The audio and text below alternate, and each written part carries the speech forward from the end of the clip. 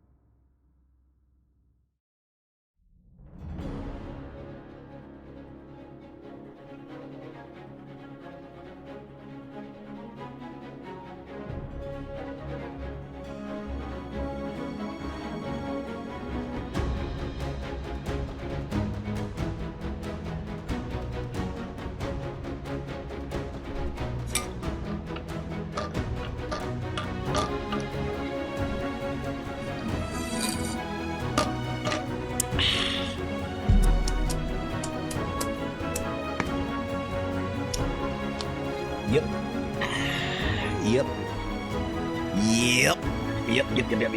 What's up? Yo.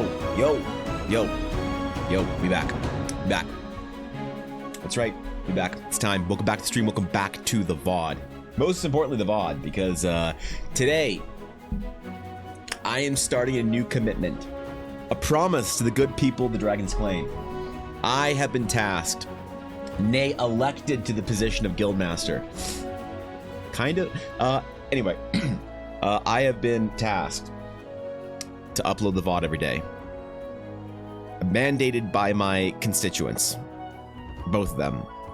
And so I can actually say, welcome back to the VOD, where the VOD will be up on YouTube. Don't fuck with me. I'm gonna do it this time, I swear. From now until forever.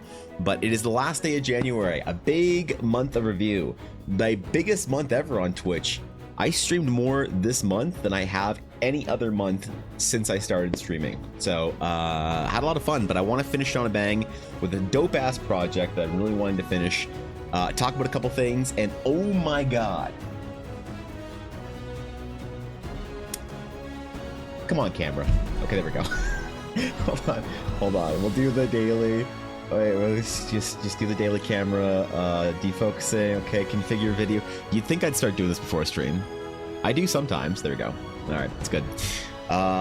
Yes, we got some progress last night on the YouTube and TikTok. Actually, you might notice if you're an eagle-eyed Evan Blair Art viewer, the two people that care. I posted a video, this video right here, this boy, our little Zephyrin man, a little process video of him in which I indulged in a little meme, you might say. There's a little meme indulgement in there. And man, did that do really well. Holy shit. I got over I've almost doubled my followers on TikTok. Remember I said one of my goals this year was 1,000 followers on TikTok? The reason is so I can stream on TikTok as well. That did insanely well. Almost doubled my YouTube, or not quite, almost half doubled. I don't know. Good morning, Atari. Not Sexy Withers, but I'm good. Dude, do I really have to do the Sexy Withers meme? I don't want to. Come on. Oh shit, Cinnarin. What's up, bro? Good to see you, Cinnarin. How's it going? Missed so much. Off to follow your TikTok. Cinnarin, we missed you. Now, here's the thing, Cinnarin. As a person that enjoys the privilege of your presence anytime I have the opportunity, I've missed you. And I never like to be parasocial. You know, I never like to be like, oh shit, haven't seen so-and-so in so long, man. I hope they're doing all right. Because, you know, you never know why someone jumps off of, you know, they're busy, they move, they say, fuck you, I don't want to watch your stream anymore. Whatever. You know, you never really want to think about it too hard. But every once in a while, think about like, man, haven't seen this person or that person in a while. Hope you're doing well. And Cinnarin, missed you, bro. Good to see you. What a nerd. Okay, chill. Relax, Steel. What's going on, bro? Good to see you, Steel. I had no idea Twitch plays 10 ads before stream now. So yeah, Zero, it's bad. It's bad. Believe me. I know. I wish I could. I desperately wish I could do something about it, and I apologize deeply, but Twitch makes me run 3 minutes of ads per hour. Yep. 3 minutes of advertisements per hour, dude. It's rough. But I mean, I don't know. I don't know what to do. You can, if you do watch a lot of Twitch, Zero, which I know, I think you mentioned that you don't. You can always get Twitch Turbo. It's like a kind of a site-wide sub that removes ads for you. You can sub to a channel. If you watch like a couple of Twitch channels, you can always do that to remove ads. Evan Blair Art. I don't know. You can't it's awful. P2W stream Dan's game. I can't. What do you mean I can't play? No, I told you can't pay to win. What do you mean buy? Wait, you can add somebody with a. I don't know that. Thanks for 100 bits, bro. Do you gotta do that? Well, I feel really bad, Zero. It always makes me feel pretty rotten when, you know, anyone wants to come chill and hang out, and then Twitch says no. Instead, you're gonna watch 3 minutes of I don't know, Rogaine ads, Tesla ads, The Boys ads. I've heard a lot of stuff. I've heard that you get sort of everything from feminine hygiene to cars as far as ads go on my stream. So I always apologize for it, but I wish I could do anything about it, but unfortunately I can't. So, Anyway, today, got an important project. I said I wanted to finish this piece by the end of the month, and oh boy, am I serious about it. I am determined. We're gonna draw this character, this necromancer, the unholiest of unholy, the necromancer of a far-off domain, Ulner herself.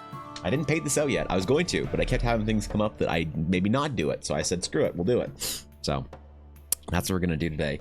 But yeah, man, I was a little surprised. I don't get kind of a lot of attention on TikTok and or YouTube really, and that's fine. You know, I'm not butthurt about it, but it does mean that as the reach increases, the likelihood that I'll be able to launch a successful Kickstarter increases. So I always think it's kind of cringe or whatever when a streamer is like talking about milestones and goals. Oh my Mel, God. what's up, dude? Evan, yes, I found hello. You did. An oasis among the corporate desert hellscape has kept me trapped.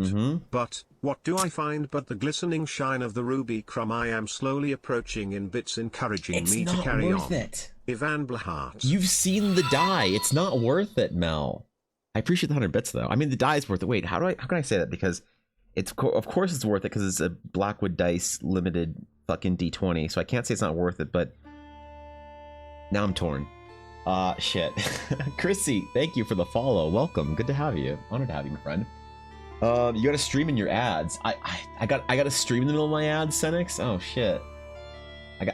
Who put the stream there in the middle of the ads? Cringe, right? Good morning, Senix. How you doing? You are close to Diamond Entities? Jesus, dude. I told you guys it's not worth it. I was gone, but my sub streak carried on. D. Cinnamon, you stayed sub this whole time?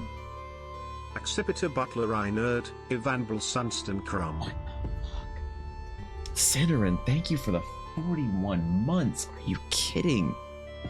What an honor. I'm speechless. Jesus, Cinnamon, thank you. That's very, I don't know. That's more than I deserve. Aduria, thank you for 100 bits. What is the meta today? The Accipiter Butterly? Okay. We'll do the meta before we get into the art, okay, real quick. The meta for the day, as decided by Aduria, is the Accipiter Butleri, otherwise known as the Nicobar Sparrow Hawk. That's a great bird. I venture off to Spain tomorrow. Oh, you that's need right. to tell me what you and Ella would like as souvenirs. I told you if you could take a couple pictures of the Sagrada, I'd be over the moon with that. So, and also if you can find a picture of the inside of a tinned fish shop, I'd also appreciate that. But hope you have a great time in Spain. Aduria, we're gonna rate the meta before we get into the art today. We're gonna rate the meta, the Nicobar Sparrowhawk. I'm gonna surprise you. I know this is a small bird, but I think it has all the perfect qualities of bird. Obviously, it's missing a couple things: size, memeiness. I'm still gonna give it a 9.6. Yep, 9.6 out of 10. Mm-hmm. Yep. You heard me. It's pretty big, isn't it? Solid bird. Send pictures of pretty architecture. Yeah, for real, dude. All right.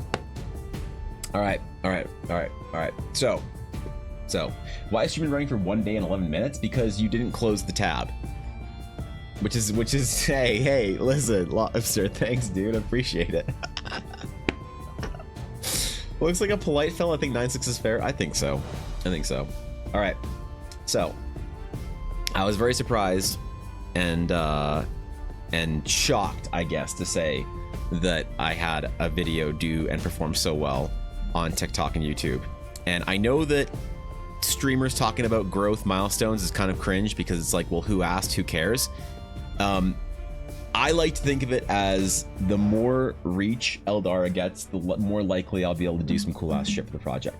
So I'm really hoping to hit some goals by the end of the year so I can do a big Kickstarter so all of your nerd asses can play in Eldara. And obviously the way I want to compose it, which might be a terrible idea, is do it all for a big free release in the Discord, obviously, and then just have the Kickstarter be crowdfunding for that release and obviously special perk limited edition stuff. But I want everybody who ever supported the stream, basically, to be able to get access to it. So the growth is great. I appreciate it. Thank you guys for all of you who went over and liked the video and stuff. Inside or outside the Sagrada Familia, I also know the perfect sardine shop to get pictures of LOL. I think something else will be in the works of a souvenir for you too, Evan. I'm excited to drop. Devilish come on, face. you don't have to do anything. I will 100% take pictures from the inside. There's lots of pictures from the outside. I want some interior pictures. Some you know, you have an eye for design, Mel. You know the kind of stuff that I'd be interested in. So you always see the big sweeping images of the ceiling and stuff, but never some of the more artistic, interesting details. So yeah, inside stuff would be great. Also, I don't know, I just like tin fish shops. Is that weird? That might be weird. Either way, regardless of what you do take a picture of in Spain, I hope you have the best fucking trip of your life. I'm so excited for you. I'm excited for you to be out of the cold. I think Boston's probably pretty chilly this time of year, isn't it? Okay. All right. We gotta get to it. I got a lot of work to do today. We got a lot of memes to cover, a lot of discussion to have about adventure stuff, Astral Sage and lore talk things to go over. Dude, it's a big day. We got a lot of stuff to go over today. It's gonna be a big stream. I might go long. Wait, I can't go that long because I've got to take Ella to the city to get her car. Fuck. You backing instantly? Well, so the idea, Cinnamon, for the adventure, just so, because if you've been gone for a little while, Cinnamon, I did talk about my sort of idea and cadence for releases for Eldara for this year.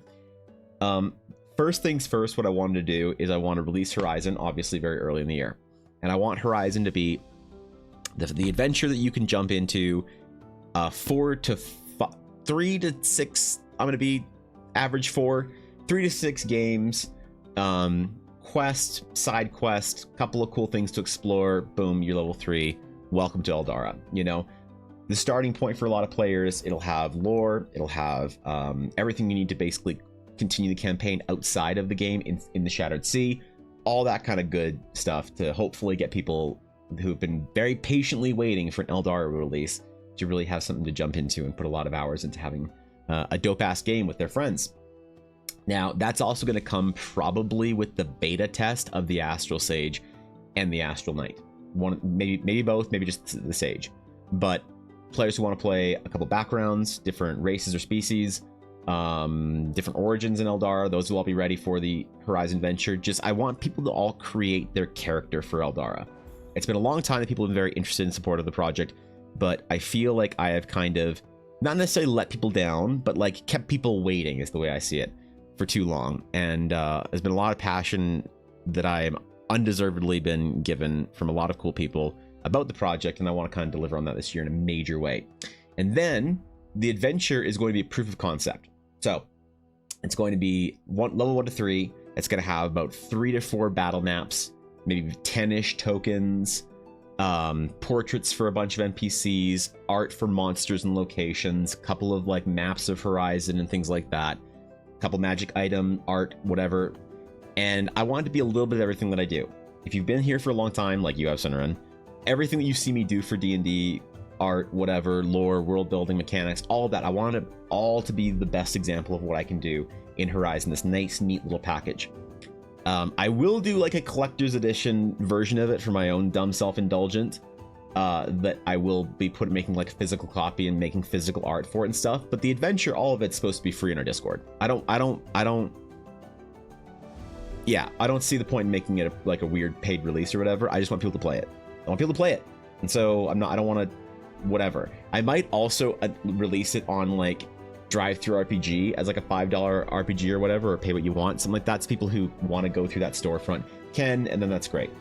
But I want it to be proof of concept. So if I say this is what a 4-week adventure would look like, imagine my proposition of a 20 or 30-week adventure. 4 battle maps, more like 15. You know, 5 magic items, more like 20. 5 NPC arts, more like 30. You know, and then when I do that, I want to get half the work done, and then kickstart it. Evan, there is a surprise for you on Stream Topics in Stream Topics Smile. Okay. What is it? Is it the Astartes 2 trailer? PogChamp. What is it? Is it 900 plus artists polled making money as a convention artist? Is it? Oh my god. Dude, this is what I mean. Dude, look at this shit. This place is so fucking cool. Oh god. I want to go here so bad. You're too good to me, Mel. You're too good to me. Of course you'd already have pictures. Of course you would. Why wouldn't you? That's dope. Thank you, Mel. Thank you 100 bits as well. I appreciate it. That'd be one of my favorite pieces of yours so far. Really? Balang, do you like the color version or do you like the black and white version more? Are you more the fan of the color, or ooh, why did that get moved over? Whoa, whoa, whoa, whoa, whoa, whoa, whoa, whoa, whoa, whoa, whoa, whoa, whoa. Okay, hold on. Hold on. We gotta take Olner back. We gotta put her back home. Okay, hold up. There we go. Because I'm gonna hopefully try and deliver on the color piece today in a major way, and hopefully it turns out. That's my goal. That's my goal. And I did a little gremlin thing for Ashley as well, so it's gonna be a whole meme. But be backing instantly. Well, I appreciate that. I really want to make the adventure, when I make the Kickstarter adventure, worthwhile for people that want to back it. Obviously, there will be sort of an optional base $5 whatever, just get the adventure, back the project fee, with a clear indication and a clear communication that the adventure will be available for free, ideally. And then, so it's an optional thing. And then what I want to do is things like a collector's edition set, things that come with art and prints and whatever, physical stuff like that, a physical printing of the book if you really want the full adventure in physical. And then a special Blackwood dice set that goes with it, some other cool things, just some dope things that are just fun to make, because I really like LARPing as a real artist. It's kind of fun. It's one thing I'm most proud about as an artist is my print store. Does our print store make a lot of money?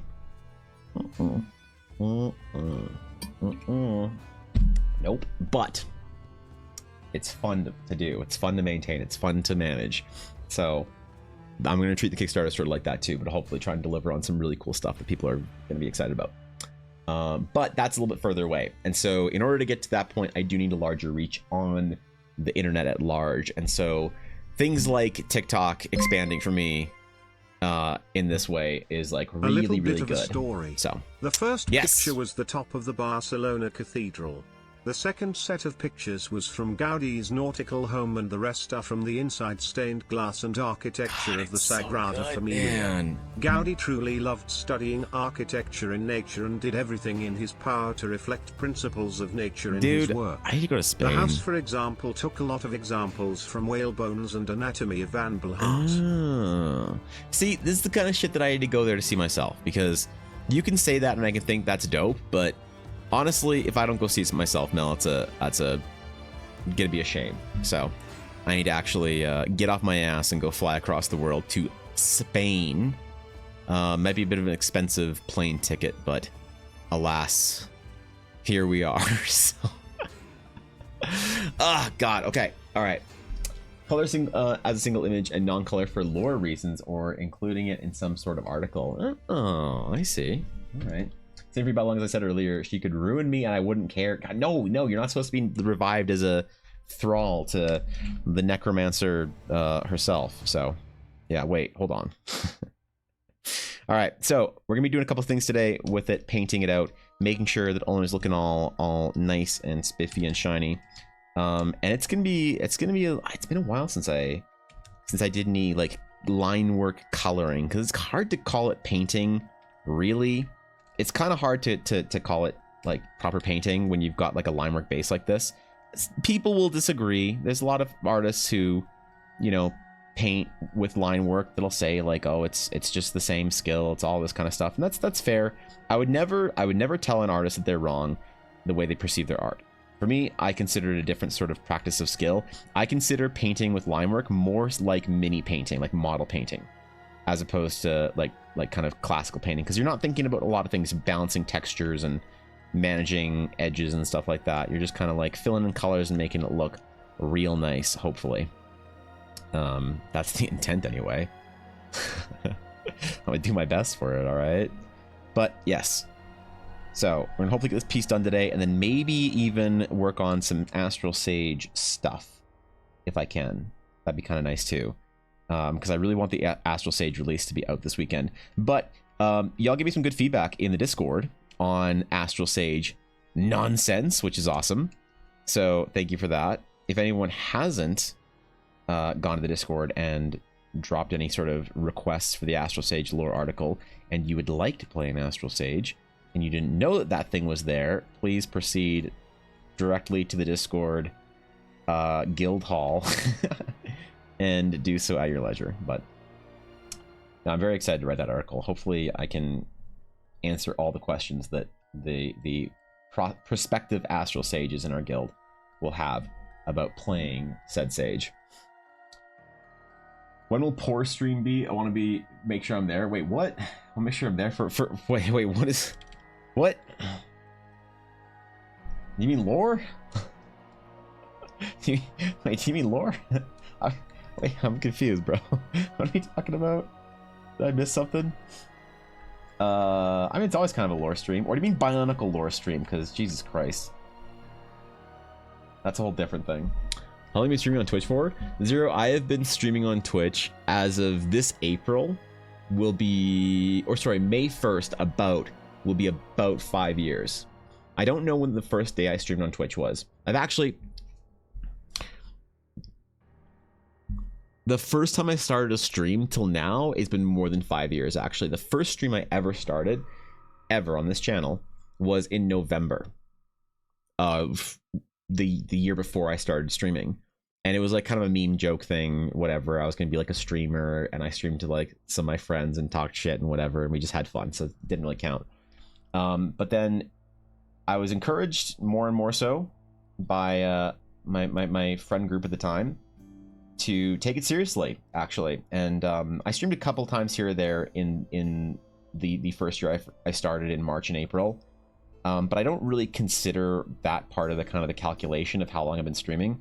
My day that I sort of got my affiliate anniversary or whatever is the day I kind of consider the beginning of my streaming career, which is May 1st, because that was the first day that I kind of like took streaming seriously. A friend of mine who was a D&D player at the time and is still a very dear friend of mine, she actually told me, she's like, hey, you need to take this seriously, and you need a camera. And I'm like, I'm self-conscious. And she's like, wow, I didn't ask if you wanted to be on camera. I said you needed a camera. And I said, okay, yes, ma'am, I'm sorry. And so she actually mailed me. She bought me and mailed me my very first webcam. And I installed it and I hooked it up, and I said, okay, I'm going to do my very first stream then. My very first stream's taking it seriously. And she actually sent the word out to the Blizzard Entertainment Slack and said, hey, my DM is going to be streaming on Twitch. Can you guys go over there and like give him a follow so he can get 50 followers to get affiliate on Twitch? And I did in one day. And that night, my friends held a little celebration for me. For you in stream topics, bud. Ooh, okay, all right. Let me go over there in a minute. I just got into this, but on the next time I need to take a stretch, I'll go over there. Thank you, Mel. Thanks for 100 bits as well. Appreciate that. So that first day actually was I kind of consider that the first time I ever started streaming, and a lot of people came out to support me and give me a lot of encouragement, and I've streamed seriously ever since. So about almost 5 years, I'd say, since I've really started streaming. Ashy, if we're talking first ever stream, I've been streaming for over 9 years. Really? Ashy, I made you something. I made you something as well. I decided to do an update of the art that I made for Ulner, or because this is a different format, right? So I made the art for Ulner, but I don't have updated art for you, right? So I decided to make an updated piece for you. You ready? Here you go. There you go. Here's my art for you, Ashley. I'll color this in later. Yeah, it's colored in. I got to do the pink cloak and the black bow and the gold crown. And instead of the little hamster on the hood, I give you a little crumb. And then instead of a D&D 4th ed book, I gave you a Cola and Chips 4th ed, and it says Ashy Handbook. And instead of the Dragonborn and the whatever sorceress, it's a bag of chips and a cola. For you, so I'll have to finish this. I need some ideas though, because I think I need to change the sword to like whatever the big fancy famous sword in Monster Hunter is. So yeah, there's that. Please don't be bad. You might not think I'm funny, but I think I'm hilarious. So Oh, what's up, Ashy? I'm gonna try and finish this piece for Ulner today, and then Minnie's next. It's perfect. Hell yeah! I'm just going so hard in my DMs right now about this art. Yeah, I'm sorry if I'm gonna get canceled. My bad. My bad. I'm sorry. I don't mean to upset the necromancer. So you became a cam boy because someone bought you the camera? I guess. Pretty wholesome streaming origin story. Well, to be honest, I at that point I was extremely low on myself. I had basically no confidence to be an artist or anything. I thought I was irredeemably like out. I had spent a lot I'd spent a lot of years basically not pursuing art the way I wanted to, and feeling very low about myself and being in a pretty dark place for a long time. And the streaming kind of thing was just one of the ways that I sort of attempted to, I don't know, resuscitate myself, because I watched a bunch of art streamers and I watched a lot of Twitch. I watched a lot of streamers. That kind of era, pre-COVID and then the middle of COVID, was really I don't know, a gold or silver age in Twitch, in my opinion. And I want to be part of it. I don't know. I just thought like maybe I could have some fun and meet some friends and have, you know, some cool people that I could talk to. I never thought that I'd still be doing it by now. I never thought that anyone would think it's interesting, or that I'd be interesting enough to stay for, or that I'd make any friends and other streamer friends like Ashy, and, you know, and I don't know. It's really, Twitch is one of the best things that ever happened to me. And my only regret is that I can't believe I didn't start it sooner. You know, I can't believe I didn't like take the leap, as it were, and have some little amounts of faith that I could like improve and become a better artist and whatnot. And the first year I was streaming was really tough on me. It was very, very tough, because I had to like sort of have a confidence in my own work and myself that I didn't at any point in time earn. And that's weird. That's tough, you know? So, yeah, it's been a while, but I thought when I first started streaming that I would actually only stream for a couple of years, maybe. I was going to stream until the point where I was good enough to get a job in the games industry again, at a studio I wanted to. And I was trying to get good enough again to earn back my skills to apply to a studio I wanted to be at, not like a mobile studio that was kind of a ladder studio up to those studios, but like a place I wanted to go. At the time, it was places like either Bio or Edmonton, because I lived very close to that. Wouldn't be that big of a move for me, or obviously Blizzard Entertainment, Irvine. I had my best friend was working at Blizzard on the WoW team at the time, and so I wanted to go work with him. And yeah, I mean, there was this whole thing. And I really want to, I expected to have a last stream one day. I expected to have like a celebratory moment where I got on Twitch and I said, guys, it finally happened. I finally got my job at, you know, wherever. So thank you for hanging out with me with my streams. I appreciate all the support, but I'm moving on now, and I will be able to stream a whole lot less, or maybe not at all anymore. And I really thought that was like a thing that I would do. And to be honest, it was a pretty big moment for me when I realized that I was at the point where I could sort of go to those studios. I had actually been told as much by an art director, sort of, or sorry, not an art director, a senior artist, which is more or less the same thing, at a small studio at least. And he was like, yeah, you should apply. Like we got you. Like I can't wait to work with you. You improved a lot. You've like gotten your shit back. You got your swagger back, man. And I had to make the decision at that moment that I didn't want to give up on my project, that I cared more about the thing I was working on, about building this D&D adventure, about building this world, about building my Star Wars, you know? And I don't want to, it's like, it's a bit of a personal story. So I don't want to kind of like debate you guys by being like, oh, there's a story I can't tell you about. But it's like a really important moment to me where I was kind of really down on myself. And Ella said some things to me that, really lifted me up, you know, like a little ways into my streaming career. And it gave me the confidence to kind of like not go take the safe route and go work at a studio, and to just skip that stage of my life and go straight to the dream stage.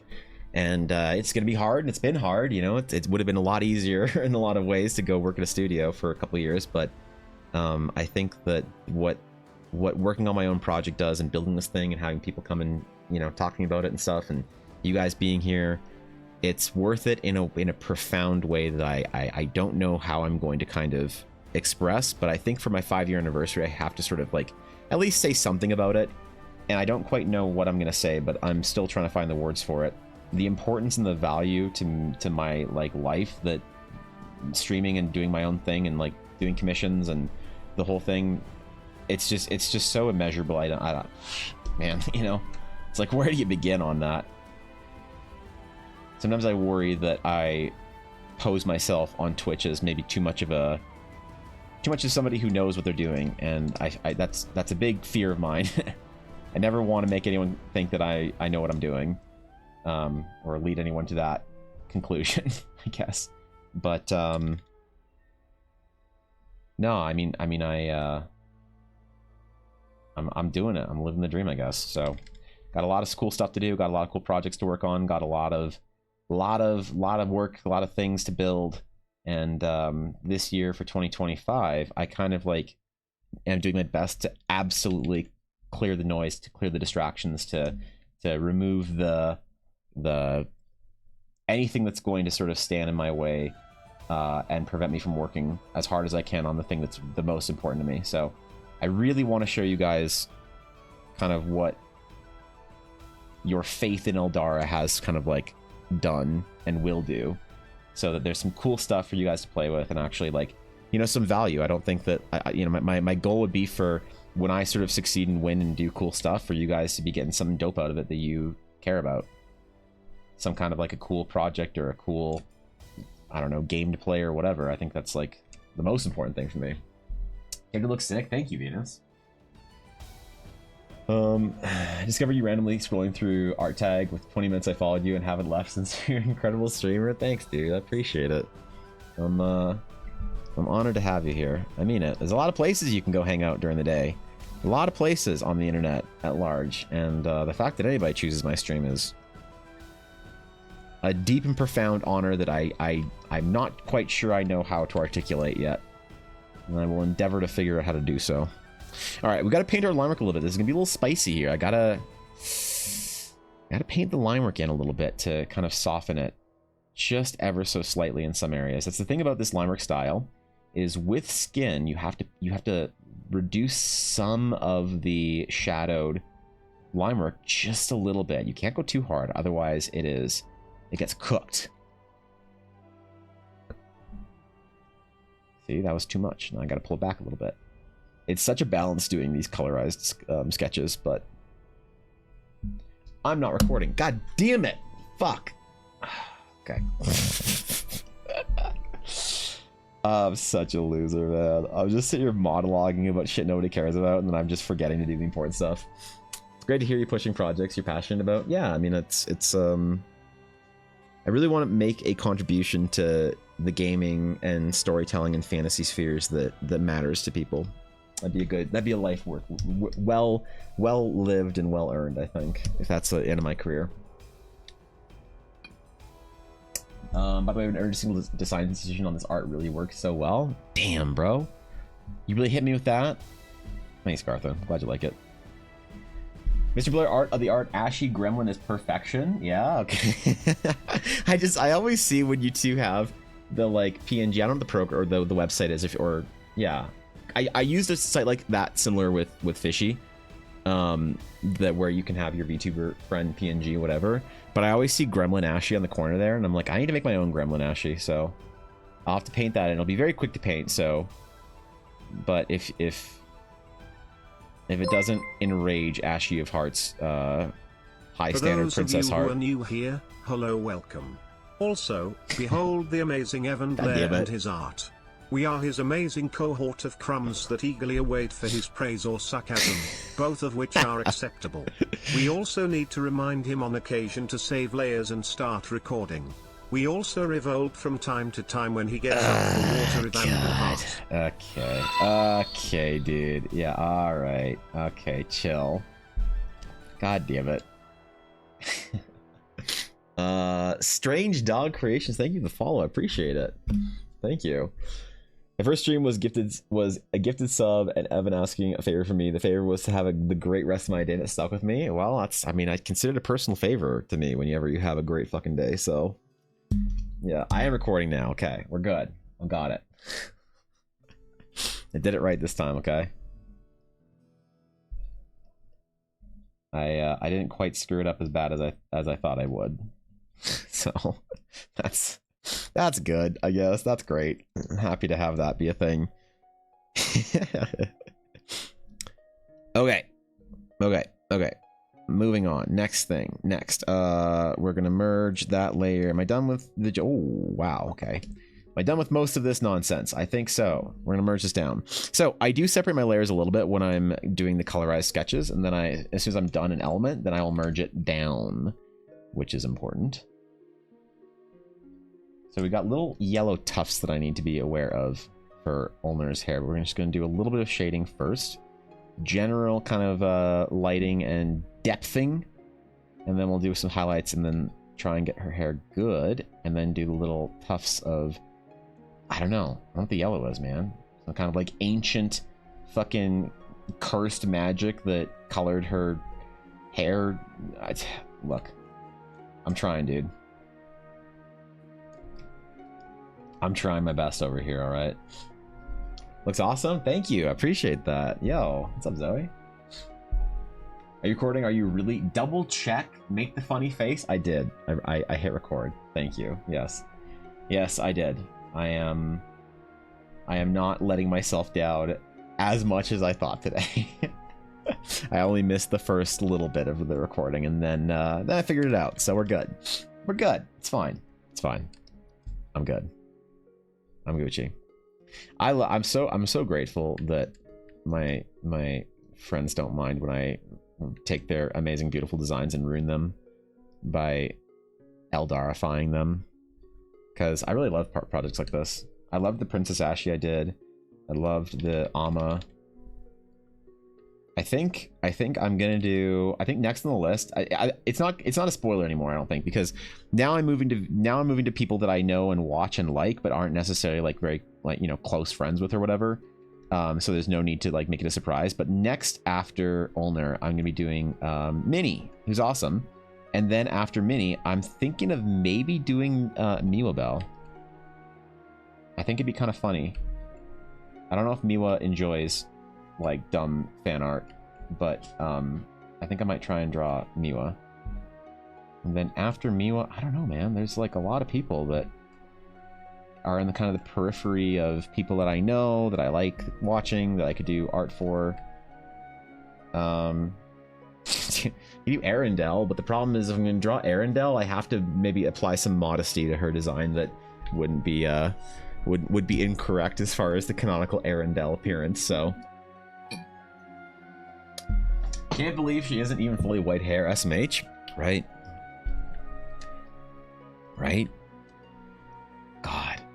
Actually, her hair was this natural blondish yellow color. She kind of looked like Ashy's like hair color. The white is actually her hair going white from how much stress playing Dark Souls on stream has given her. So yeah, it's actually not white hair with a tinge of yellow. It's yellow hair that's trying to hang on its absolute blonde glory before it just dissolves into stress. What's up, Steph? Happy Friday. Steph, you don't have any meetings today, right? None of you guys signed up for any meetings or actual work today, right? I gotta make sure. Y'all aren't gonna be working on me, are you? Y'all are gonna be enjoying yourselves and having a great early weekend, right? I'm gonna be a little upset if y'all aren't. I'm gonna be mad. I'm gonna actually be butthurt over it. It's okay, I have a new design for you to ruin soon. Excellent. Let me know if you ever need me to hunt down refs for you. For your stuff? I mean, or like, because I guess I wouldn't know where to go for other people's refs, you know?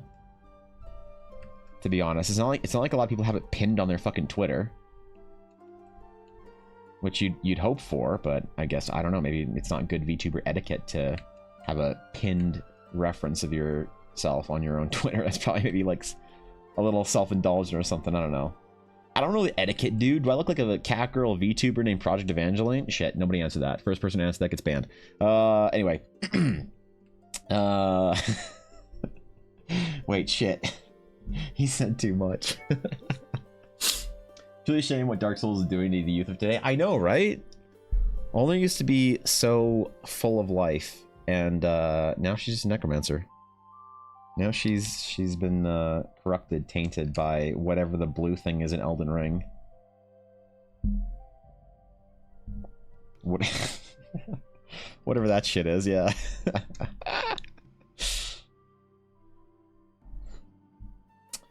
I get to actually just enjoy the stream. You do, entities, you do.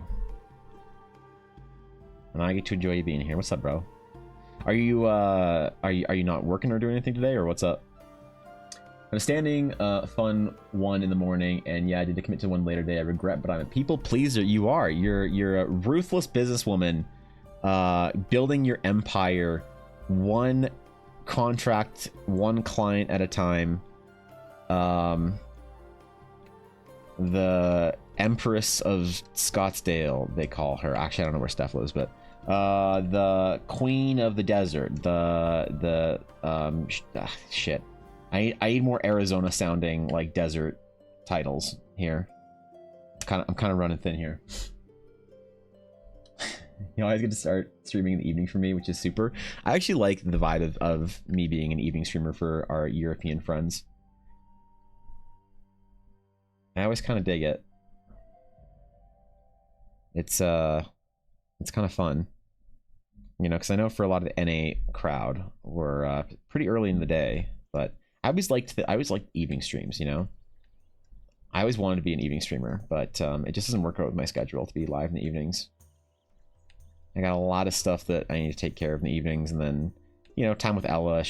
Her and I like always have time in the evenings. We try and kind of conjure. So I almost sold a piece of art on Blue Sky, but then he told me he would pay $150 instead of $45 and made NFTs. Ooh, hell yeah! You get that Ethereum money. There you go. Blue Sky though, man. I wonder if I should try and take my Blue Sky seriously. What do you think, Steph? I should take my Blue Sky seriously. Yeah, what? What? Blue Sky in this economy? I actually really like the vibes on Blue Sky. I'm really hoping Blue Sky survives whatever the fall off it's having. I hope it kind of has a bit of a resurgence, comes back a bit. Project Event. Yeah, no, it's yeah, shit, Atara. We gotta just damn. All that Diablo's gotten to her brain for shame, right? Absolute shame. She played one season of Diablo 4 and decided it was over. Dude, I'm so disappointed that I haven't even played the new expansion for Diablo 4. I'm such a dumb Diablo nerd that the fact that there's a new Diablo like project out that I haven't played, multiple even, including Immortal, it feels like I've like betrayed myself in some way. That, or you could say I'm a Diablo purist because I refuse to play Diablo Immortal or the new one, the new expansion. But that's gonna start nerd fights, so I'll leave it for Reddit's opinions of me. Okay. What program do you use, by the way? I use Photoshop. I have a Photoshop for everything basically. And then I paint on a Wacom Cintiq Pro 24-inch tablet. You know what they say, bigger tablet, better artist. Better artist, bigger number, better person. I mean, really, it's in the name. Okay. Do a couple of little real quick little hatching highlights and stuff. We're not gonna completely throw away the painting style when we do this. We gotta still hatch it a little bit. We still gotta include some of the color hatching with a nice thick version of the pencil brush. I don't know where the pencil thing came from, by the way. I always tried to make my work look like it was kind of inked. And then people started saying at one point in time, why I've got such a nice like pencil style. I'm like, oh, I guess I do. Shit. Fuck. No, I didn't mean that. How'd that happen? Yeah, what the hell? Where'd that come from? I guess I'm just kind of embracing it now. I'm kind of just living it. Alright, what do we got going on with this yellow? Kind of transitions from like a peach to more of a sunshine yellow here.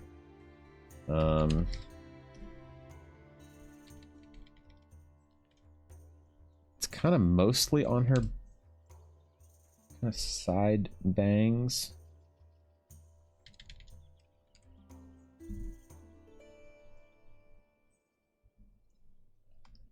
And a little bit in the middle here.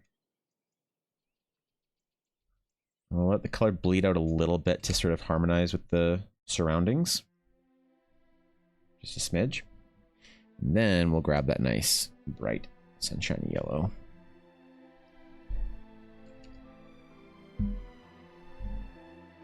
Oh, perfect.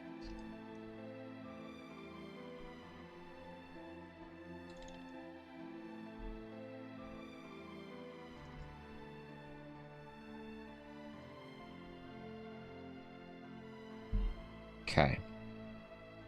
Okay, now we got lots of gold to paint to hopefully reinforce that yellow and sunshine kind of color going on there. So where do we start?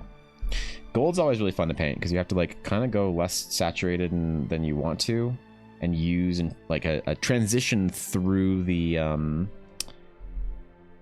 color wheel more than you would normally need to for painting other materials. It's kind of cool. You do like warm and cool, you put a lot of red in the shadows, and then you put a lot of greens in the mid-tone. Gold's actually pretty green when you look at it in person. And then of course the bright yellows of where it picks up light. This is Black Cat that visits my granny. It's fluffy, a picky eater, likes soup and lives under the sauna's roof. I think I should name it Evan. Why? Dude, I'm not a picky eater. What do you mean? When I was able to actually eat food, I'd eat anything, bro. What do you mean, picky eater? What is this slander, Venus? Cat boy? Okay, yeah, chill. Chill. Chill, dog, chill. I think we gotta kind of paint all the gold at once here. Now, there's a lot of the sort of reflections and stuff that have been done in this via the shading and the line work, so it kind of takes a bit of the weight off. Some of the heavy lifting has already been done, as it were. We'll do the gold in sort of a couple of stages here.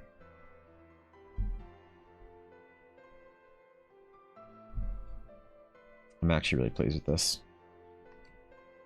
Yo, oh, it looks so cool, man. It was funny that I feel like I have like a mini reputation in the local VTubing community for doing Ashley's profile picture. I had no idea that Ashley still used the same profile picture after all this time. I guess it just didn't occur to me. It's like I see it, but it just didn't register, you know? To be known for Ashley's profile picture, what an honor, you know?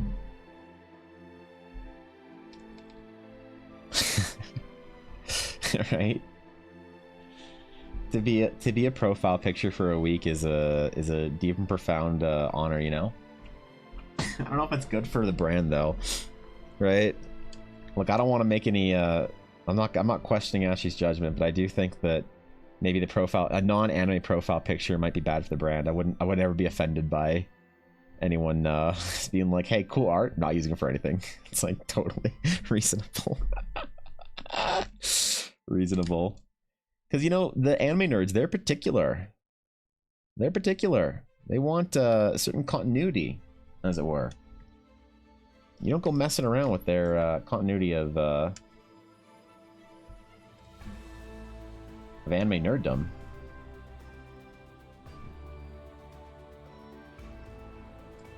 You don't deprive them of their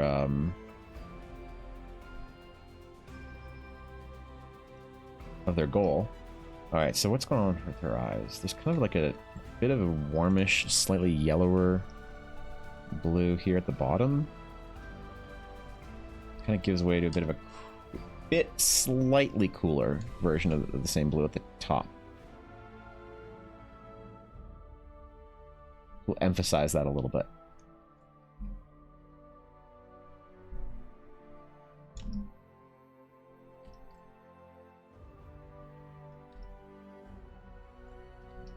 And we'll actually start, so there's gonna be a layer on top of it that's gonna be the, like, I'm gonna call it the finishings layer.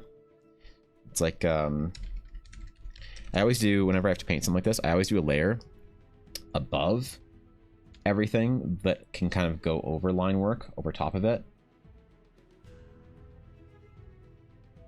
So I can kind of paint some little highlights in, things like that. Help paint some like lip color in over top of the line work, things like that, because it all gets pretty messy if you don't do that a little bit here and there. And obviously just very kind of simple enhancements here and there. And then you can kind of look at it, take it off, and see like kind of the difference that it makes in a way. We're gonna go with a darker, slightly more natural lip color. Emphasize the Hot Topic phase and also to detexture it slightly. And then a little bit of red in the highlight, in the reflection. And we'll go, I'll bounce between the finishing layer and my sort of regular layers many times here. And obviously like some highlights and stuff like that.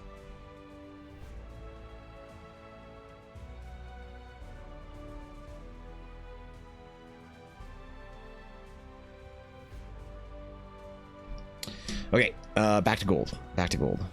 I bounce around too much, I think, for good recordings, but I can't alter what I you know, my process too much, I don't think. I have to kind of be a little bit honest with myself on it. As an anime nerd, I also appreciate the Western fantasy style artwork. Well, I mean, that's good. I just I know there's a lot of people that kind of really they know what they want. They're in one bracket and they don't really want to venture away, you know? That's fair. It's reasonable, I guess. I do think that a little adventure down to a different art style now and then is a good idea, but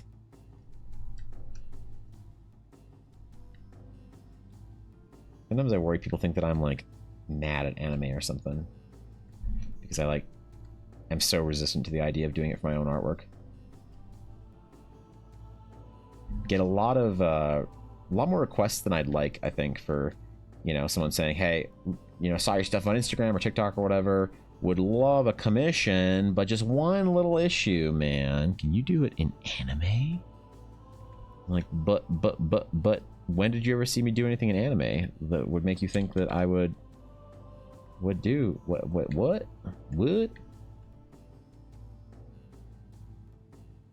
How? No, but you know, they're like, but wait.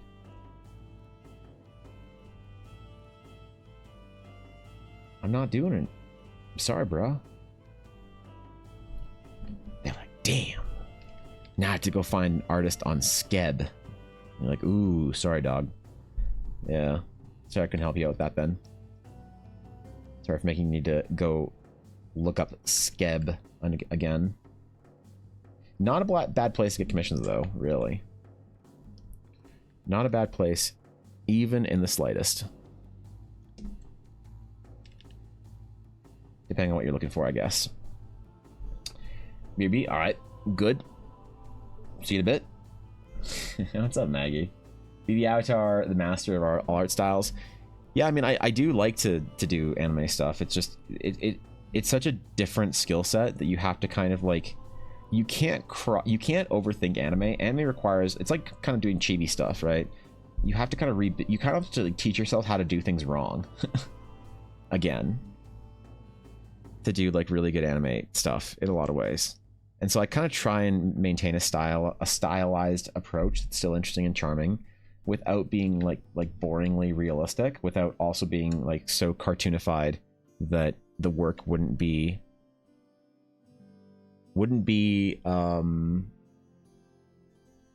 relevant, I guess, in a certain amount of time. Which is definitely always the fear with like doing a very stylized approach to anything.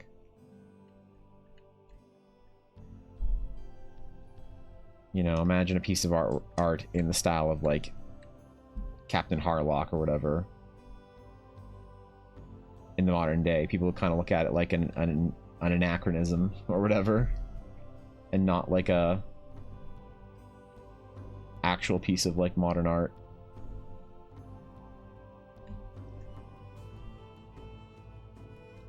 So style is a very important question one must answer early on in the old career, I think.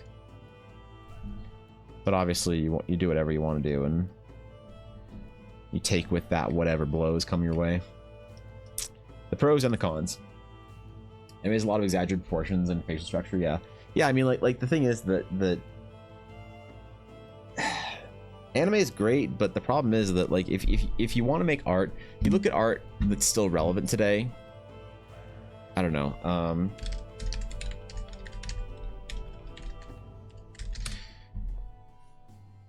Like fantasy art, you look at like even stuff that carries a bit more style with it, like the old kind of Alan Lee Lord of the Rings artwork. It has a definitive style to it, but like it carries with it a certain sense of like timelessness because it's like more classically inspired. You look at like Ralph McQuarrie, and again, there's a stylization to it, but there's a certain level of classical and fundamental kind of like balance that even characters that are fairly stylized still carry relevance to the modern era. The more you choose to stylize, the more that art will be a moment in time or a relic of its age. And so very heavily cartoonified styles, like most anime, is beautiful and great and very relevant and timely and modern, whatever, and all this kind of stuff. But the main issue is that it is it's viewed as a product of its time. And so you can go back and you can reference those Ralph McQuarrie sketches for a new Star Wars project anytime. But if you were to sort of reference original kind of like anime sketches from like old Gundam, it's a little bit harder to I don't know, to port into the new era, as it were.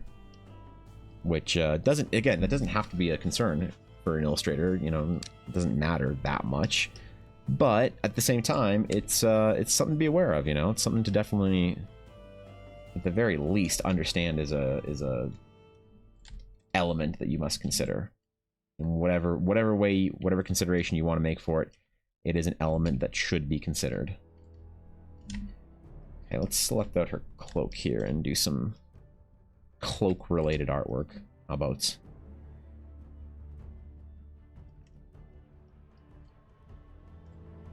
I think that's where we go next on our dear necromancer. Lest she summon the underworld or some shit. Cloak. Okay, I'm gonna do some work on this layer and then merge them down after I'm done. But this will let me get some value on it a little bit faster. Titanfall Master, thank you for the follow. I appreciate it. Welcome in, my friend. Good to see you. And Rose Fairy, thank you for the follow as well. Welcome. Honored to have both of you. Thank you. Appreciate it. Welcome.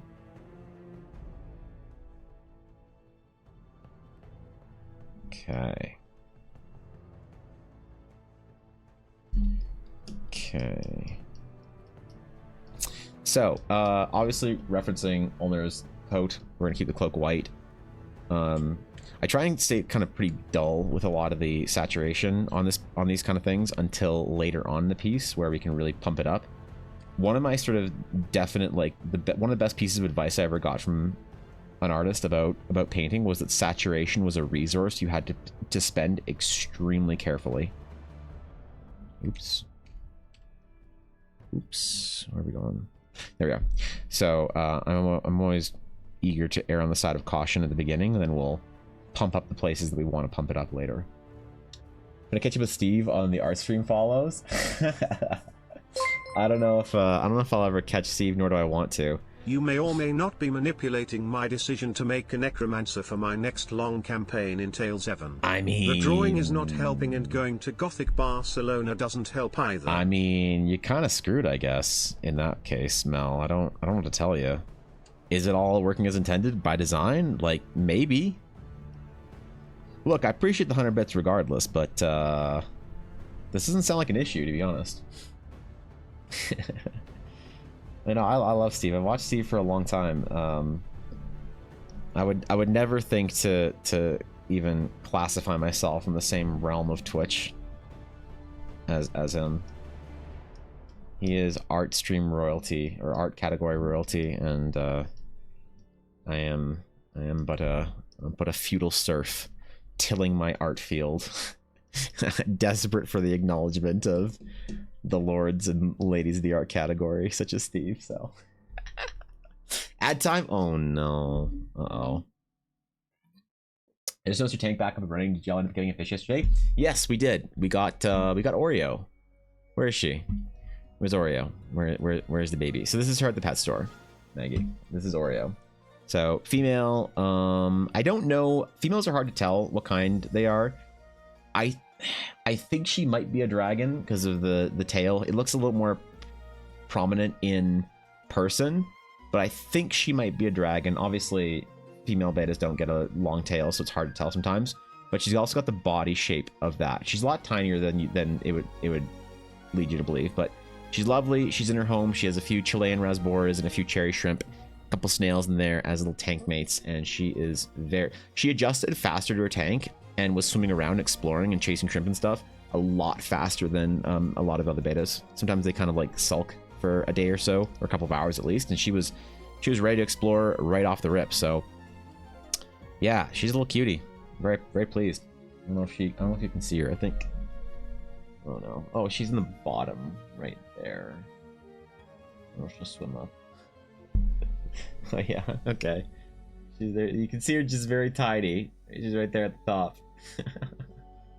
She's cute. I like her. I told Ella she had to name her this time because I always name our fish, and she said Oreo, so I said okay.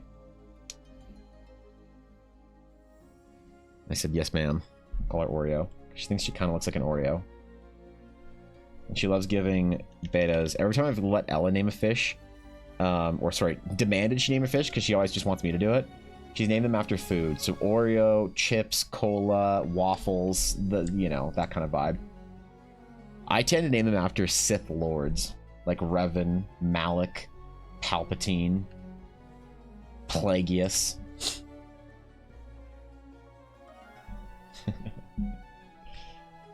Yeah, she's cute. I like her. Haven't had a beta in this house in a while, so not since we brought Yuna in, so it's been a couple years to be honest. Barcelona picks quick. Okay, let me finish this. I'm gonna the cloak thingy, and then actually fuck it, I'll just do now. Okay, where are we? Barcelona. Ooh, wait. I love these these are some like the sort of like more people might think mundane parts of cities are some of the things that I like the most. They have so much personality for the city. And from a world building narrative perspective, it's I don't know, I love this shit. Obviously everyone's seen Sagrada and the big stained glass and whatnot, and that's beautiful, but I also love these kind of like street pictures. Great composition on them too, Mel. What the fuck? These are sick. Dude, I want to go so bad. What website is this nice artwork? What website? What do you mean website questions? Like, am I streaming on right now? Twitch? Is that what you're wondering, or? I'm a little confused by the question. I apologize, my friend. Just a little BB. Yeah, she's cute. She's sweet. I like her. I'm pleased with our choice. I'm always very much that I won't just like get a fish for fish sake. It'll always have to be like the right one. I have to see it and be like, yep, that's it. And so when Ella sent me a picture during the middle of stream yesterday, I was pretty certain that they were both the fish that she was looking at were awesome. They're both great. You mean art program? Oh, art program. Yeah, okay. Fair enough. The art program questions is Photoshop. That's what I'm painting in right now, is Photoshop. That's where we're at right now. I do everything in Photoshop almost. Dude, where's my glasses cleaning cloth? Why are my glasses so filthy? Oh, wait, I left it in my bedroom. Give me a sec. I need to grab my cloth.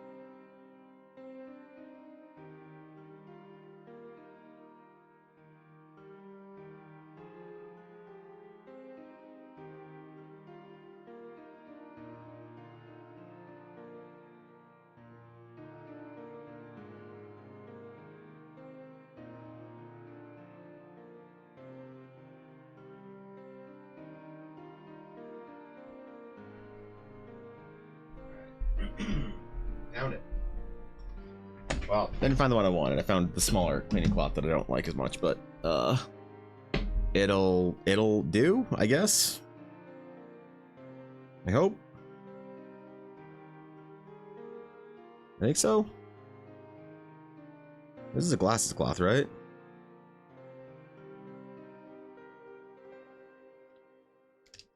Man, cleaning solution. Maybe that'll help. You can't draw with messy glasses, alright? How can I put it?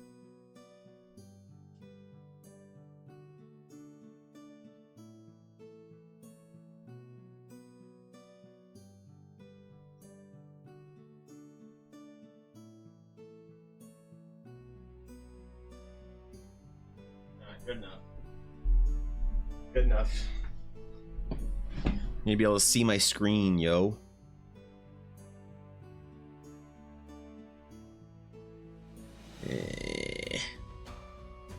I actually need to take my glasses in and get a new pair. This one has a little scratch on it. Should still be covered by the like warranty coverage thingy, but we'll see.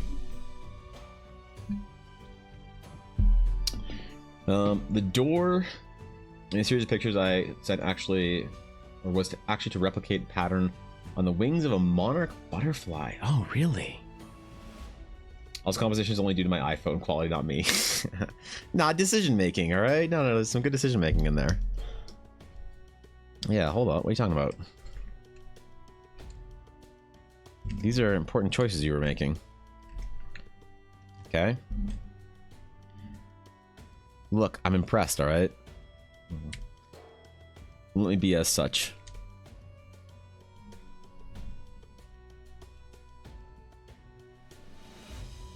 Use a bit of a soft brush for a little bit of this, and then we'll go brighter and brighter and brighter until we kind of make it look like it's a nice bright white.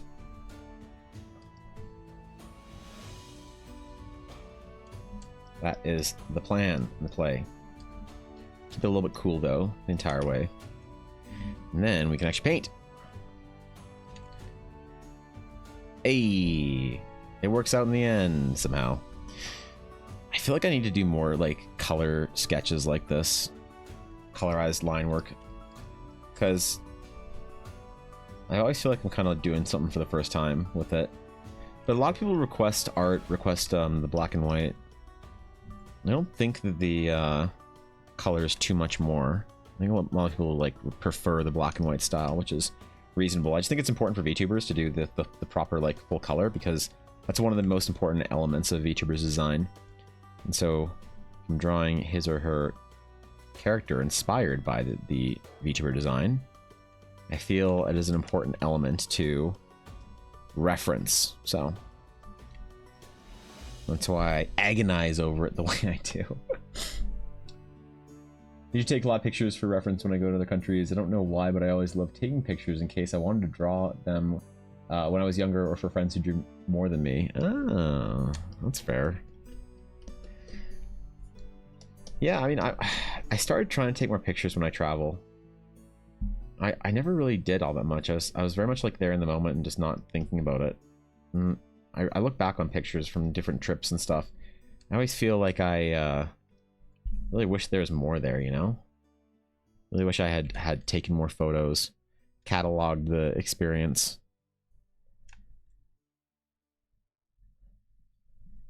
Because then, you know, one of the big values of travel is that you get to sort of like go back to it and think about it a lot.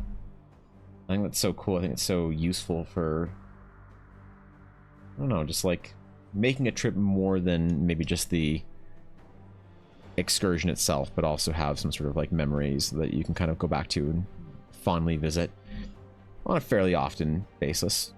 Let's face it. I go through my camera reel pretty often nowadays. I don't know why. I'm just sitting there sometimes, bored, telling myself that I can't work, that I refuse to work, or whatever. So I have to take the day off or something for my arm, or whatever reason it is.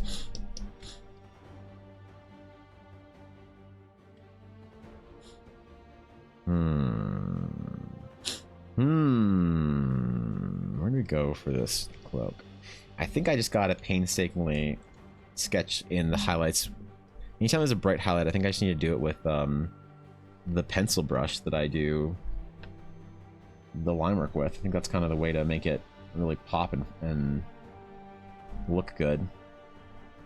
Maybe even also do it on the finishing layers to go over the line work as well. Well, I'll practice this a little bit in the next couple weeks. I've only got a couple of commissions in color coming up. So I'll have a little bit of opportunity to practice, but not a ton, I suppose. I wish I could just say it was like optional, however if somebody wanted or not, but it does take extra time, so I have to obviously include that factored into how I do what I do.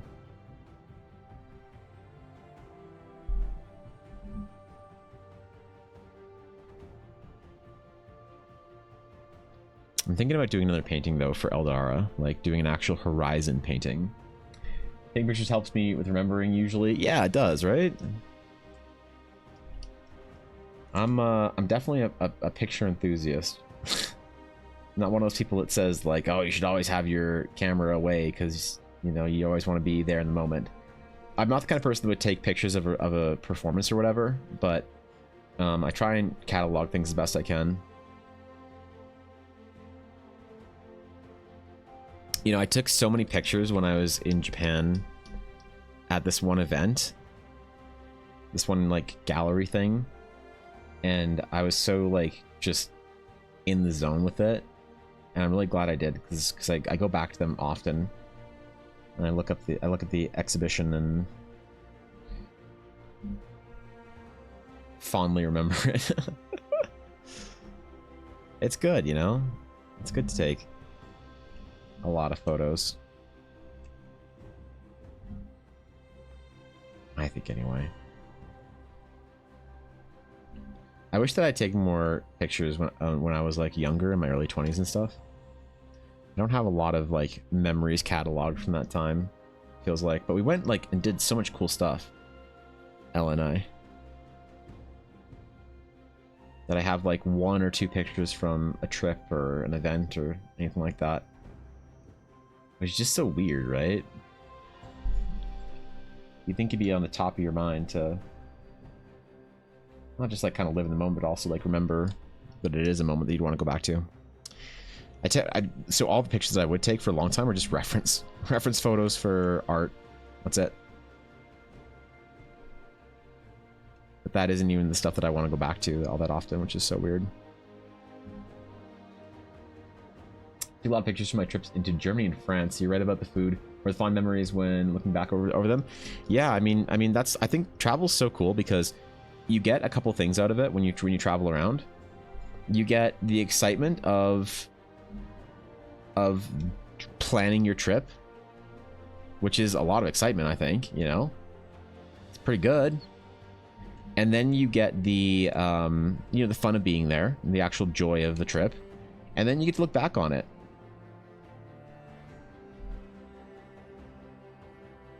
And I love that too.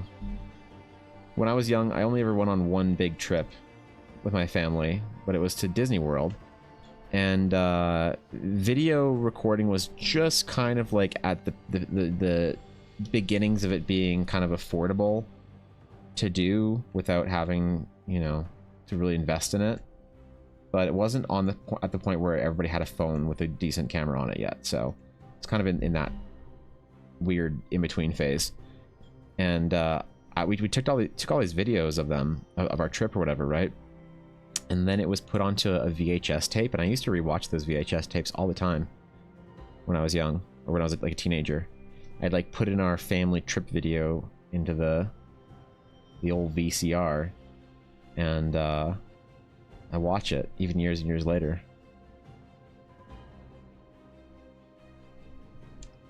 It's like nice to have something to look forward to. When I was in the throes of my art school days, I recognized the necessity of looking forward towards things. Because I think that a lot of people, whether you're an artist or not, I mean, this is like an art school thing that I had, but I'm sure like other students or maybe people who work, you know, jobs that sort of are day in, day out, whatever. Sometimes you need something to look forward to, right? And so when I was in art school, I would, it's so sad when I think about it now, but I subscribed to all these different magazines. So like a PC Gamer and PlayStation magazine, stuff like that, and Imagine FX. So occasionally, a couple times a month when I got home from school, that day at like 6 p.m, it's dark, it's cold, it's whatever, I've been up since 5 a.m. at school, doing work all day, painting stuff. I'd check the mailbox, hopefully, every day. And sometimes there was a cool magazine there that I'd look at, and you know, I'd read whatever the dumb gaming nerd journalism articles were at the time. That's back when like games journalism was like really dope. And playing games is a lot of fun for like looking forward to and anticipating new titles. Not to say it isn't now, but it was just kind of different. It was a different vibe.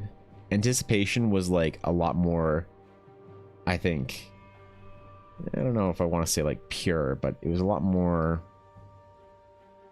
people anticipated stuff with more hope than they do now. Whenever a new game is like, I feel like it's so funny, the new Astartes thing, trailer that came out for 40k, I feel like most people are looking at it and just being like, please don't fuck it up. Like, please don't ruin this. Oh god, don't mess it up. Astartes one was so good. Please don't ruin this one. Well, like anytime there's a new game, I feel like most people are kind of like, well, we'll see how it is, I guess. Hopefully it's good. And then people are like pleasantly surprised when it is, you know what I mean?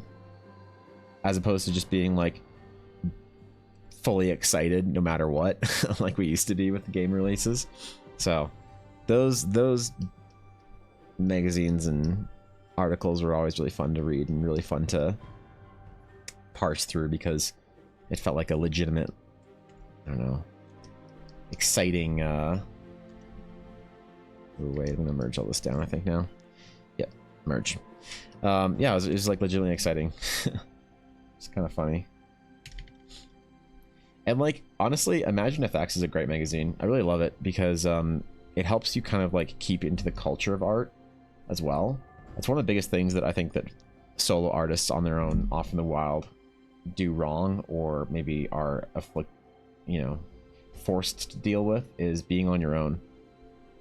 There's almost no artists that really make it and really get big and really get really good that are sitting there doing it in complete isolation.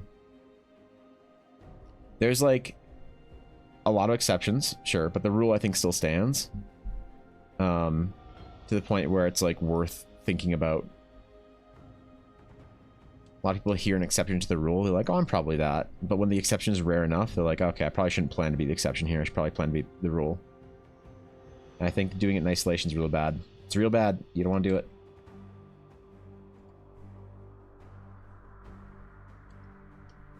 There's like a couple of artists that I know, and might be a cultural thing too, because, you know, I talked to a artist at Blizzard years ago who's telling me about the up and coming sort of like Chinese artists that were coming out of like places that he grew up, because he grew up in Guangzhou, talking about how these kids are just like they can afford a tablet now because tablets like weren't super expensive, and Huion was making like knockoff versions and shit that were actually pretty good at the time.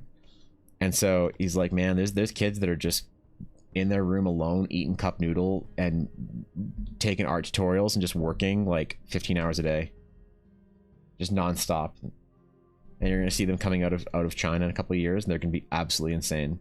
And he was right. We did see this like sort of dawn of this like wave of Chinese artists that were coming into the Western sort of games ecosystem, before the Eastern games ecosystem really took off in China, which it is now. They don't bother coming over now anymore, for the most part. But it was really interesting because all of those guys were the example of how you can sort of do it in isolation. But I think that's still the exception, not the rule. Now Lisbon pictures for you to see. Lisbon, dude, getting spoiled today. All right,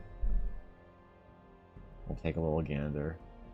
We'll jump in. I just want to go to Lisbon too, but I think if I had to pick between Spain and Portugal, I'd probably want to go to Madrid as opposed to Lisbon. There's more there for me, or Barcelona. But of course, I'd love to go all three. And what's the Spanish nub called? The something peninsula. It's not the Iberian Peninsula, is it? It's like Spain and Portugal. If I was traveling there, I'd want to go see a lot of things, but I think if I had to pick one of the three major cities, I don't know if Lisbon would be it. There's just not enough there that I think is like museums that I want to go see. But I'd love to go see it.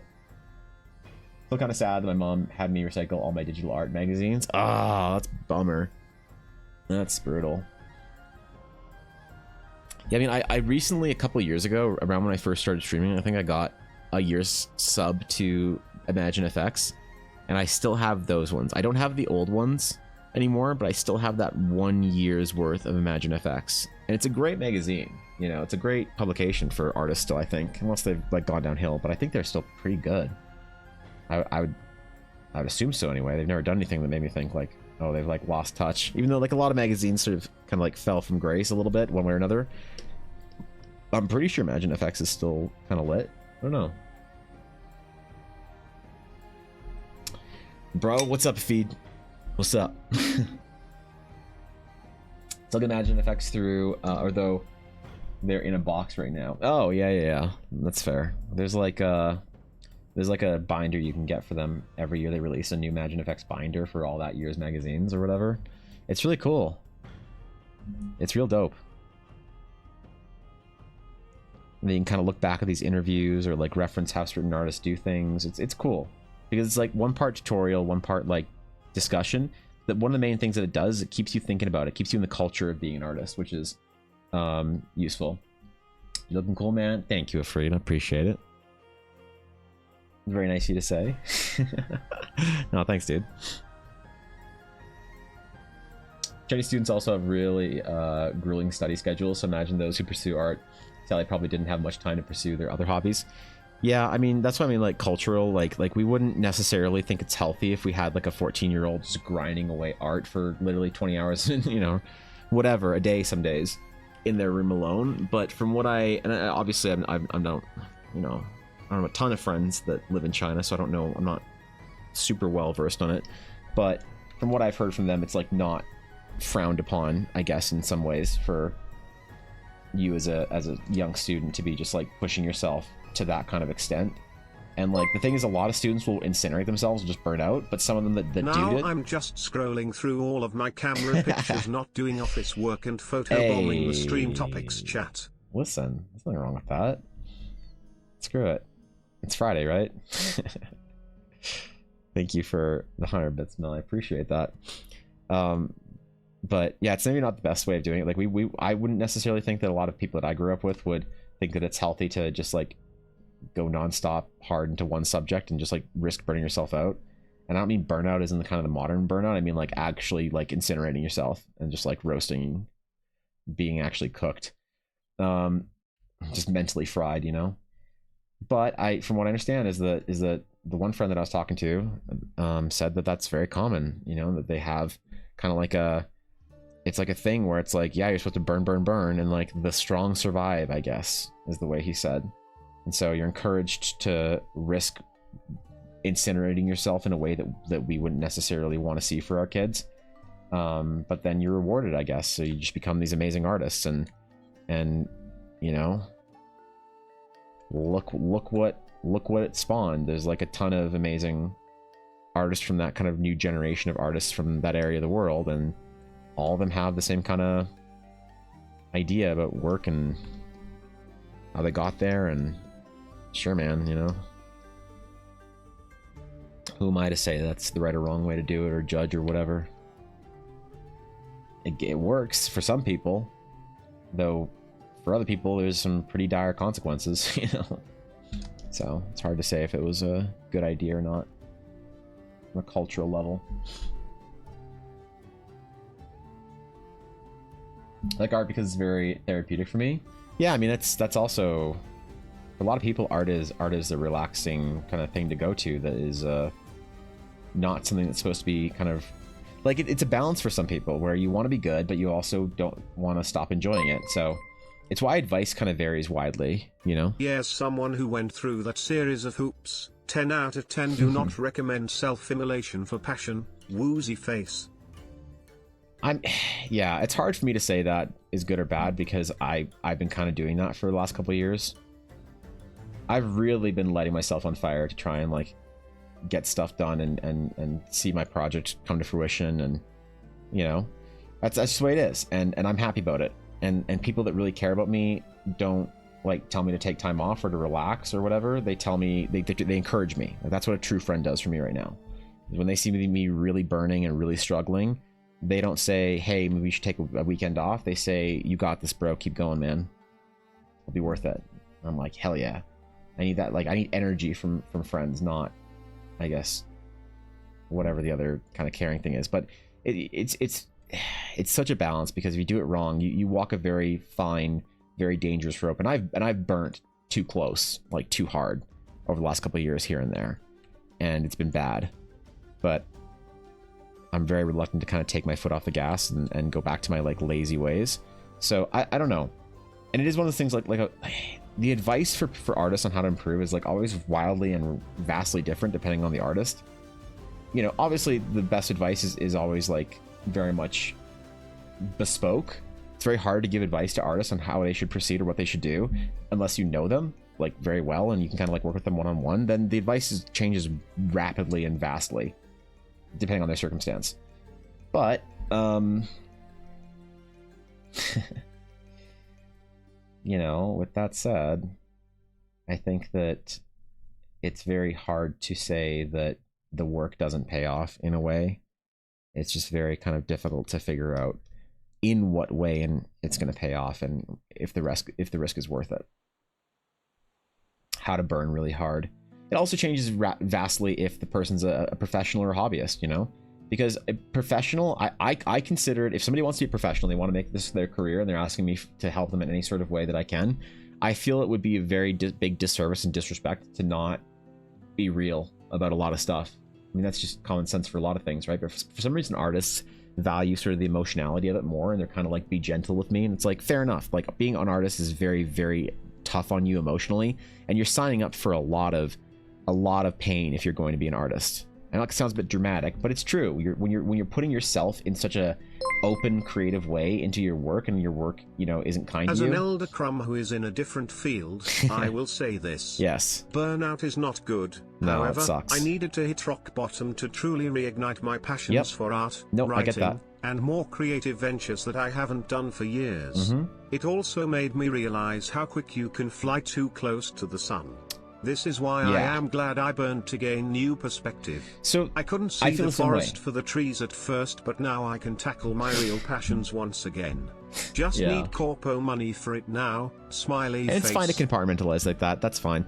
But I feel the same way. I told it was so difficult for Ella to watch, but I told everyone that I had to burn out. I had to light the fuse at both ends, and I had to burn out.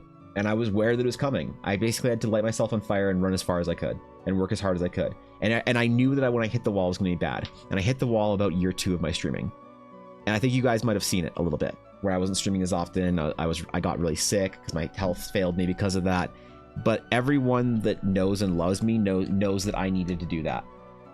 And it was tough for people who care about me to watch. Certainly Ella had to bear a great burden watching me do that, but it was necessary. I had to do that to prove to myself that I was still capable and that I wasn't complete write-off. You know? That's so valid. I hate when people tell me to rest, I need to work. And I mean, sometimes like, I think encouragement goes a long way, Amma. You know? Sometimes when you're burnt out, sometimes you just need encouragement's so powerful and so profound, and I don't think we give it enough credit. Genuine encouragement. Not just oh, hey, you're doing a good job, keep going, like generic encouragement. But like a friend really kind of sitting with you and looking you in the eye and being look, this is worth it. You're not oh, you got this. But seriously, you're doing something important. Remind yourself why you're doing this. You're going hard, and you're it's gonna pay off. And this is what it takes. This is what the thing that I remind myself is sort of an idea from a fitness guy that I think is funny. But he basically says that hard things are, or meaningful things are hard. Hard things suck. This sucks. This is what hard feels like.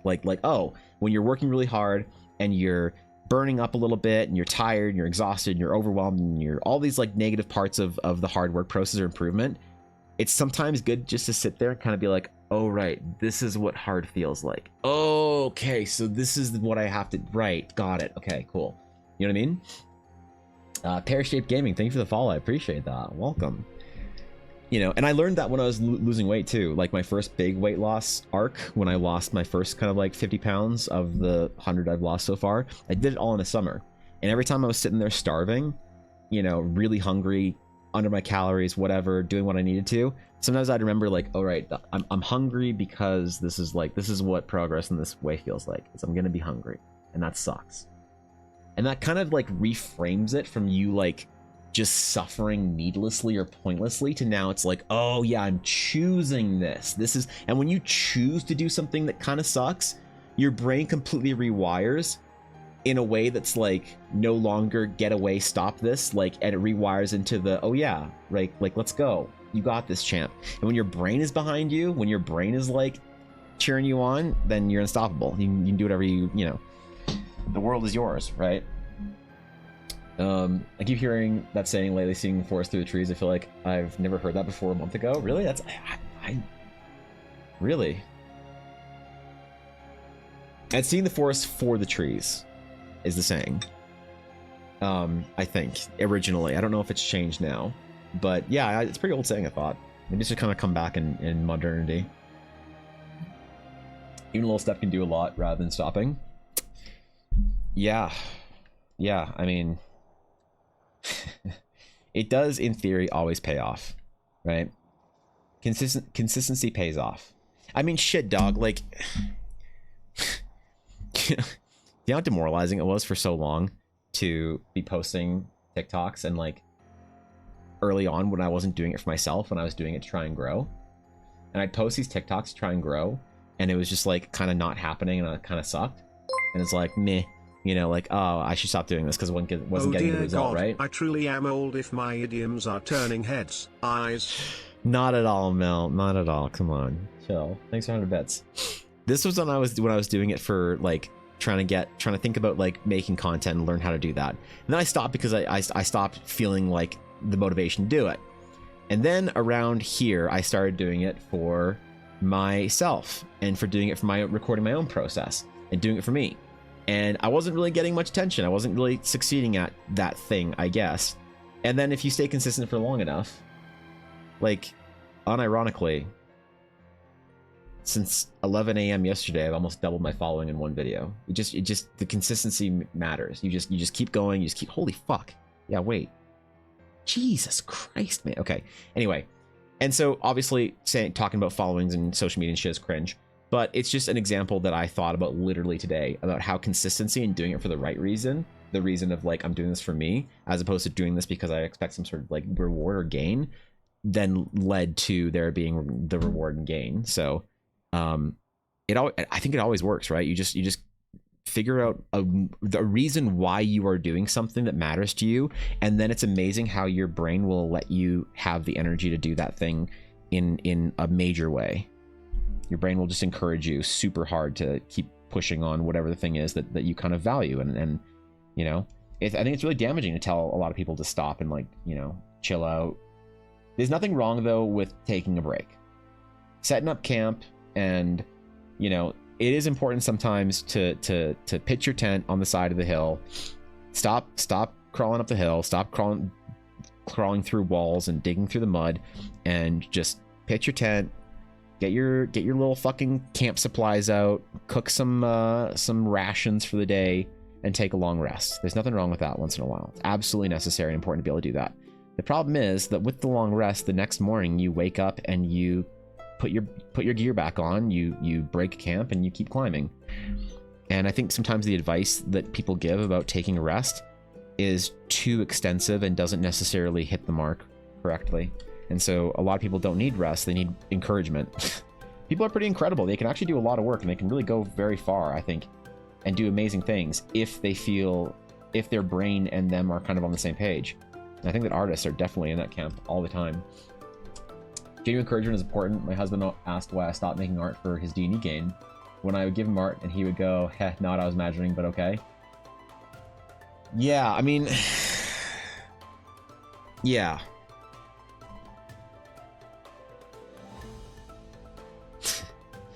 Yeah, I still have never, I still don't think I've ever truly impressed anyone. And I'm looking for that next. I'm looking for someone. I'm looking to shock the people that shock the people that know me with how good something I can do is. I'm still craving that desperately, you know? Because I am a broken record, Taekwondo is truly the best example for me with pain, pushing, burnout, and encouragement can really give you the rewards you are looking for. Yeah, for real. This year will be me having done Taekwondo for 20 years, and last month, I was gifted my 4th degree black belt, the title rank of master, and the starting line to do it all over again for 5th degree in the future, whenever that might be a Vanbrugh heart. That's amazing. Congratulations. Consistency in doing it for yourself pays off. You find a different motivation to do it that isn't something that requires a reward-centric whatever, and you find a reward pathway in your brain that makes sense, and bam, praise results, you know? Give me 100 bits, I appreciate that. Was a drawing of a... Wait, that was a drawing of a man. How the hell did he get all those views? Because, Atari, the video was me memeing about how I can't draw, or how I can draw men. That's why. The video was of a man, and it was of me memeing that I can, in fact, draw men. That's the entire point of it. So I guess the meme was well received. I gotta respond to all these lovely people, man. People are being so nice. But yeah, I really crave actually truly shocking people and impressing people, because I've seen it. You know, I have this painting in my downstairs hallway, right when you get in the door. I get to do it all over again, and with bad joints. Yay, smiling face. It's just the next level of difficulty, right? Nah, man. Nah, you'll get there. You'll get there, Mel. Don't doubt yourself. You got this far. You got this far, bro. I think honestly, when it comes to social media and TikTok, like Instagram and every other, YouTube can't focus too hard on numbers because it can get really discouraging. So just luck game, honestly. So just posting consistently what you want is really good, right? And the reason I started posting Zero is because I wanted to catalog my own process. Because it's satisfying for me to watch a process video, and then I like make a little meme edit of it, and it's kind of funny and whatever, and I like enjoy the process of that too, and I post it, and someone, you know, if someone watches the video and is mildly amused, you know, if I get like maybe not a full-on laugh, maybe I don't make people laugh, that's fine, but if I can get like a quick, like a swift exhale, an amused swift exhale, I think like a you know, that's good enough for me. That's good enough for me. If also that makes it worth it. So Yeah, it's funny that when I stopped worrying about the whatever and I started thinking about the consistency, then it started paying off, which is great because I changed the reward process in my brain to something that I can actually feel good about, as opposed to like, oh my god, I need to get, you know, this kind of results or that kind of whatever. But it's still a grind. I mean, that painting I have in my downstairs hallway, it's of a Diablo 3 Crusader, and I got the painting print. Sorry, should be specific. I got the print at a BlizzCon benefit dinner, so it's not a publicly available print. It's very exclusive. So I framed it all nice and spent $400 framing it and got it all good and whatnot. And it's one of my favorite pieces of art in my house, one of my favorite things that I own. And people will sometimes come into my home that, you know, maybe don't know what I do all that often, or talk about it all that often or whatever. Family, friends, well, friends usually know, but family and neighbors and things like that. And they'll look at it and they'll look at them, they'll say, oh my god, did you do that? Oh my god, Evan, holy shit, did you painted this? And I'm like, oh, no, that's a print I got at BlizzCon. They're like, oh, okay, it's amazing. Yeah, no, it's great. I'm like, yeah, it's fantastic. I've never had somebody have that reaction to the art that I've made, where somebody I know is like, holy shit, wait, you made this? What the fuck? Because I know that genuine shock. You know, when I show people my art, a lot of like family and friends are like, oh wow, that's great, dude, that's awesome, congratulations, this is super cool. But I never get that like, wait, what the fuck, you did this? And I crave that, and I want it one day, and so I push, I progress, you know. But the encouragement along the way is always something that I value pretty greatly, because that encouragement, it reminds me that the thing that I want is possible. It's within reach, maybe, you know, if I'm a good boy. So I think about it and I work for it, and the encouragement's very important. A little bit of encouragement goes a very, very long way with people, I find. You know, we encourage our younger members of society very, very well, I think. You know, we're very encouraging on, like, you know, when a kid brings you a piece of paper with a little scribble on or whatever, it's like every parent, every cousin, every whatever, if you have any authority in a younger version of your family or you's life, where they bring you something, you are thoroughly encouraging, right? Of course you are. What kind of monster wouldn't be? But then for some reason, something that happens is we decide that as somebody gets older, that they're no longer in need of that kind of encouragement. And it's like, whoa, hold up. When did we decide this was a thing? When did we decide that we don't need to give, you know, legitimate and genuine encouragement to people who are trying their best? Wait, what? I think it sort of comes from people who don't try very hard, kind of being frustrating, because, you know, there's some people who want encouragement for not doing much in life, or, you know, props or whatever. We have to be encouraging on this channel. Yes. Oh shit. Yes. Here I not thought while I'm we live, were being though. mean and brutal to each other. Yeah, no, not while. If I'm live, it's fine. You can talk as much shit as you want. And just understand, when you fly close to the sun, man, so do the mods. So, no, it's true. I always try and be as encouraging as I can for all of y'all's. But no, it's something that I think is genuinely important and necessary and useful and beautiful. Is being legitimately and genuinely encouraging to do things and to keep pursuing things. And then when you get that encouragement, it's pretty crazy how much work you can put in, how hard you can go, and how much you can push for things that are important to you. People are amazing, and they can do really amazing things if given the right reward pathway and structure. Oh my god, I fucked that entire thing up. Oh, Jesus. Okay. There we go. Okay. I was on the wrong layer. Just for a moment, I was on the wrong layer. Whew. that was bad. almost regretted my life there very briefly. So I really love when I see, you know, you guys, for instance, being encouraging to each other in our Discord.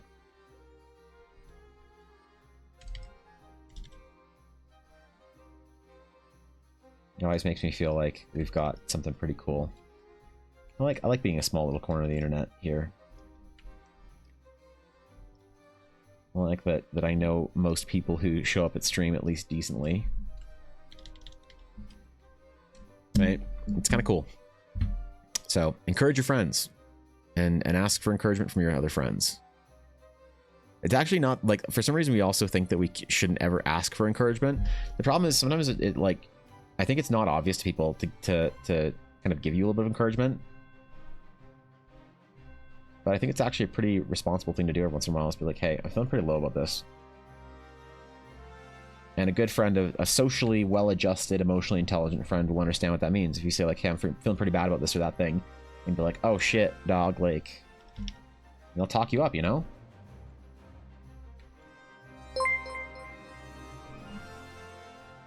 I know you mean well, Evan. Yes. This is one of the most wholesome, encouraging, and loving communities I have had the privilege to be a part of for the last few years. That's awesome. Leaning into my hobbies and passions have been connecting me to the best weirdos on the planet, but you are all my weirdos and wouldn't change that for the world if Anvil Heart. Yeah, I feel the same way. Thanks for the bits, Mel. On the wrong layer, lots of bad habit. Yeah, I know. It's god damn. It's tough, isn't it, Xander? Now, thankfully I don't have too many layers, so I don't have to like struggle through different layers and whatnot all that often. But yeah, when I hit the wrong layer, I kind of want to just pretend like I don't paint anymore, and just go home. I just want to go home at that point. Yeah, but aren't you home, Evan? No, it's different. Shut up. Different, trust me. Trust me, I know what I'm talking about.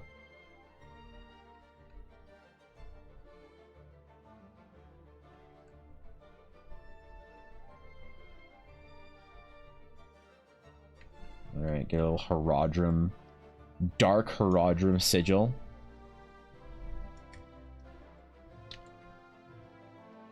Ooh, we got depth now. We got a couple we got the important textures in there, the skin, the clothes, man, we're getting there. There's detailing. Doing these colorized sketches, whenever I get like to a certain point where I sort of like see the depth for the first time, I'm always very satisfied with the process, you know?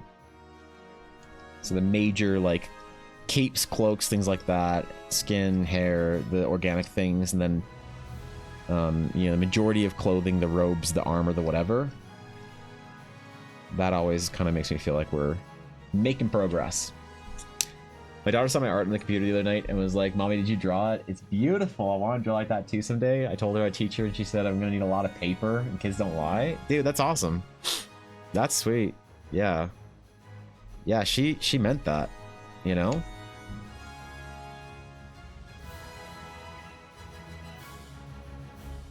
She meant that. That's fucking sick. Watching the little artist be born. Just ever so gently exploring the hobby.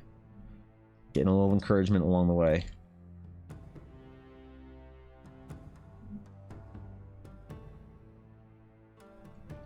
Now, the question is, does this thing, our green thing here, glow? I think it does, just ever so slightly.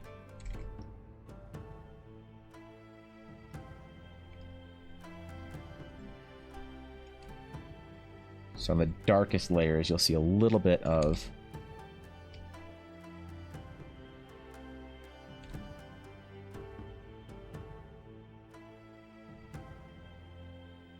and we'll do some reflected stuff down there. Actually, you know what? Let's do this right now. Screw it. Why not?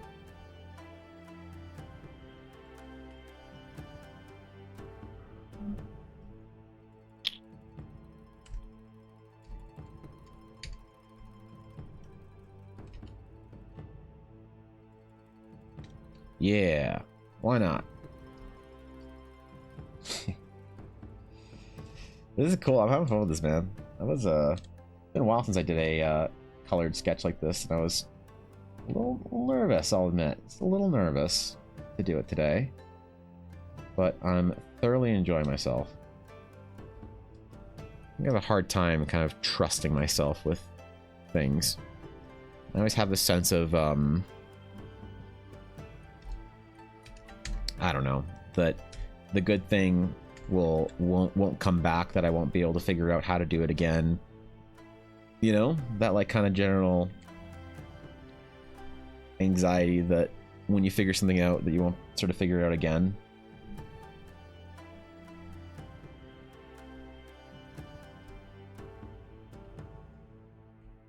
Because it really is frustrating when you like make a leap with your art and then you kind of go back to it and it's like almost like you've sort of regressed. You're like, wait, I thought I figured this out. What do you mean?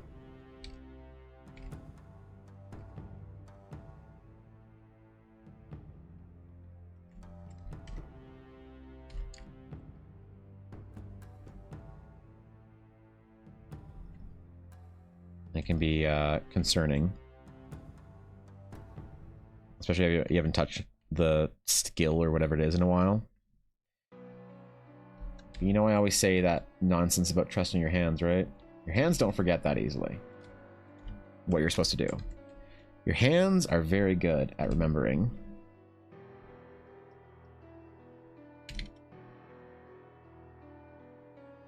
It's always good to trust your hands and to trust the whole system. Generally knows what to do. You better naming them. Yeah, that's probably fair. It's not a bad thing to use fewer layers as well. It's always one of the things I recommend is painting on as few layers as possible. Layers are one of those things that for a lot of people can be a crutch, and it's like use the layers at your... Jesus! Mel, chill! Holy shit! The fuck, Mel? Come on, dude! God damn! Thank you for the 5 subs. Saving 5 people as more encouragement for you? Alright. I appreciate that. Goddamn, dude. Saving 5 people from ad hell on Twitch, because goddamn is it not a great experience to be not subscribed to a channel some days. So, thank you, Mel. I appreciate it. Seriously. Thank you. What the fuck? What the fuck, man? I deserve that. Well, I will endeavor to be worthy of it, alright? I'll do my best. I shall do my best. So, thank you. Thank you. Seriously. Seriously. I usually only show art to a few of my close friends, but I do want to try doing art commissions in the near future. Yeah, I mean it's great. Like definitely start getting your art, like getting opinions on stuff from your friends, from people outside of that. If you want to start doing commissions in the near future, think about getting a presence online as soon as possible. From the moment that you decide to start doing art commissions to the moment where you get your first commission can sometimes be a long time. And don't be discouraged if it is, but I think it's good to start putting the reps in early and to get into the groove and the flow of it pretty quickly. And of course that means getting your art on the internet, showing people, letting people see.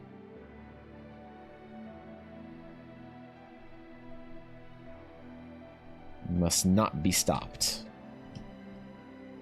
You must proceed on.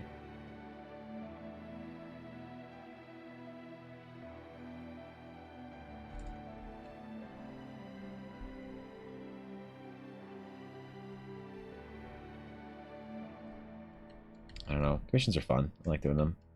I'm getting a lot of requests though recently. I think I gotta close my commissions for a little bit, reopen them. Some people have been pretty irritated that I don't have a commission sheet. I didn't realize it was such a strange oddity, that it was so wildly improper etiquette to not have a commission sheet.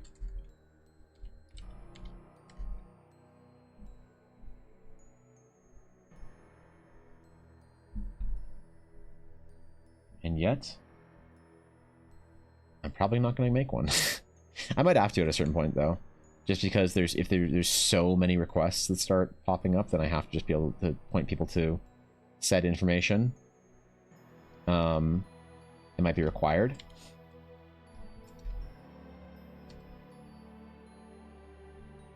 I definitely prefer not having a sheet and talking to people individually. Definitely get way better clients like that. God damn it.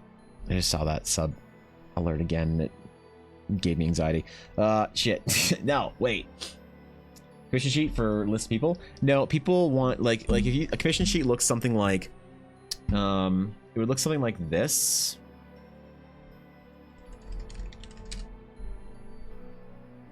Oh, that's not it. What did I just open?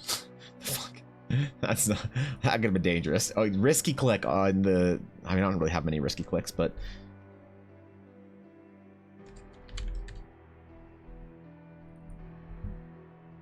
no, that's old. Huh. Common examples? Yeah, so it looks something like this. It looks something like that, and then I'd put like this is what people expect. They expect to see something like this.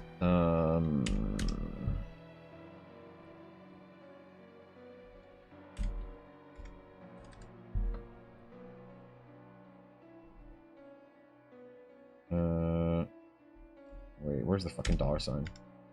There you go. They expect to see some shit like this. The problem is a lot of artists, what they typically do is they'll also put like a lot of stuff on here. They'll make it this massive thing that you can shop from. So they'll have like portrait, full body, whatever, color, flat tones, cell shaded, fully painted, backgrounds, whatever it is, you know. They'll put something like that up. And it's like, is that useful? Like, people kind of get a little bit analysis paralysis, decision fatigue, whatever. I don't think it's useful. I also think the commission sheets put your art towards the commodification of it, and the more you commoditize your artwork, the less interesting clients you get. So I much prefer to talk to a client, obviously, because if people want something more complicated, the prices go up for a lot of things. And so I don't like to say on the internet, yes, if you want a character portrait, a full body, it's $315, and people will say like, great, I've got a character that he's got 4 heads. 3 of them are the Three Stooges, and the 4th head is John Cleese. And then he's got 10 arms, but one of the arms is a Machamp arm, and I want it in the style of a Pokemon Machamp arm, so kind of cartoony. And then, you know, and they kind of go on that, and it's like, that's going to be a pretty in-depth project, dog. Like, and then a lot of people that want things like for Aduria, who wanted something that we expanded upon, for this the no, that's not the one. For the Geminos. I mean, whatever. That's fine. Where are the Geminos?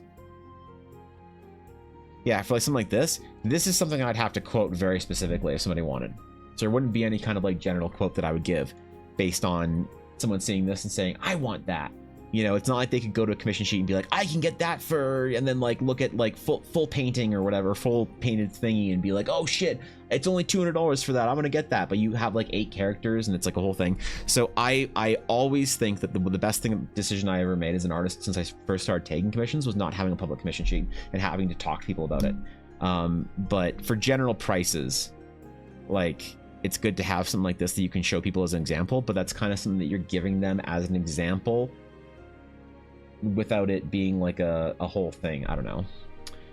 Don't think it's improper etiquette, but you have to admit it's extremely common to seem standard. It is. Yeah. The same users who are Twitch are the ones who'd be in communities with commission, they use commission sheets. Right. It's I know it's not, yeah. How do I say this without, I'm trying to be diplomatic. The kind of person that I have gotten off of general commission info, like commission sheet style info, the kind of client has a much higher chance of being a bad client to work with than a person that I talk to specifically, right? If somebody wants something from me to the point where they're coming and asking me, yeah, I see that, Guapo, then it's I find that the project goes a lot better, right, than if somebody who just sort of generally comes in or whatever and asks from Instagram or whatever, wherever they're from. So example page of sorts, yeah, kind of, right? Double those prices, son.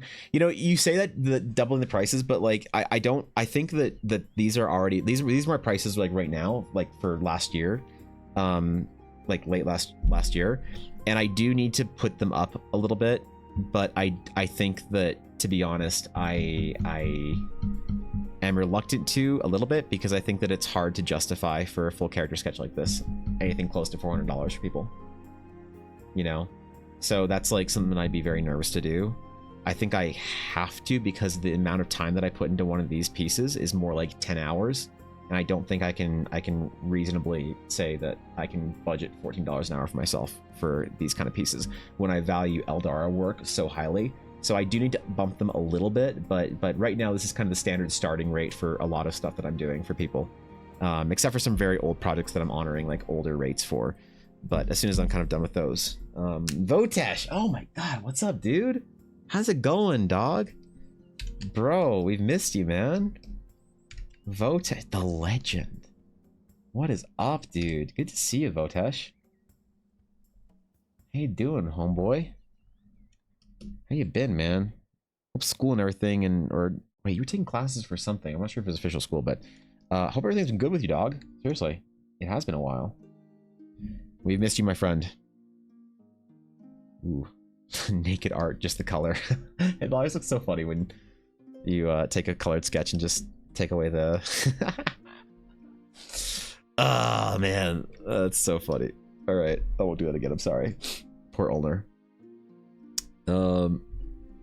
It's been over a year. Hope you've been well. Yeah, man, that's been well over a year since Votesh has stumbled into the guild hall on a Friday afternoon. Good to see you, man. We missed you. Oh, that's the wrong layer. That's the wrong layer. Oh, okay. There we go. That's the right layer. What? Why is it? Oh. So I had the layer locked. I kept making it darker because I thought I wasn't seeing it, but I was just being dumb. That was just me being dumb and not knowing how to make art. But yeah, it's always very easy to say like, oh, like the price of something should be higher, but at the same time, if people won't pay the price, then it kind of sucks. And I think that like the economy is pretty rough right now for a lot of people, and I don't think that charging like $400 for a full character would be something a lot of people could do. I think it's like you might get one commission out of every 8 or whatever, or every 7, and so yeah, I mean, is your time valued better? Sure, there's like a lot of things that go into that, but the problem ultimately at the end of the day is then do you have enough money at the end of the week to eat? Y/N. Please select. And so I gotta kind of be careful, but I am. I mean, you're already Atari. I am going to be upping my prices for 2025 just because there's so much work I need to do for Eldara that I need to value. And I mean, obviously, the better my stream does any month, then the more Eldara stuff I can do that month, as opposed to needing to take commissions. So it's always like a weird fucking thing to think about and talk about, but I don't know. Greetings, Voch. I am just here to remind you, since the last time you were here, Evan still struggles to remember to save layers, forgets to record, and still goes through meta tests every week from Van Blhart. No, I need to be... No, come on, man. Come on, I'm doing better. I hit record at a certain point in this. What are you talking to? Come on, what are you talking about? To go with nice popping street. Zero is always an honor, my friend. Have a wondrous rest of your day. If I don't see you before the weekend, please do me a favor, a personal favor, and have a great fucking weekend. And I'll owe you one, all right? Thanks for stopping by. Been too long now. I got ads. Oh shit! Wait, I can't have Votesh having ads. Hold on. What the fuck is this shit? What the fuck is this shit?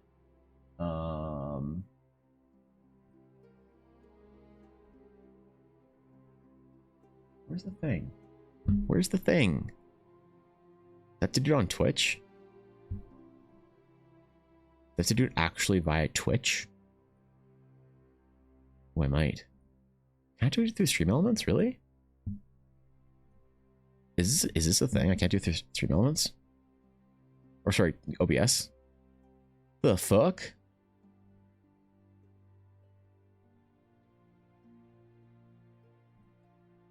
Wait, what? Why would it let me gift Votesh a sub? What the fuck? Why would Twitch not allow me to gift a sub to in my own fucking chat? Twitch? The fuck? I'm so confused. Why can't I gift a sub to somebody in my own chat? What is this nonsense? Welcome back from Ad Hell, Vodesh. Wait, it put you through... Wait. It put you through Ad Hell even though you had a sub. I'm so confused now. I'll find a way to sub so you don't have to worry. No. But wait. Then how did you get ads? I'm so confused. Dude, what the hell? God damn it. Okay, well, thank you for the sub, Vodesh. You beat me to it. Shit. I was not gonna have one of my greatest supporters and people I am the most indebted to as a streamer for their kindness and generosity being in my fucking chat without a sub. Not on my watch, but I guess you snaked me for it, so damn it. I'll get you next time. Thanks, dude. I appreciate it. I'm from the gift a sub button, hoping someone else gifts it first. No, like legitimately, I couldn't, like it was fucking grayed out. What the fuck? I was just so confused.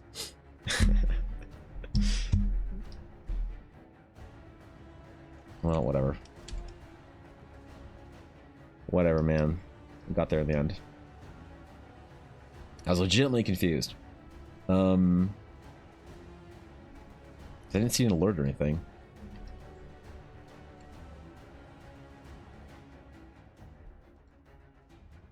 Alright. What's up, Azalea? What's good? How you doing? How you been, Azalea? What's chilling? Where are we going next in this? Finish the gold? Just go top down? You know what? Screw it. Let's do the wrap and the runes, because I've already thought about the blue and whatnot. Just woke up. Good morning. Wait, what do you mean you just woke up? Azalea, am I mistaken? I thought you were on EST. Am I wrong with that? Are you not on EST? Isn't it like 2 in the afternoon? You're on PST?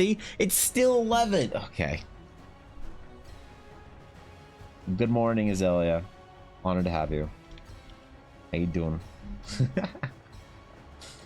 I'm back and hadn't heard that whilst I was working, so sweetie, but your art has spoken for itself. Okay. Relax. Bodosh, I'm very close to releasing the first adventure that I started planning sort of in Elder Days for Eldara, so if you're interested in kind of keeping up with the Discord and stuff at any point in time, I don't know if you're playing a game right now or whatever, but got some Sage classes coming out this weekend. Released some Gemino stuff. There's been a lot of progression in the realms of Eldara while you've been gone. Lara Devo.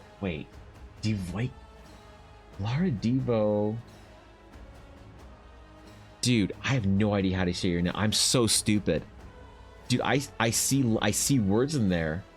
I'm so sorry, Lara. I like to properly greet people, but sometimes I see a name on Twitch that my brain can't make sense of because I'm just too dumb. You know, I make art, all right? Listen, the bar wasn't hide for myself. So thank you for the follow. I appreciate it regardless, even if I couldn't welcome you properly. Lara Dio Vikinga. Is that what it was?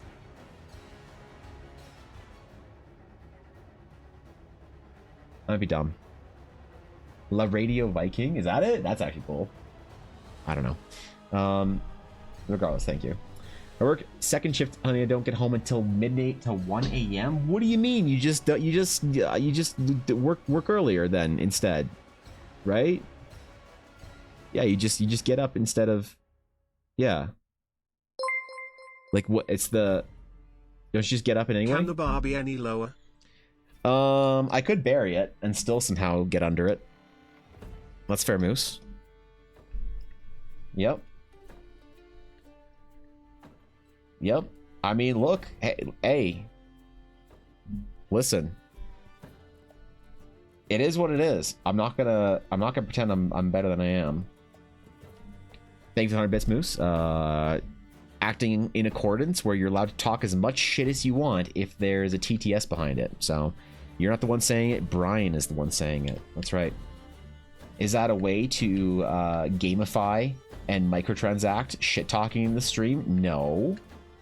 But does it work like that? You tell me. Thank you for 100 bits, Moose. I'm kidding.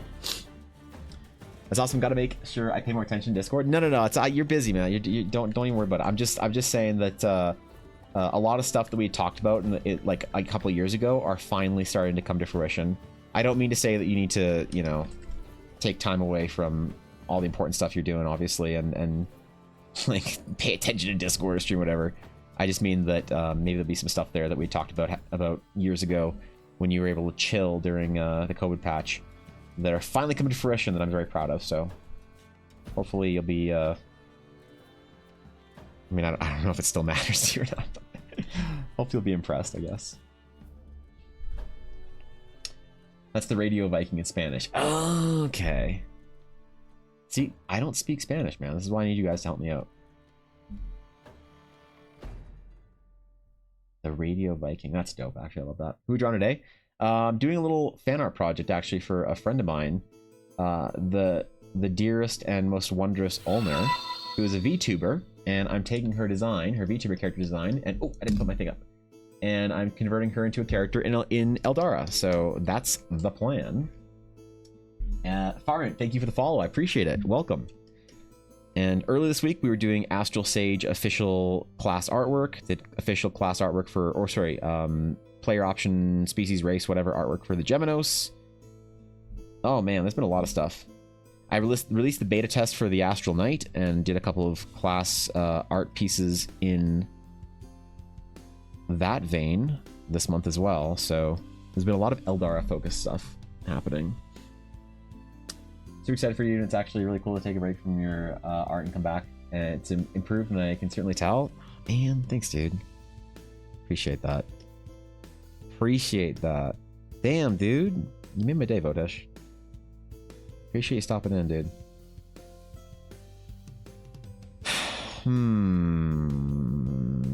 Now we need to do our armor. Got all the blue glowy bits happening here. Maybe we might need to use some of that.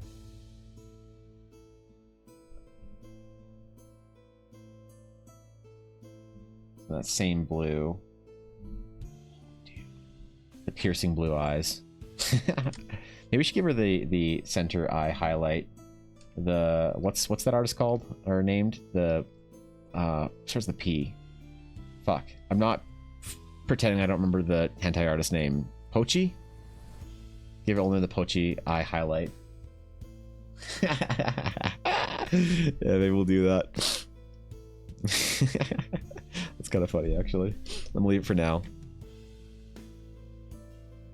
The side. Ooh, that's the wrong layer. That's the wrong layer. Give her the Pochi highlight. First time I gotta hang out while I'm working. Hell yeah, bro. Missed you, man. No, shit, Ulner. I mean, crap. No, real. Honest mistake, Ulner. Really. Come on. Ah, shit. She doesn't believe me. No shot, Ulner believes me. Holy fuck. Zero shot, zero chance.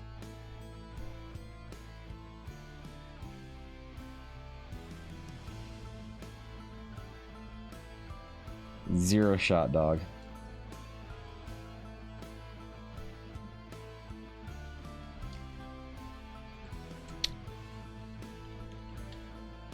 I kind of love the Herodric reference here.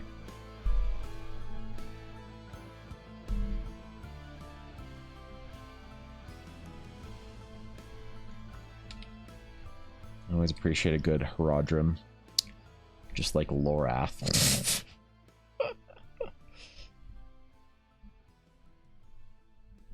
Man, I wanted so much more out of Diablo, or out of Lorath in Diablo 4. I wanted him to have his fucking Cain moment. Okay, I'll stop lamenting Diablo 4.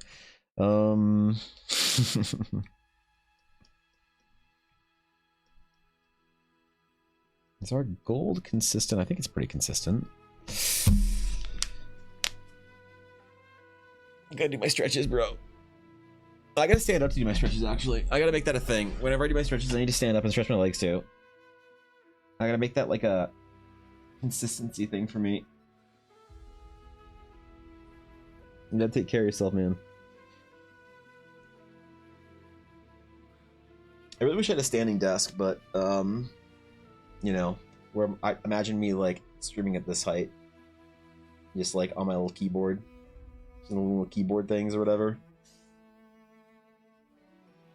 No, I'm not working on my golf swing. I'm actually just stretching. Chill.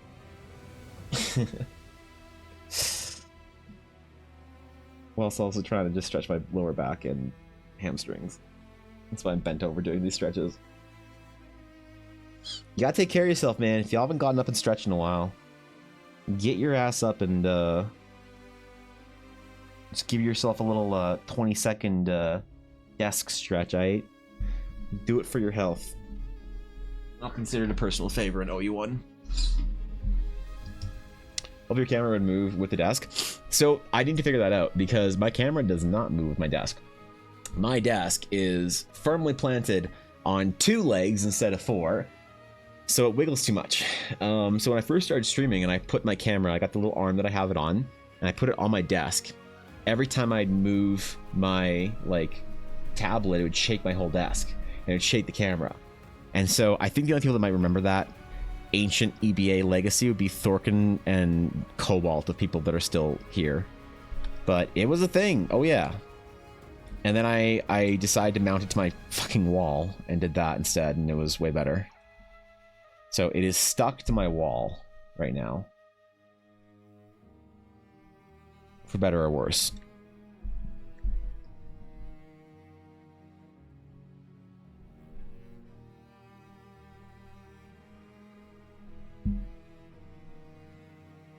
And whether or not I do anything about that, whether or not I get a standing desk, we are unlikely.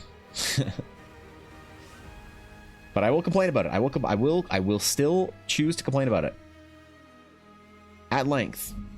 Okay?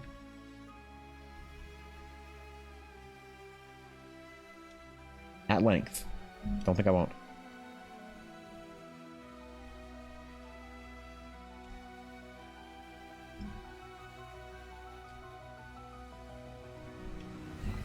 Okay, I'm bouncing around from layer to layer. Come on. We're bouncing. Alright, next up. I think we do the armor, actually. I think maybe we do the armor. Less scuff, right? I like the story of 3, but I don't think... like 4, and I just feel... I don't like it as much for some reason. Wait, for what scuff? For Diablo? You didn't play the expansion and love it, Votesh? Yeah, I didn't like 4 either. I really wanted to, but... I didn't. You know, Votish, I did play PoE 2 when it came out in December, and it was awesome. I'm like level 70 or some shit now with Ella. We're playing it here and there casually, and it's been rewarding. Do I want to do the gold or the armor first? Let's do the armor because the gold is kind of the last thing here from a layer standpoint. So we'll select all of this out. All of our armor here. Now, do necromancers wear armor? Of course they do. Screw you. What are you talking about? Yep. What do you mean? What, I'm not allowed to put spellcaster in armor? Says who? Now I'm mad for no reason. You need to make it kind of keep the bluish tint to it so it always has a sense of, I don't know, a different shade, let's just say, from the cloak, which is also bluish. To really, shit, that's kind of close there. Maybe we'll do some edge highlights or stuff. Let's play the fuck up PoE 1, start PoE 2 right now, actually. Oh, it's great. I love PoE 2. I didn't play PoE 1 because the art style and the visuals of the game were kind of unbearable, in my opinion. That's always something I value way too much, is the art and visuals in a game. I understand, gameplay first, blah, blah, blah. Make me feel bad as a nerd. I get it. But the thing is, for me, I need to think the game is like, dude, I will forgive bad games if they look great, and I will not play great games if they don't look good. I can't stop it. I am an artist after all, so. But PoE 2 is awesome. I'm enjoying the hell of it. It was a lot of fun to go through. I'm really excited for the full release of it. See the other classes and weapons and skill trees. There's a lot of PoE that I don't love compared to Diablo. I still think Diablo 2 or 3 is my favorite ARPG, but PoE 2 is amazing. PoE is definitely better and definitely more complicated. Yeah, I mean complexity is good. I think that PoE sometimes like forgets complexity is good, but not at the expense of player enjoyment. It's like you have to figure out how to like make your game good for the hardcore audience as well as like everyone else, maybe. And I certainly like complexity in my game, but I don't want to have a fucking degree in whatever game I'm playing. So that's a bit of a miss for me on some of them. Definitely didn't really enjoy PoE 1 because of that. And I was a deep Diablo 3, Diablo 2 player, so I wanted more complexity, obviously, but PoE was just a little bit hard to get into. Beyond just the visuals. Wasn't what I wanted. I don't like the idea of you not being able to like mess with your build later. But PoE is very punishing like that. If you fuck your build up, you're kind of screwed. I hate that it's like part of the kind of meme is that you play a character twice. You play the first one to learn PoE, and then you make a new one after you realize all the things you did wrong. And it's like, it's a meme that we can laugh about, but I don't think I really love it, to be honest. PoE's better and definitely more complicated. Of course they do. Smart people wear armor. Right, exactly. Zelia gets it. Given my tendency to play as a Spellblade character, yes. That's not true. That's a lie.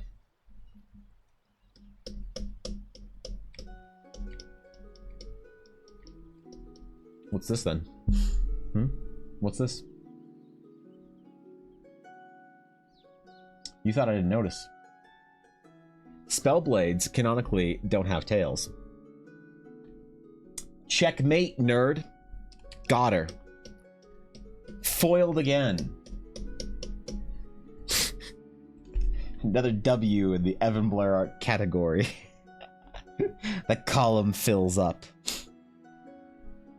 Spellblade with a green tail. Pfft. Who do you think you are? Sato Kaiba? Wait. That was God? Yeah, shit. Ah, damn. Yeah, logic checks out, I guess. Yeah, damn, you're right. Wait. Hot take, necromancers wear armor on hands to help protect against energies they control. Maybe, but I don't know why the finger claws then. We don't have a good explanation for the finger claws yet. Even if that's the case, listen, not every design decision has to be one that matches the, lore. Sometimes the rule of cool can happen. Sometimes it turns out that you can cool things away. I'm going to try something very dangerous, right? I don't recommend this. Do not do this. Do not do this. Do not do this. I'm going to get the linear dodge brush. Do not do this. This is a cheat. It is a cheat. It is a cheat. We're cheaty pantsing. We're cheaty pantsing. We are cheaty pantsing. You're all better than this. I'm not. I'm going to dodge it a little bit. Get some of that. Ooh. Ooh. Ooh. You see that? You see that? I'm going to control Z it. You see that? I'm going to do it again. Oh. Look at that shoulder shine. Wait. Do it again. Do it. And damn. Oh, shit. Look at it. Perfect. Perfect. Are we painting armor specifically today? Yes. Am I going to do it well and properly? Kind of. I really like finger claws and not a collection IRL. There's no shot you have a collection of IRL finger claws. No, there's no shot that I hit it that like it doesn't work out like this, Older. It doesn't work out this perfectly. There's no shot that you actually have a collection of finger claws. No, I refuse to believe it. You do? No, come on. Oh, man. So when you saw that I put finger claws on your necromancer, did you have like a who told him moment, or did you just appreciate my clairvoyance? My desk? That's not true. I've seen your desk. It consists of only monster cans and finger claws. Wait, she's right. The prophecy was true. Wait, I've seen your desk. I was rubbing my hands in glee. Oh, okay. All right. Uber shaded, excellent. Yep. Yep. Welcome back, Steel. Glad you're caught up on the important things here. Hope the pups are doing well, Steel, after their first little vet visit. How old are they now? Like 15 weeks or 10 weeks or some shit like that? I should know. I follow them on Instagram. Well, I follow their mom and dad on this. Okay, this is weird. I'm not gonna get into the not gonna figure out the ownership of an Instagram account of a dog.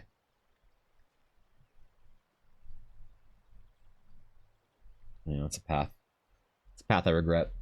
8 weeks. I thought they were older than that, than 2 months. Really? I thought they were born like November. They're ready to go to their home. Do you have any of them like pre-ordered?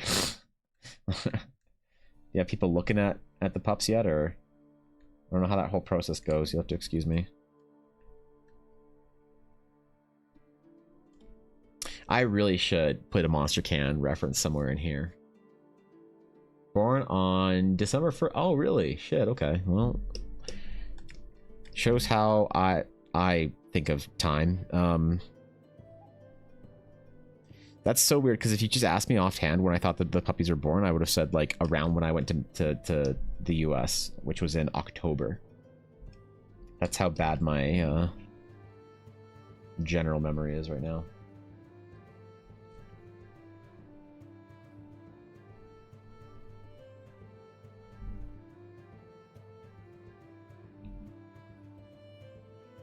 I feel very like very much in a haze when it comes to time right now.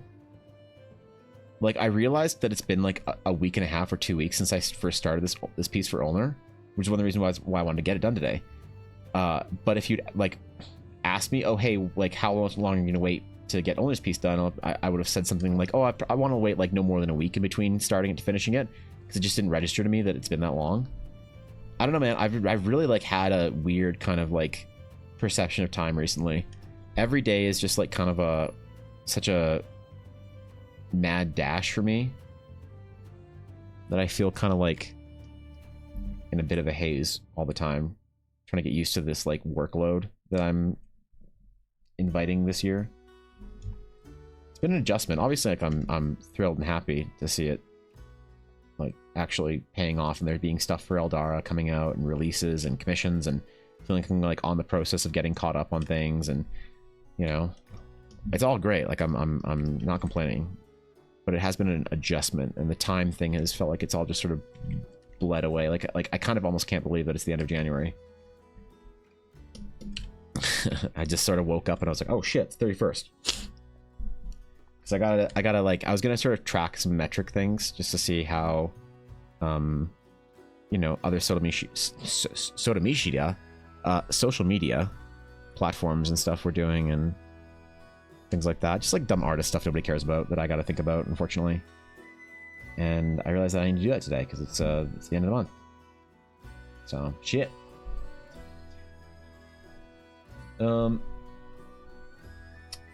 They'd already sold like hotcakes. They're really cute dogs. There's in the pets channel on Discord, there's a whole bunch of pictures of them. Maybe they use metal finger claws to hide the tip of their fingers because they rotted out after the necromancy is now just bones.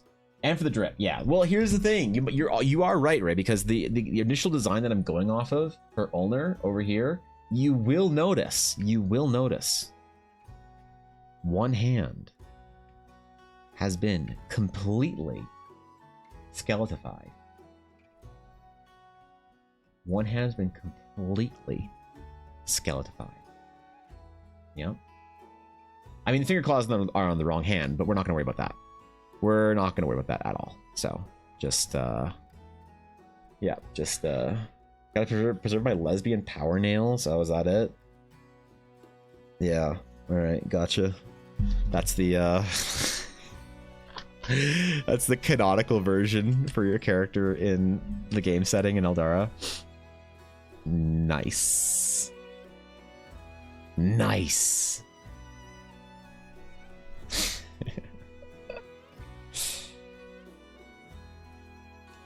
Yeah, shit. Thanks for reminding me I gotta use Subaru Blue somewhere in this piece, owner. My bad. That's not funny. You can't make that joke, Evan. I'm sorry. I'm sorry. I didn't mean it. You can't make that joke, Evan. Not on Twitch. It's... I'll stop. Okay. Moz, delete the VOD. I just remember when I said that today was going to be the start of me uploading the VODs. We're actually going to start on Tuesday. Or Monday. Sorry. Jeez, I forgot I stream on Mondays now. Yeah.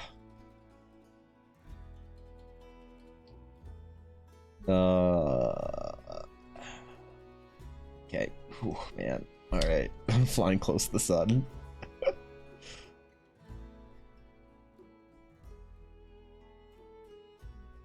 Yeah, I gotta be careful here. Ooh, the highlights. Damn. Wait. I just kind of realized the satisfaction I get in doing the highlights like every other artist. I forgot to hatch some of them in. Visitors. Came back down and get banned. No shit. Oh damn. Yo, Steve Sketches. What a legend. It was foretold. Holy shit. Good to see you, Steve. What's up, dog? Good to see you, man. Yo, I've never been so honored by a raid in my entire career. But you stream crap. I was wondering why. Well, I was looking at the time. I was like shit. Aren't you live for another like couple of hours? What the fuck? I'm sorry your stream crashed. That's awful. I'm sorry to hear about that, man. If you're still live, if you want to try again later today, and I'm ending up, I will happily sort of bounce back your illustrious viewers. I'll make sure to check that. I need someone to remind me because I probably won't remember to check it. But, oh, fair enough. Okay, guys, first of all, if you're from Steve's stream, welcome. I'm honored to have you. If you're from my stream and you don't know Steve Sketches, I'd be very surprised. But Steve is a legend, an absolute art royalty on Twitch. If you really, I say this sometimes about other streamers, but seriously, if you like the kind of stuff I do, you're actually going to love Steve's stuff as well. Please go give Steve a follow. It would mean the absolute world to me to see people I know in Steve's chat more. So thank you for the raid. If you're from Steve's stream, welcome.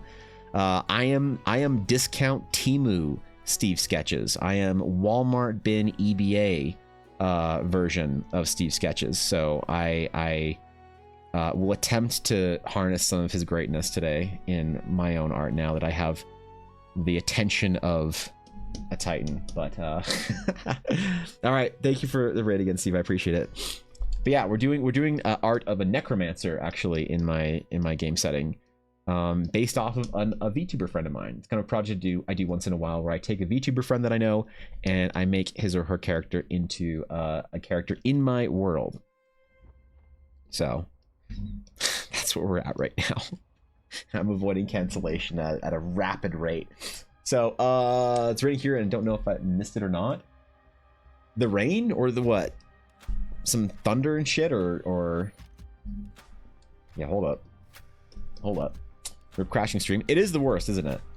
Like anytime I have to like close or restart stream or it crashes or whatever, it is the worst feeling in the world. Especially if I'm like in the middle of like working on something and chilling and whatnot and feeling good about a project and then stream crashes. It doesn't happen all that often since I've like changed my internet, but it is the worst feeling in the world. So dude, that's so fucking rad. Steve's the GOAT. I'm telling you, man. I will glaze all day for certain artists on Twitch, and you can't stop me. You cannot stop me. You can tell me I'm being cringe, but I'm gonna do it anyway. That's so fucking cool, man. Steve's a legend. Just say zoomed into Booba. We're all here for besides belts. Hey. Respectfully, Steel. Respectfully. Now I will say that I did reference the proportions directly from the model, so this is not my fault. I will remind you. This is not my fault. Anyway, okay, hold up. This is not my doing. This is a respectful piece of art for Ulnar. Okay. Hey, listen, dude, Ella and her friend Selena went deep on the analytics of my recent like TikTok growth, and they concluded a couple of things. And one of them was that I'm growing in popularity with a female audience on TikTok because of the way I respectfully draw women. So we're gonna stay respectful, okay? We're gonna stay modest and respectful. I think Ella said something like 60% of the people that saw my TikTok were women, which is like a lot for TikTok. So welcome, Raiders. And fantasy art. You are all to be initiated into the Law Fanatic Addiction group. Oh please. I shall go first. Oh please. My name is Figuring. I am addicted to watching Evan draw a lot of belts. Lore of the Astral What's she gonna Sages say? of Eldra, Please no. the meta challenges from Myduria, and saying how great Evan really is Ivan Blhart. It's gonna be wait, that wasn't bad. What the fuck? Cinnamon, I will see you later. Thanks for hanging out. I appreciate you. Cinnamon, by the way, I now stream on Mondays. I know that I never streamed on Mondays before, so I'll see you on Monday maybe, but at some point next week, hopefully. Thanks for chilling. Thank you for 100 bits, Mel. That was not as bad as I thought it would be. I thought there was going to be some heinous accusations, and I'm delighted and surprised. So, hey, you know. How about that? Thank you, I appreciate it. I just it took me 45 minutes to work on my whole black portions are wrong. Oh shit, okay, I'll check that out if it's in the Discord. You're off on Monday so you can join in? Hell yeah. Hell yeah. That's what I like to see.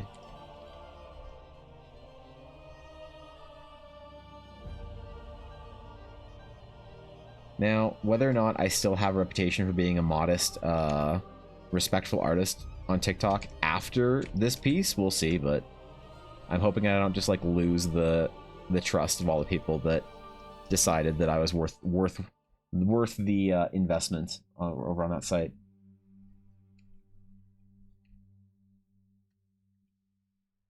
Well, I'll do my best, okay? But I can only promise so much. Okay, back to highlights. Back to highlights. I totally forgot to finish the other parts of the armor before we did our nonsense highlights. I made it. You did, Guapo. Appreciate it. Thanks, man. I didn't notice that shit. Thank you for taking care of that. How could I forget? Yep. Evan apparently cannot draw men. He is frequently late to World Anvil lore page updates, and sometimes is a cheaty machetus and with Photoshop tools smile. That's what I was afraid of. Okay. Okay. Well, thank you for the 100 bits. At least if I'm gonna get shit talked, there's at least 100 bits in there, so appreciate that. Thank you, Mel. Was I walking the dog? Damn, bro. It's nice weather. You gotta stay outside longer.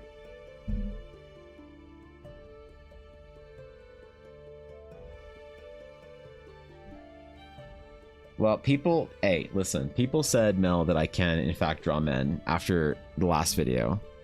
It was confirmed. It was confirmed by real people on the internet. They said the thing. They said that I can, in fact, draw men and that wait. Where is it? Where is it? Where is it? Look, right here. Right here. You clearly can, and I appreciate that. See? Confirmed by an actual person on the internet. A real human from Australia. I think that's an Australian flag. Right? You can't question me anymore. If real humans think that I can draw dudes, then you can't shit talk anymore, right? That's the way it is. That's the rule anyway. That's official internet rules being put down there.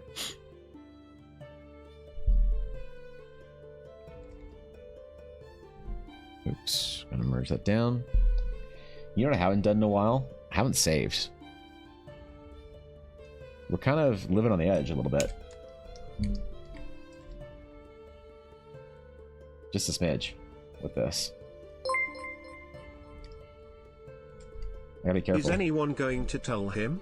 Evan, Buddy, my Yes. guy, Hello. you know Australia doesn't actually exist, right? I thought that was New Zealand. What the fuck? Then where did I send that advent calendar to? What? God damn it. Not this again. I swear, if I accidentally send an advent calendar to a place that doesn't exist again, Elle's gonna be real mad at me. Those dice advent calendars she makes are like $300, all right? I'm gonna be pissed. I'm gonna be actually pissed. All right.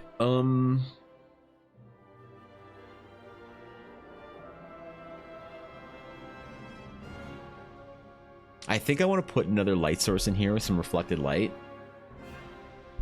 but I need to do that at the end. Because when you're doing this kind of like paint by numbers, like very kind of like cartoony painting style of like coloring line work, there's not a whole lot of like consistent or holistic color palette tree theory going in there. You know what I mean? So I'm thinking, because this is one of the problems with this style, is that even if I want to offer this as commissions, I need to find a way to do this as a lot faster of a thing to not have to charge so much. And I wish almost that I could paint it in properly and just do it as if I'm like, treat it as if I'm working on a proper painting. But then some of the values are already kind of defined by the hatching. Maybe, you know, it'd be an interesting experiment is to try doing something without hatching and just doing the line work and then painting that in. That would be an interesting endeavor. What I would lose though is I would lose the grayscale version that I love so much. I'd be exchanging it for the color. So I'd have to kind of like figure out ahead of time that's what I want to do, and then I'm kind of locked in for that, right? I'm sort of like in the process.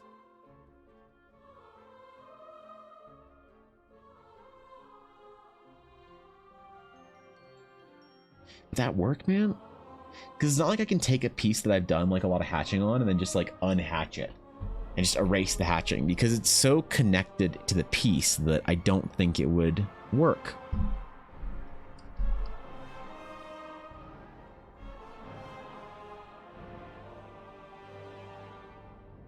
Or would it? These kind of pieces are kind of like exploratory for me, where I'm not exactly convinced on how to do something, so I kind of have to like not only make it up as I go, but sort of kind of solve the problems as they come up. Let's put it that way. It's probably the way to word it nicely.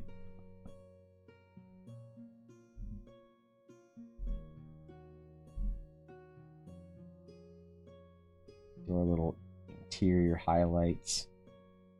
I am not using the linear dodge brush, okay? If it's what it looks like, you're all wrong.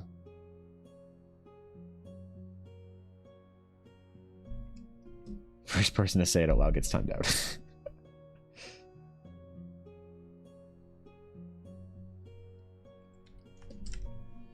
There's something so like freeing about doing designs that don't have any like massive lore implications, even within Eldara.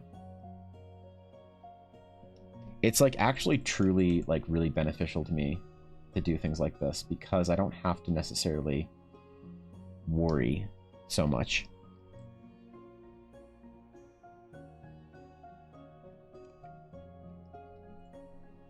Be very sparing with this highlight, and I think it'll be okay.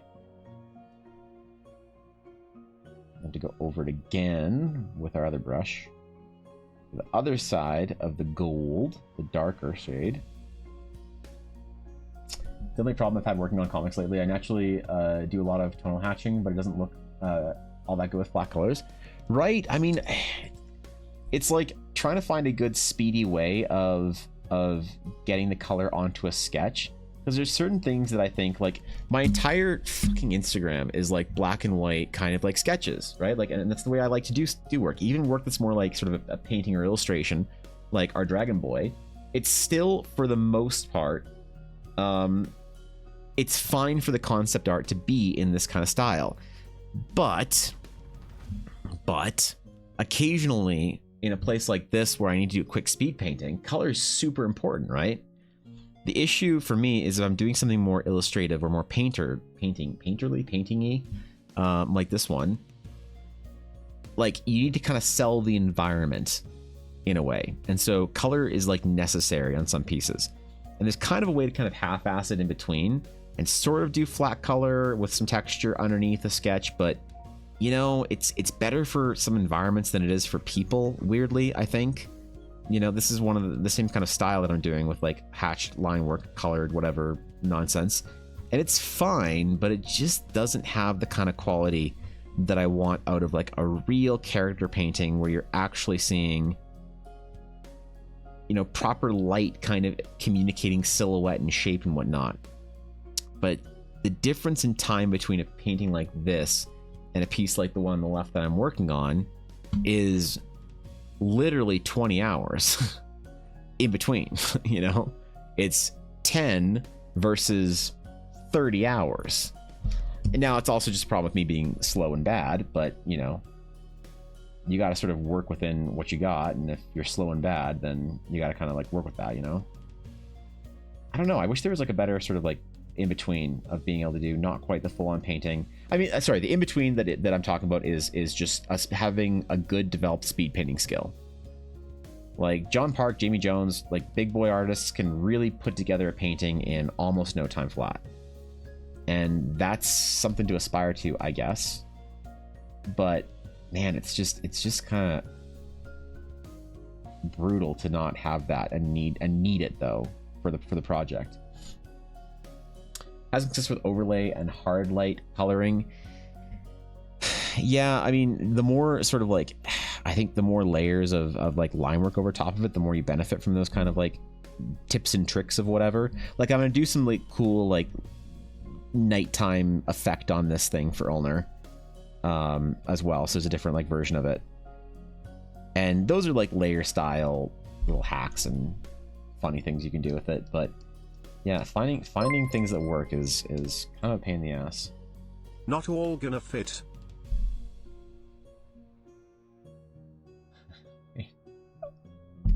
I was like, what wait, what? What's not gonna fit? Evan can draw and create. This is something. We don't debate when it comes to a woman's charm. When we're talking about a man who tries to keep it all to plan, he tries and tries and we all alarm. His arms are too big, his head's too small, we love to troll him with it all. What I said earlier wasn't a lie. People look at his art and buy. So when Evan says he can't draw, go with the joke as you sit in awe. Damn. Votesh getting bars today. It did all fit though. Hey, fuck yeah. Thanks for 200 bits, Votesh. Come on, man. I appreciate that. Thank you, dude. That was very kind of you. Very kind of you to say. That was artistic right there. I'm impressed. Thanks, man. Thanks for the vote of confidence, dog. Yeah, I don't know. There's not a great way to handle it, but I feel more, yeah, Brian raps when Votesh TDS as he does, apparently. This does look as if, this is your speed paint sort of thing. Do you really need to go any further? How much better is the piece going to be putting more hours in it? Oh, I mean, like, the thing is, like, a speed painting to me is, like, the last time I did, like, any kind of a speed painting is, like, I don't, if I'm doing proper speed painting, I do not like to do any line work in it. So something like this, ignore the stuff on the top, this is reference. But like really that kind of like games industry style of speed painting. And I didn't actually paint their faces in it all, so that's why they look kind of weird and mechanical. But this was as far as I got in like about 30 minutes maybe on this painting. And I'm trying to practice that in and practice like doing these like quick speed paintings of characters and things like that and environments within the world to really like flex that kind of like large single brush use skill. But man, right? You see some artists that do like amazing speed paintings and you're just like, what the fuck? Like, dude, share please, you know? It's so offensive. Yeah, come on, man. That's a speed painting? Yeah, I get that. definitely look at some of those big boy artists and lament not being able to paint that fast or that well that fast. Poetry from Rockford Brian and Mad Bars from Vodash Brian. Yeah, right. It's been a while since I saw Rock as well. I don't like to try and think too hard about it when I haven't seen somebody for a while, but I always do hope people are doing well. You know, hope people are chilling, having a good time, whatever they're doing.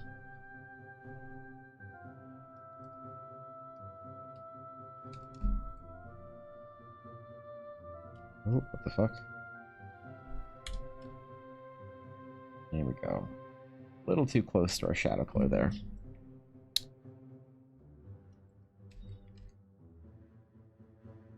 See if this works. Hopefully it does. I mean, I guess I just have to force the skill, you know? I just have to develop it. The problem is one of those things, like, the time to develop a skill when you have deadlines is, like, really one of the things you have to juggle as an artist at a certain point. The most, I think, is improving at some skills and finding time to do it, even when you have deadlines and bills and things like that you need to do work for, or promises or commissions. You still have to find the time to do the development, or else you stagnate in a real bad way. And I've done that a couple times over the last couple of years. Toggle Force, thank you for the follow. I appreciate it. Honored to have you here. Thank you. The stagnation of not being able to develop skills because of time deadlines and whatnot is like one that has really plagued me. You know, we were talking about it earlier today, actually, but about 2 years into my streaming adventure, I think I crashed really hard. Like I hit a wall that I didn't recover from for almost another 2 years. That's why I got so behind on so many things. It's because I just sort of was trying my absolute best to just keep going on stuff, and I needed to kind of reframe things for myself. But yeah, I mean, like, how do you find time for that kind of shit? Though it's one of those things where you kind of, like, it's not a question of how, it's or if, it's a question of how. All right, we'll draw Ulner's finger claws. Ulner would have finger claws. I don't even know why I'm surprised. Sometimes you just know it, right? You just know a person. It's like the percentage likelihood that Ashy of Heart has a collection of giant stuffed Kirby's is, like, pretty high. I know it's not true, but, like, it's still a pretty high percentage. But, like, the percentage chance that Ulner has finger claws absolutely checks out. I don't know why I was surprised. And disappoint myself, to be honest, so.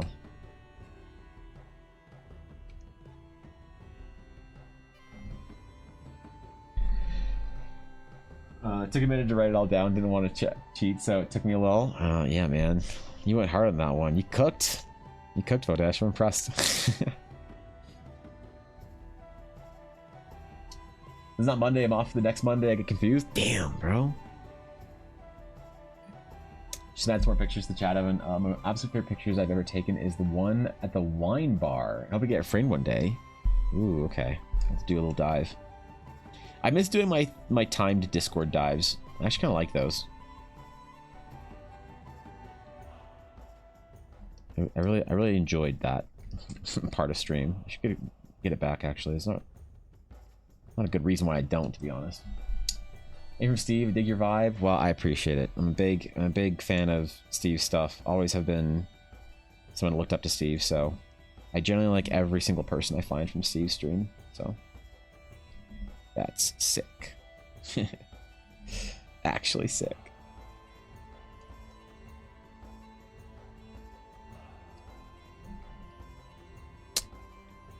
One day, I hope to achieve the kind of stuff Steve does. The same kind of vibe and flow and feel for work.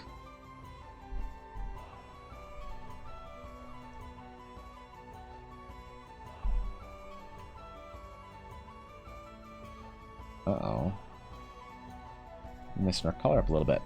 Alright, saved it. Saved it. We're good. We're good. Sometimes it takes a while to get past the barrier and figure out how to get past it. Yeah, I mean, the crash that I sort of hit, I was talking about how I had to basically let myself burn out. So I had to, like, go really hard for a couple of years and see how far I could get. Because when I first started streaming, I was kind of recovering from not doing anything in life, right? And it's like my rehabilitation from loserdom, ongoing, by the way, was for me to really start pushing at something and care about it and like give it my all. And so that was something that I put a lot of effort into when I first started streaming. And then I kind of hit the wall at a certain point. And I knew it hit the wall. I just was hoping that I could get up faster. And I really think I didn't do it well until I like got up kind of well until after I got back from my trip in October. And not because the trip was very relaxing or rejuvenating. The trip was actually very go. It started off with like a week-long sort of absence from stream because I had to go to a convention, and that is not relaxing even in the slightest. I was exhausted. Then we got home, and 2 days later I had to get on a plane to go see Ella's family, which was also like a fairly kind of busy trip. And so I'm like sitting there exhausted from the convention, having to go then, you know, do the family thing, which is a pretty involved trip.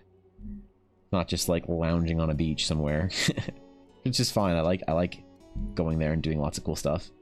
But still, so I came home and I was super tired, and I sort of had this moment of clarity where I got home. I had missed 3 weeks of stream because I had to be away, and I was like, I am so tired and burnt the fuck out. What the fuck am I gonna do? I had like a moment of honesty with myself, and that's when I decided to just start saying no to things and change my priorities.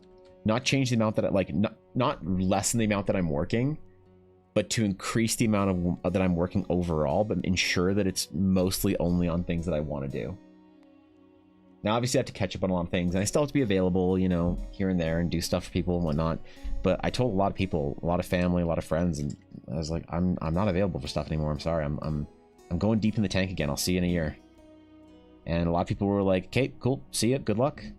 Can't wait to see you on the other side. And some people were very upset about it, and you get a good sense of who's actually on your side, you know, when you sort of say something like that. Better point people with pointy fingers, maybe. Think I'm at a place in my art that I could now do what I want with it. I just need to do the work to get the reps. Right, that's like a big moment where you kind of have that like exhale of like anxiety, and you sort of realize that you're kind of at the point that you need to be to start doing like projects and whatever. So the teenage phase that I just kind of quietly appreciate now. Ah, yes. Well, Ulner, while you're sitting there listening to My Chemical Romance, and playing fucking RuneScape with your right hand as your left hand has finger claws on it, just know it's just a phase. It's just a phase. It's just a phase. You'll grow out of it. It's just a phase. All right, Steel, be good. Thanks for chilling today, Steel. Appreciate you. Beautiful art. How many hours did you work on it? This is probably 12. So it's hard because I streamed almost the entire process of doing this, and so it takes longer on stream. So doing something like this is probably a 12-hour project that I've probably spent close to 14 hours on so far, because I think I've done I did 2 full 5-hour streams on this, and then a bit of work before that, and then a bit of work in between. So I'm on probably hour 14 or 15, but it's only supposed to be about a 12-hour project. So we're getting there. We're getting there. I'm gonna finish it today. I'm gonna deliver it to the illustrious not a client, target of fan art harassment, and then we'll be done. It'll be beautiful. I'm very excited about it. Really dig the vibe of this one. What's up, Savar? Good to see you. Yeah, it's kind of the plan, at least. Okay. Started to think about other colors we can kind of like art, that other sort of like glow of color to bring in. And I think I'm gonna try something with like the green glow somewhere. Like honestly, it's as easy as merge this layer down, grabbing sort of the neutral point of our green and kind of just like painting over. Let's let it dodge ups.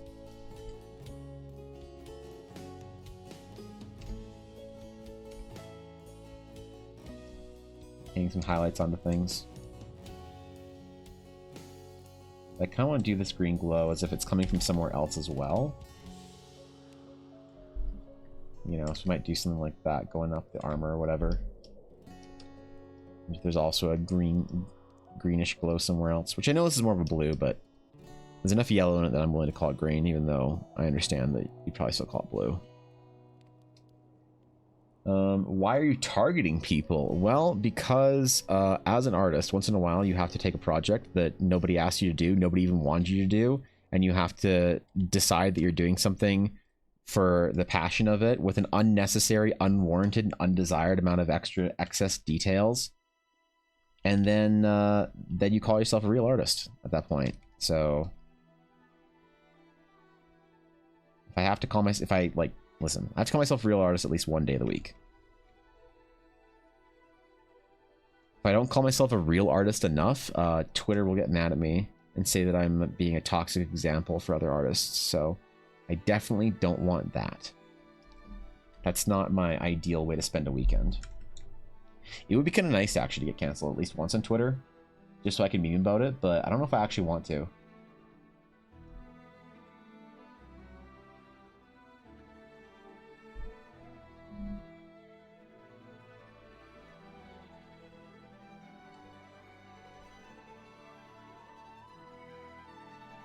Yeah, we'll definitely see about that.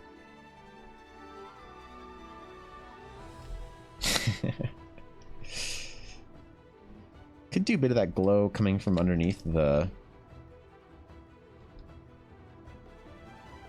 armor plates even.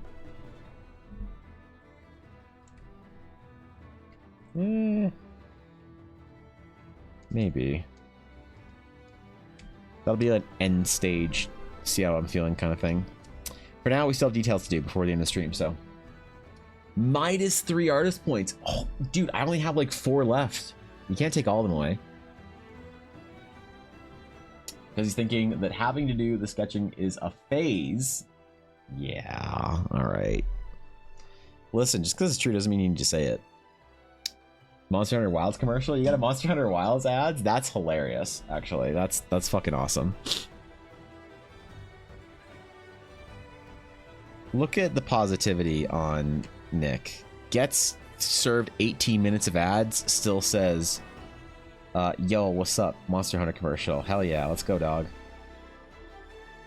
Look at that positivity. I'm telling you. What a guy.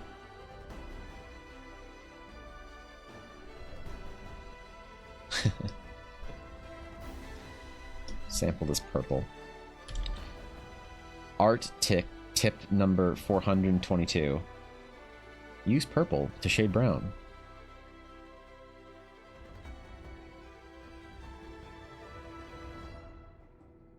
Oh yeah. Just a little bit here and there. Just a smidge now and then. Put underneath your actual shading. +7 artist points. What do I got now? Like 11? Or did I lose more? Just remembered why, or was this the model with independent jiggle physics? No! No, come on, respectfully.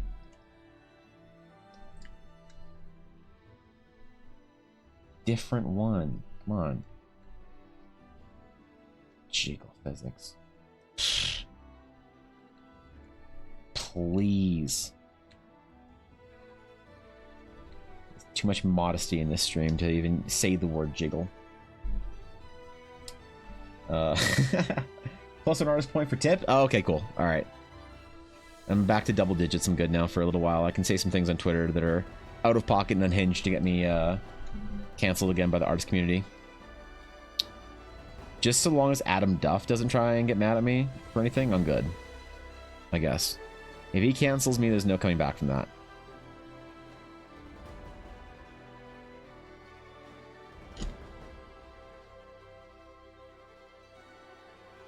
Yeah, anyone else canceling you, that's probably fine.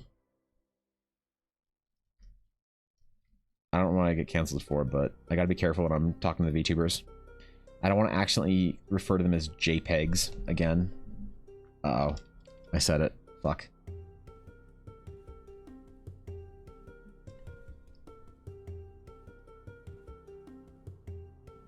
Shit.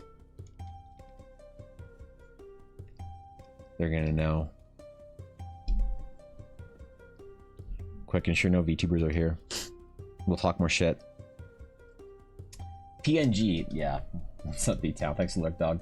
Necromancers should be their own class. Just curious, but what should the subclasses be then? For a Necromancer, I'd get... Well, first of all, I am very much a proponent of not necessarily doing subclasses if you don't want to. If you have enough of a hero class like sort of vibe or aesthetic in your design, it's okay to not have a subclass. So for instance, the Astral Knight, no subclass when I designed it. The Astral Sage, 2 subclasses, not particularly big ones. So I would give the Necromancer probably 2, maybe 3 subclasses for 3 different playstyle and vibes. One would be like a summoner and focus on that. The other would be sort of an affliction, disease, pestilence sort of one.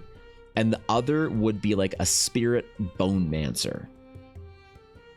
And part of the mechanics for those would be debuffs and save-based kind of persistent damage for the affliction.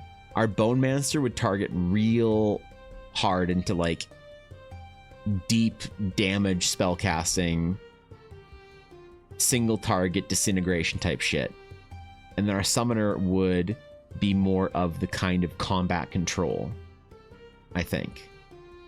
Diablo, I see. Yeah, well, not definitely the poison and bone would be more the bone side of the poison and bone tree would be in the affliction.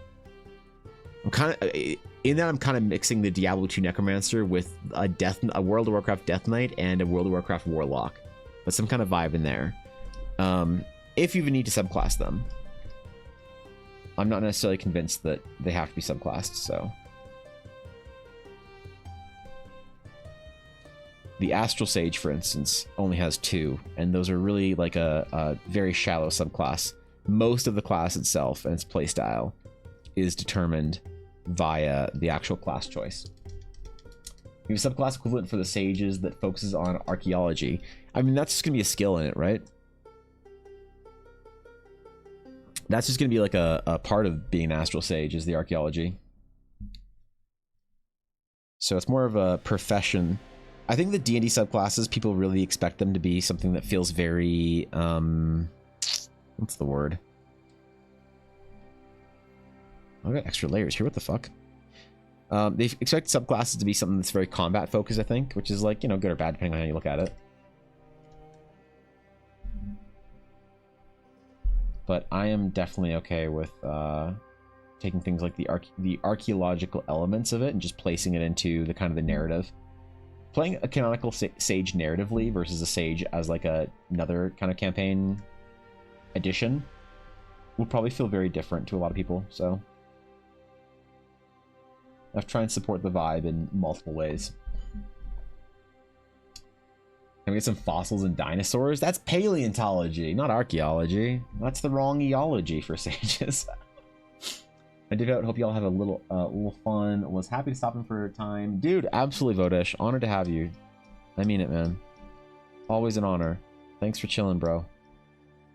Appreciate you. Yeah, for Necromancer, I'm not sure if I'd even want to necessarily give them a subclass, just a lot of options. I think that a lot of custom classes, you can actually put all those kind of subclass options in one tree. And I've seen a lot of success like that myself with design, so maybe it'd work, I don't know. Maybe I'm bad at design, who knows? Don't answer that. I don't actually want an answer. Yeah, wait, chill.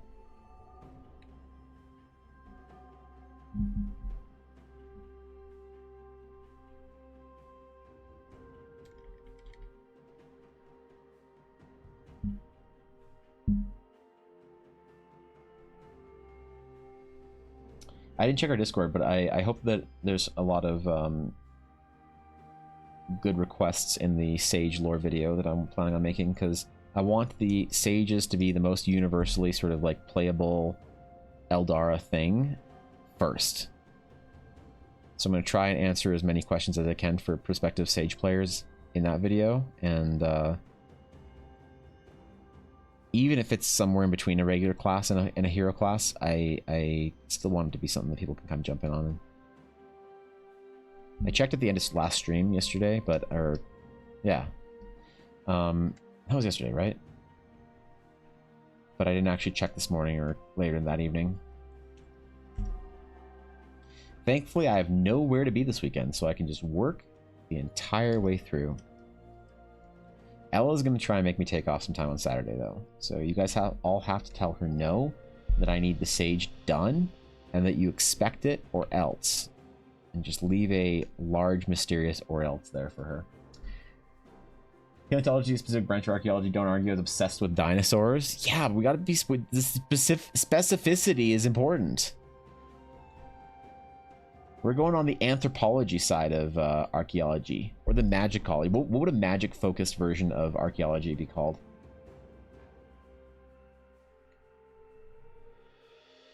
Magic-focused version. Archaeology?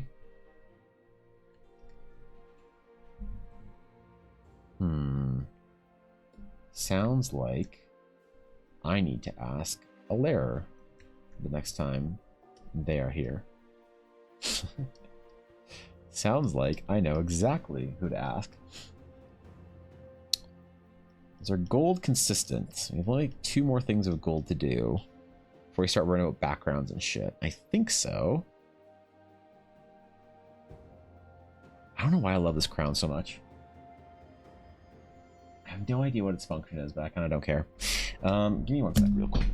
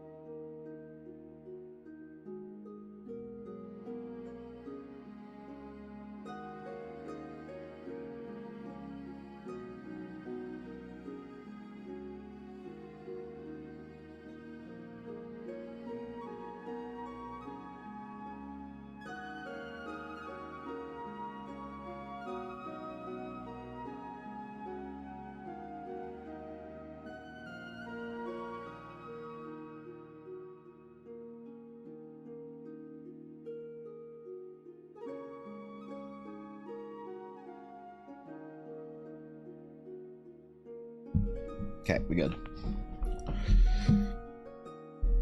One sec, I just need to respond to something. Real quick.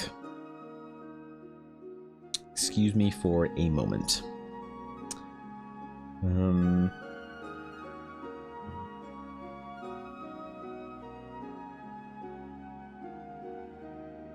Okay. I'm at the point where I need to start thinking about background for this piece. Whatever we're gonna do for it.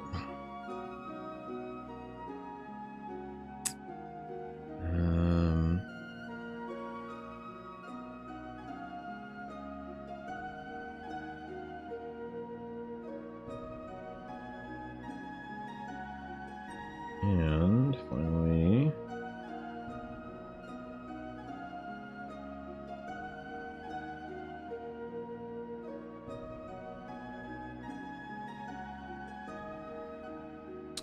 Okay, I think we're good.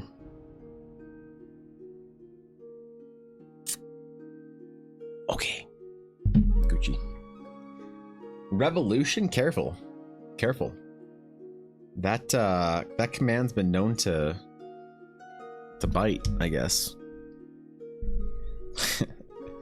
It's happened more than one occasion. Sometimes I look at this and wonder what it would be like to just start painting on top of it. Take our line work, just like turn it to overlay type thing, make it all black, merge it down, and then just start painting. You know? The temptation is there, I'll admit. Even though I know better, come on. You think I would risk the sanctity of the sketch? Never.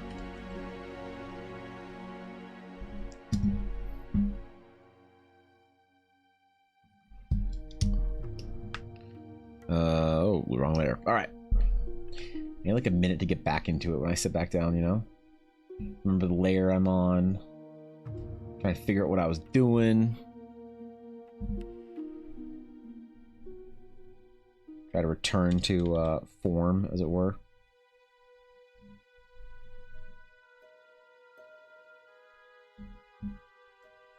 That's why I don't like having to like get up all that often when I'm streaming or doing anything like that, because I feel like you need a minute to kind of get back into the groove. Definitely one of those artist things that I had to learn how to sort of manage and kind of like help people around me as well, help me manage it. So when I'm doing like some deep work, Ella does her absolute best not to even acknowledge that I exist.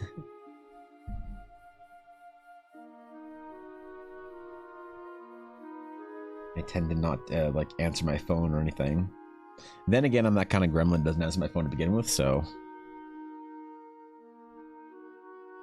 that's like such a weird millennial thing. But I can't deny it. I'm like, if it's important, they'll leave a message. It's probably not a great way to handle it, but here we are.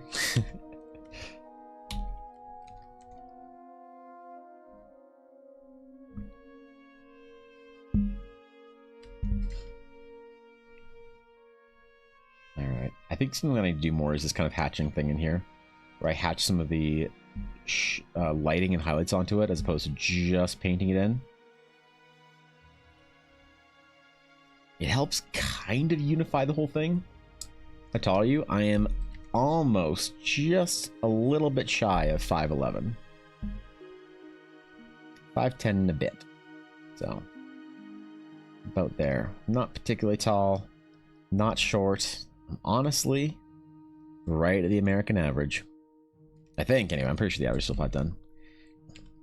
Ella is taller than me because she's 6'0", right on the dot. Not plus or minus a little bit.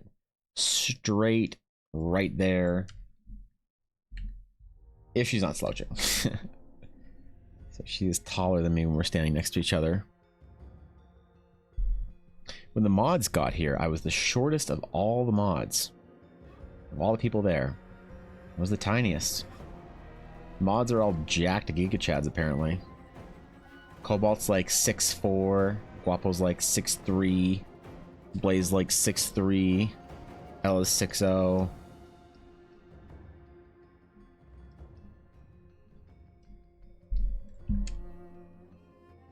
But only those who have come to a Realms of Eldar official convention event know the truth. Just under 6, around there. Man is short, you think so? About 5 inches to go. Be tall.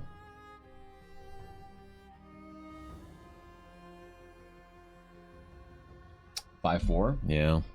There you go.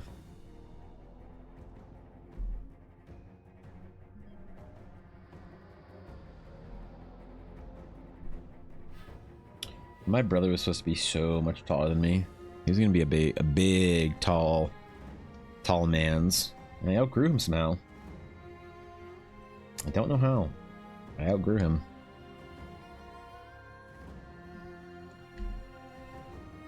I'm not particularly tall in my family, so we certainly aren't short either. Right in that average.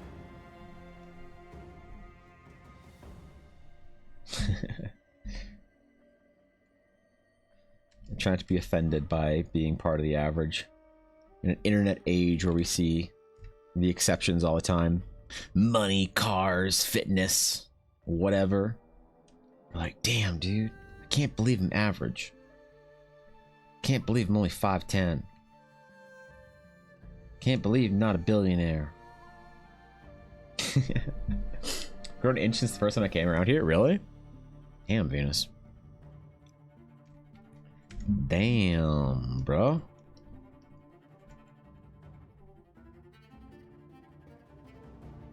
You're still growing, homegirl.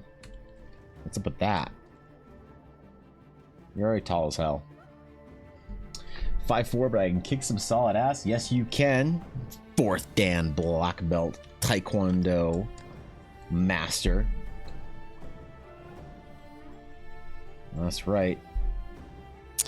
Yeah, it's hard to it's hard for me to plan, like, trying to figure out what target weight I need to be at when I'm kind of like done with my weight loss journey. So I don't know. Guys my height can vary in their weight quite a bit. But I think if I could be a pretty solidly built 185, I'd be very happy. But obviously that's a certain amount of muscle percentage that I don't have, so I gotta get down all the way to whatever my lean sort of mass is gonna be and then build back up. So we'll see. Hopefully I can start the process this summer. It'll be weird, kind of funny actually, when I first like get to that point where I'm starting to now eat in a surplus to gain weight again after having trying to like lose weight for so long. It's gonna be kind of an amusing moment for me whenever it happens.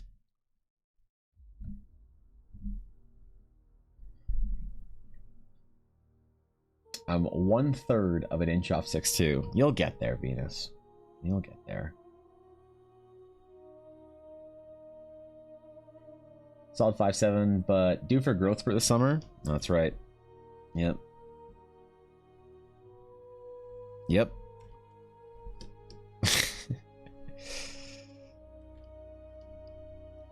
I knew dudes in high school and college that would have growth spurts so apparent they'd have stretch marks. It's crazy. I'll never be a tall, handsome Giga Chad like Sir Cobalt or Mapache Guapo or Throughout the Blaze. But I'll work with what I got, man. I'll work with what I got, I guess. It'll be a lot worse. I don't know what her pants are made of underneath her armor, but somehow we're putting thigh armor on her. I don't know why. This seems like a irrelevant contribution to the character design. But here I am, worrying about it. First, finger claws, then thigh armor. I'm just painting a picture here. Hey, most people, Gus, are off by 10 to 20 kilograms. Well, you're very athletic, right? So that helps too. You're always going out there in the wilderness, doing the summer fitness challenges of the Dragon's Claim Venus. It's very impressive. This summer, your summer fitness challenge is going to be ambitious. It's going to be a single month fitness challenge, but it's going to be an ambitious one. There's going to be some pretty dope rewards for it too, for those willing to take the challenge and take the test. We're also going to do a summer boot camp for art right before. It's going to be art boot camp, then fitness boot camp. We're going to see who the real artists in the Dragon's Claim are. Those who aren't afraid to go deep on their studies. To try real fucking hard. And then I'm going to issue a fall challenge. It's not going to be a particular, like a specific project over a specific amount of time, but it's going to be a challenge for a style of working that I'm going to see if anyone wants to take. So we didn't really do any fall challenges last year because I was away for basically the entirety of the fall. Fitness challenge, you say? Yeah, Maggie, what I've done a walking challenge for the last 2 years. That's been a lot of fun. I did a little badge for people. So it's actually an in-game lore event. So there's something called the Runewind Festival in Eldara. And with the Runewind Festival, excuse me, it is a walking challenge. So it's kind of like one of those like conqueror challenges or whatever. It's called the Journey to the Runewind Festival, and there's a whole bunch of lore for it. And I did these little badges for if you reach certain like milestones. So it was over what was it, over 1 month or 3 months? No, the last one was over 3 months, and this one was over 1 month. But it was basically to walk a certain amount of distance. Oh my god, what am I doing? What? Help!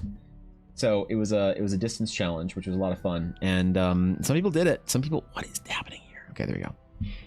And yeah, did little badges for it, and made a whole like lore about it, and there was like random encounters and events, and I made like every couple of days in the Discord I would have like a random encounter, so you'd have to like roll what thing happens to you when you reach the certain challenge point, so everyone gets to kind of write their own story or whatever.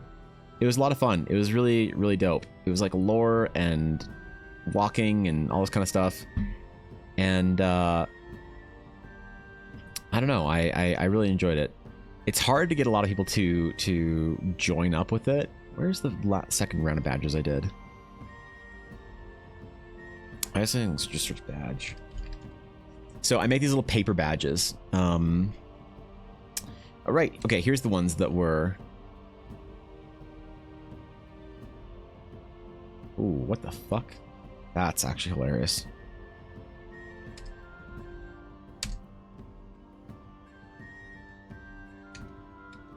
That's actually funny.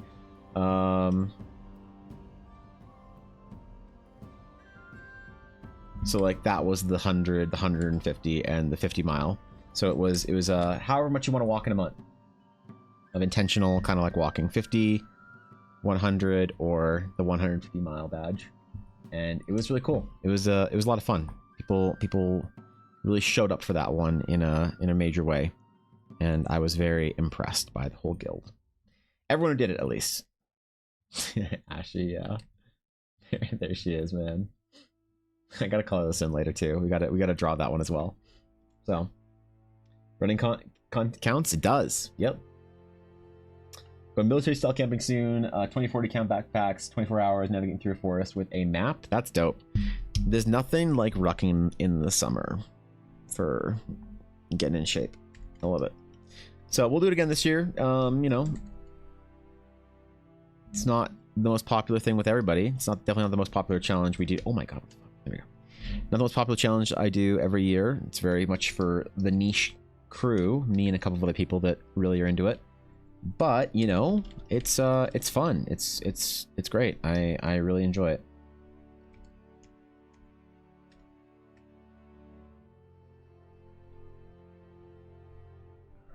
For those willing, they go hard. And so, oh yeah, the little paper badge, I mail them to people who want them. So there's also that too. I think this year with the price of postage, I'm gonna have to like just charge like $2 for them or whatever, some shit like that, something small, because mailing them kind of gets a little expensive, especially to Europe. Dear God, if it's just to America, it's not a problem, but Europe is an issue.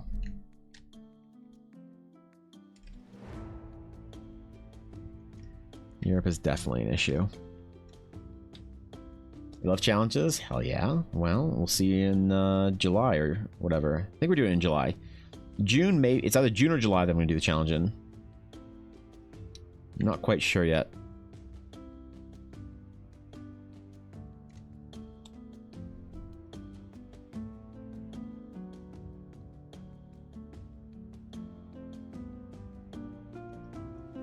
There's like a way you can do it through an app, which is like really cool.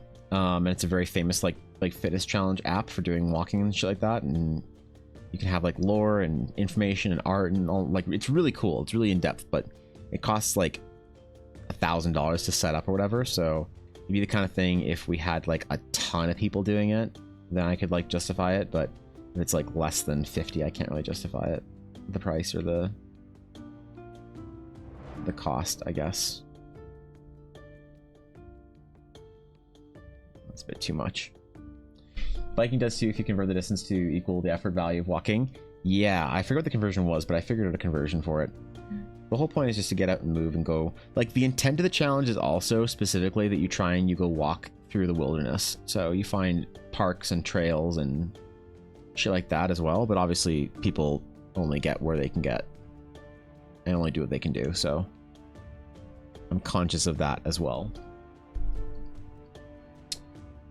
What summer it's going to happen in March, if not earlier? Damn, bro. The distance will probably be 50, 100, and 150 miles again. I think that was a good one. A lot of people were happy with that. That's pricey. Yeah, it's through the, like, if you've ever seen the Conquest Challenge thing, I think it's called the Conquest Challenge. Right? There's this, Conqueror. So it's this thing where you can get this app and it will, you basically, you buy these challenges and you go do these like kind of like trails or whatever that all have different distances, and you can get like these marathon badges. So it's kind of expensive. It's like $50 or whatever, but you download the app, you start the trail or whatever, and then it tracks your steps and everything.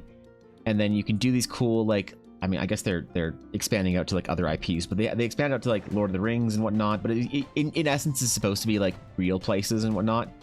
This is just all the new stuff, you know, like the Banff one, and you get a little cool medal when you finish it. They like just mail it to you when you're done.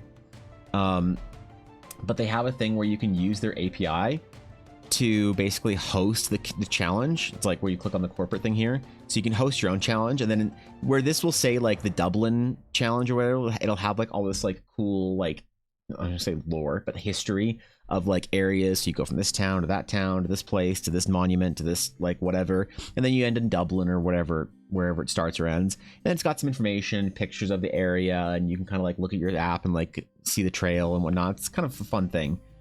Definitely really blew up in the COVID patch, but yeah, they got a lot more stuff in here. They had the Lord of the Rings ones, which were really cool, and I guess they expanded out quite a bit in the last like 6 months to a Star Wars one, Tomb Raider, Harry Potter, Star Trek, Disney shit.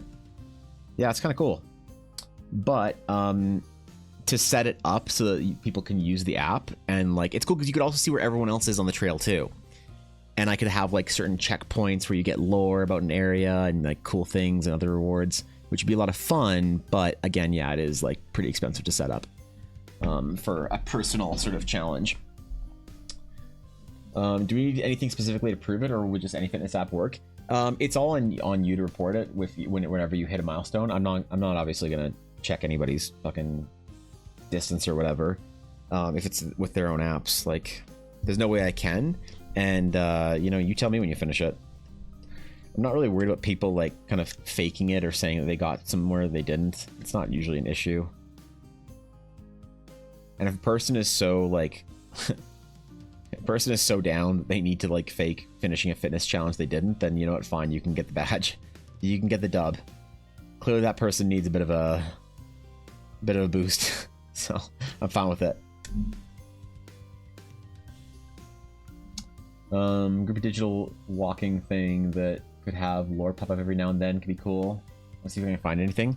Yeah, I mean it'd be maybe if there's another fitness app like Samsung or Apple or whatever that does that kind of thing, that'd be cool. But really, I think we're kind of screwed. We're kind of stuck with the one that does it, and everything else is just sort of meh.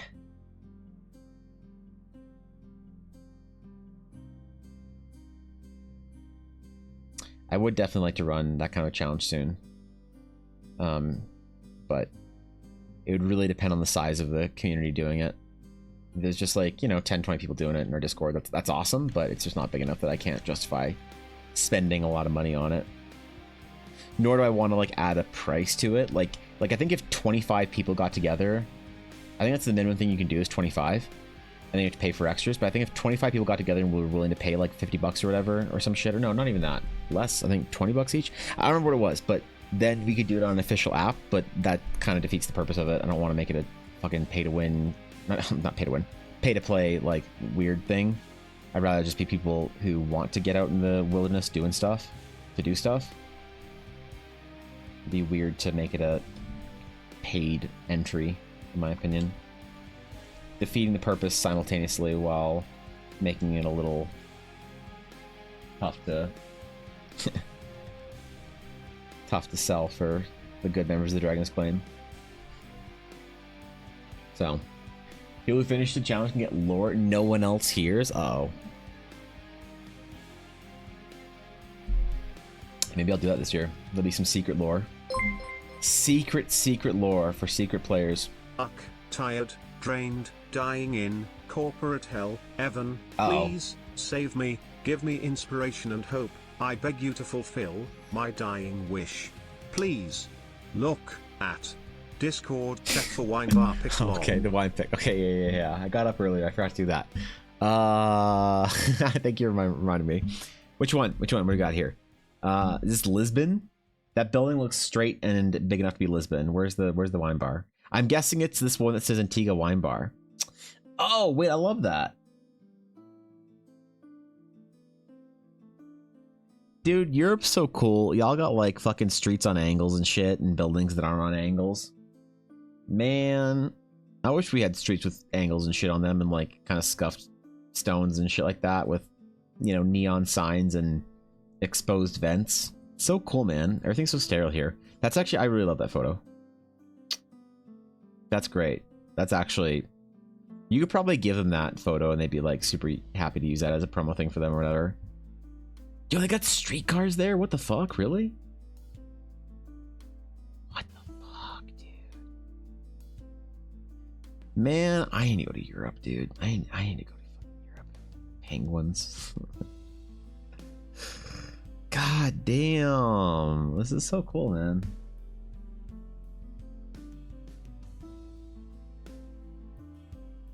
I need to take my great artists expedition to the old EU, I think. Venture away from NA and down to EU. But like up until now, I've only wanted to go to like Eastern Europe, so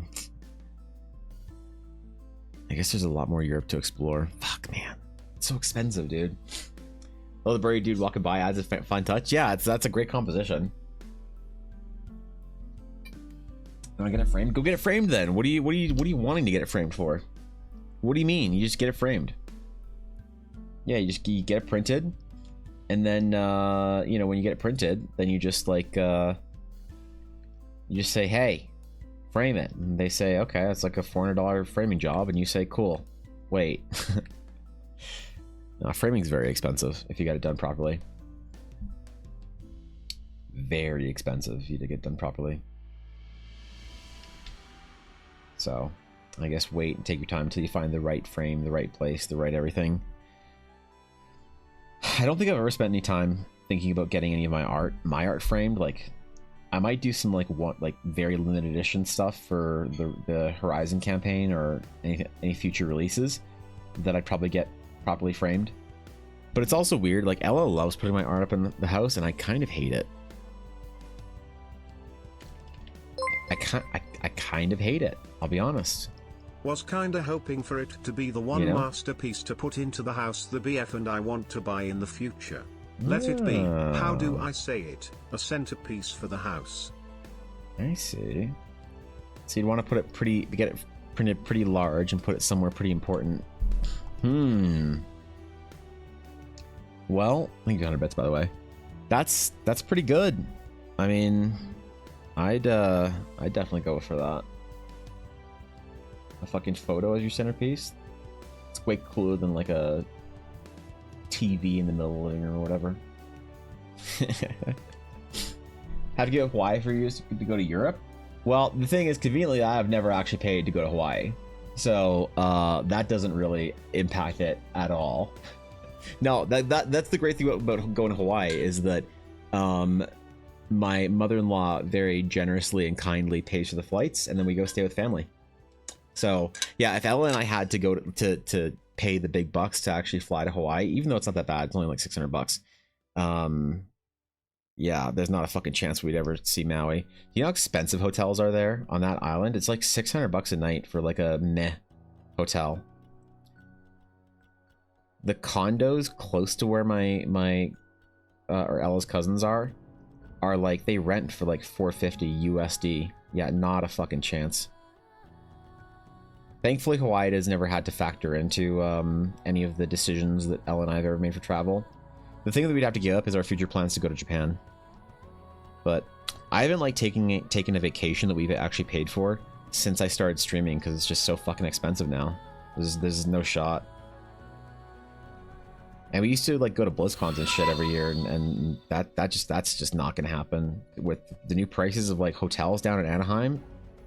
Even if we wanted to go to BlizzCon, it's just right out. Travel is just so unbelievably expensive in North America now.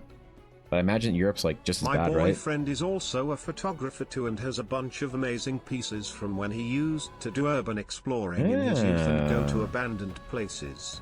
One of my favorite pieces he ever did was he went into an abandoned bank and took pictures of old logbooks that had severe water damage. That's kind of cool. Absolutely beautiful.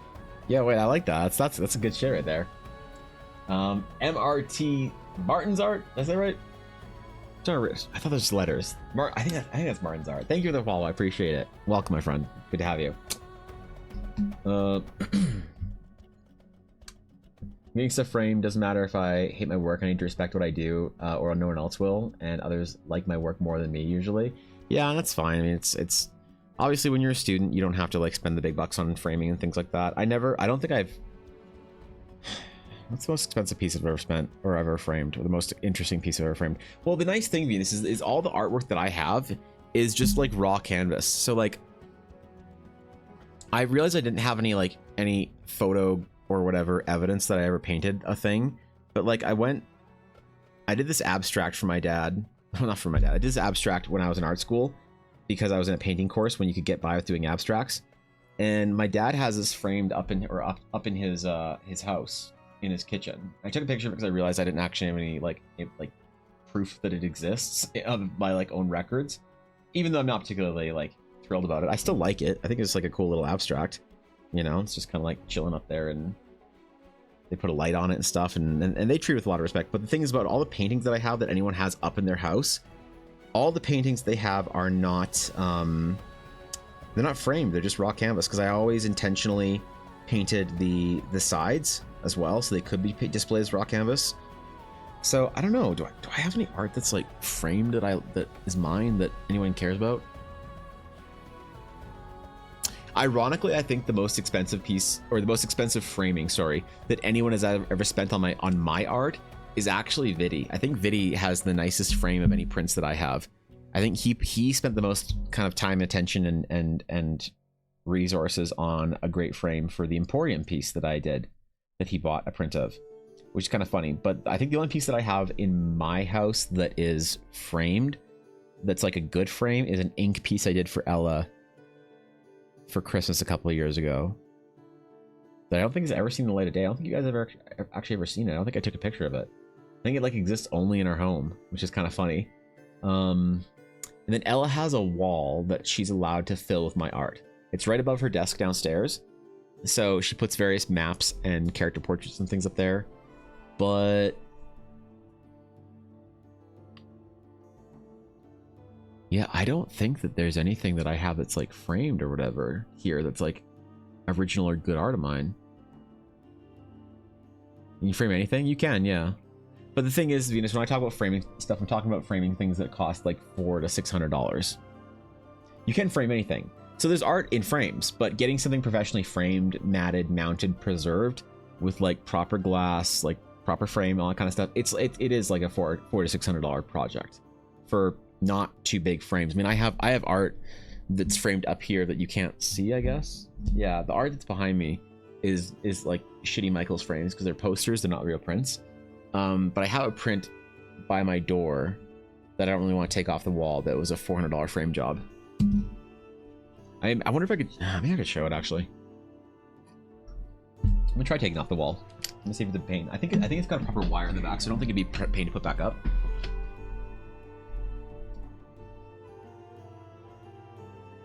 Oh yeah, it's fine. Yeah, so this is so this is what a $400 frame looks like. This is a limited edition Blizzard print. It's got like a little plaque there that says what number it is. It's number 50 of 650. And then the mat, they didn't do the mat because since it had a plaque with it, the print came with the mat, which made it a lot more expensive. It was like a $200 print, I think, because of it. But like it's got a proper, you know, like this is a $400 frame, and you can't take the piece out. There's no like removing it or anything. If I were to take it out, it would be a big expensive problem. So yeah, this is what I mean by like a real frame. You can put anything in a frame. There's shit in frames behind me that isn't like real art. It's just like prints and shit. But this is an actual like proper fine art print that's in a example of what a big front. And like look at how small this is. It's like not that much bigger than my torso, and this is $400. So I mean 300 US because it was like about 400 Canadian. So keep that in mind. That's what I mean when I say frame.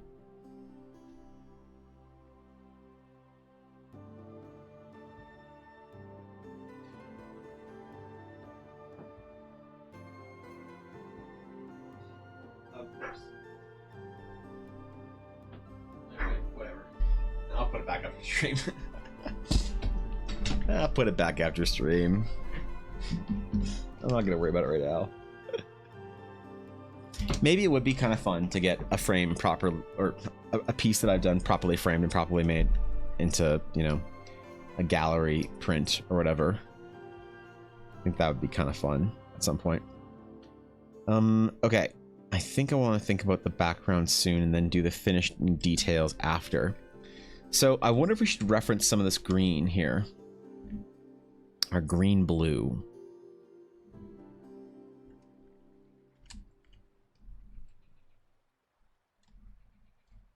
For our background. We're gonna try some stuff here. We're gonna experiment with some things and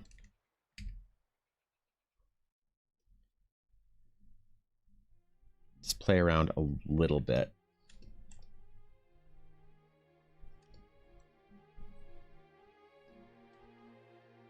Try a bit of texture.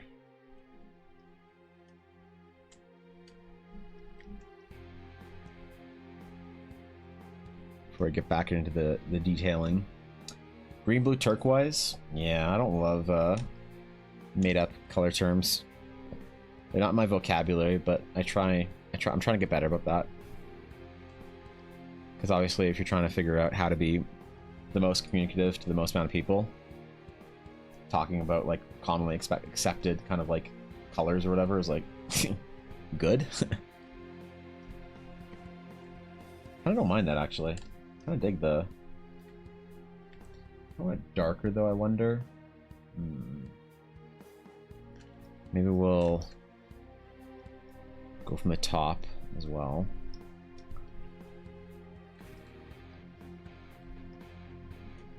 I'm gonna try some stuff. See what fits, see what sticks.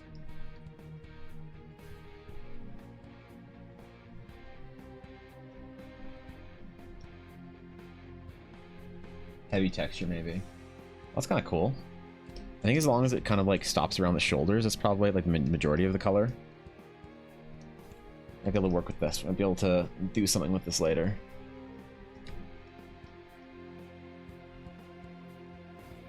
Because then obviously we could do some sort of like implication of kind of light above.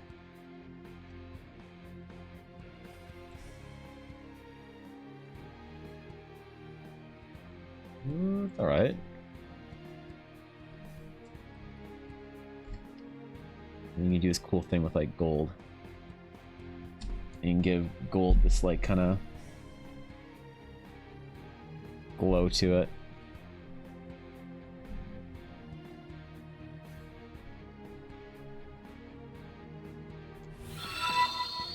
Kind of gives it this like reflective quality. And since we've got a lot of gold at the top side of this, doesn't quite do as much as we get into our like more. I wonder if we could try this on actually a color dodge. This might be okay. Red Queen of Old, thank you for the follow. Appreciate it. Welcome in, my friend.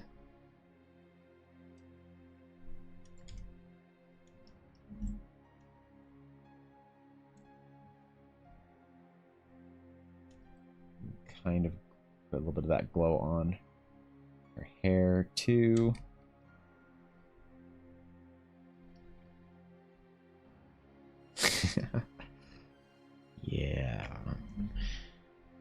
maybe we dodge a little bit of this here as well. Just help our background kind of show up. I'm not gonna raw straw, is it okay? My dodge brush, but we're gonna do a little bit on the gold.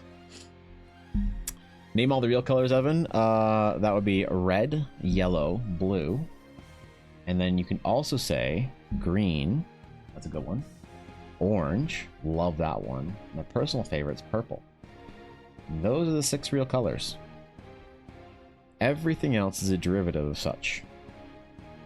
And so when you work at a design agency or you work with like real printers or something, you tend to need to be specific.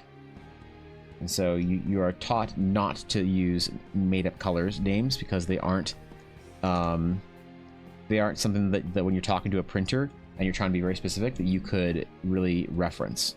So you can't say, I'm looking for a maroon. And you're like, what the fuck is a maroon? Well, most people think of like a dark, desaturated brown kind of red. But it could also easily be a purple, a cool purple. And it's like when you're dealing with like mass printing and stuff like that, that's very different. And so you gotta be kind of careful about it.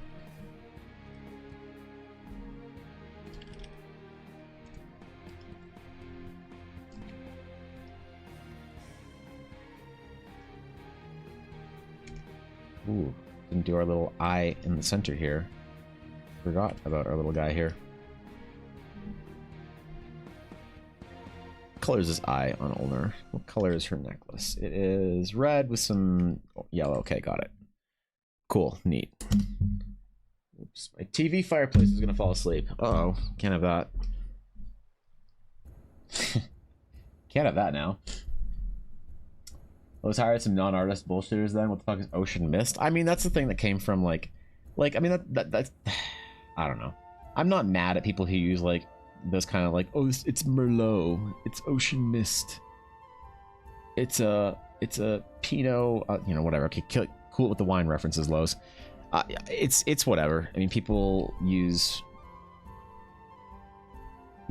kind of silly color names to try and communicate what they're talking about easier, and it does work, because the thing is that if I say turquoise, maroon, I don't know, ice blue, it's like most people have a pretty good idea of what I'm talking about within enough like of a margin of error, I guess, that it's efficient use, it's efficient communication.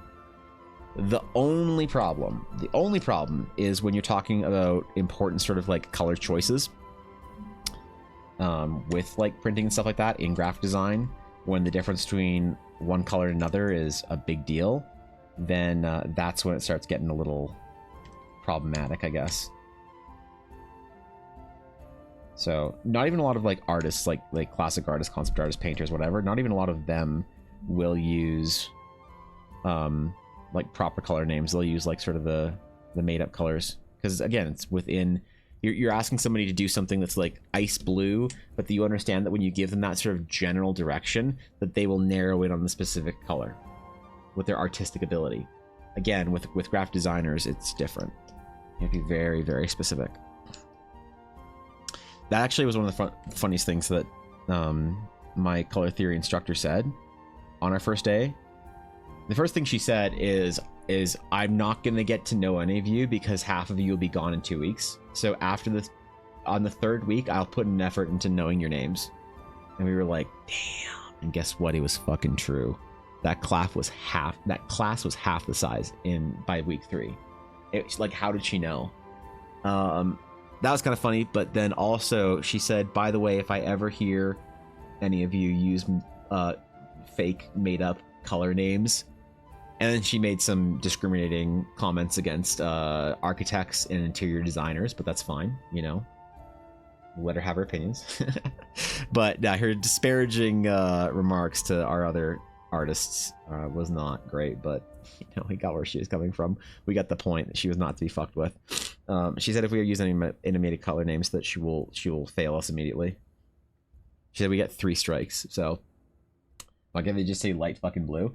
Yeah, I mean like the way you describe an icy blue is you would say a, you know, a desaturated light green blue,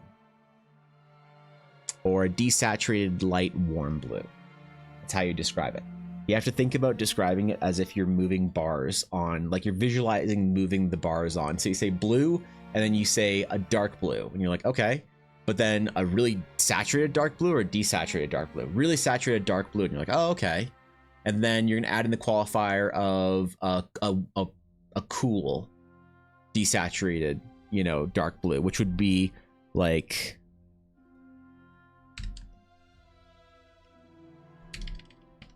this.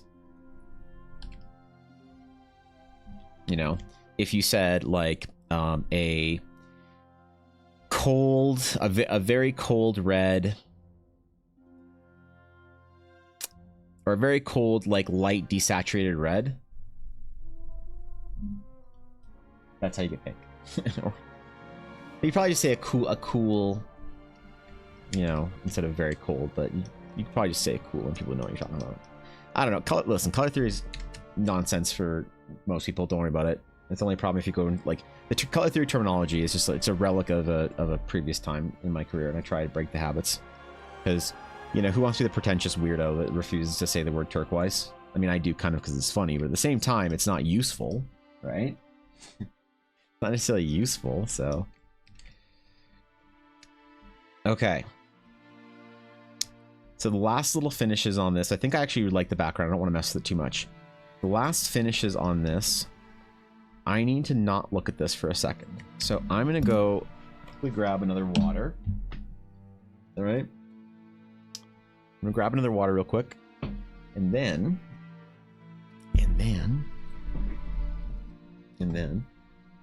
we will try and finish this piece.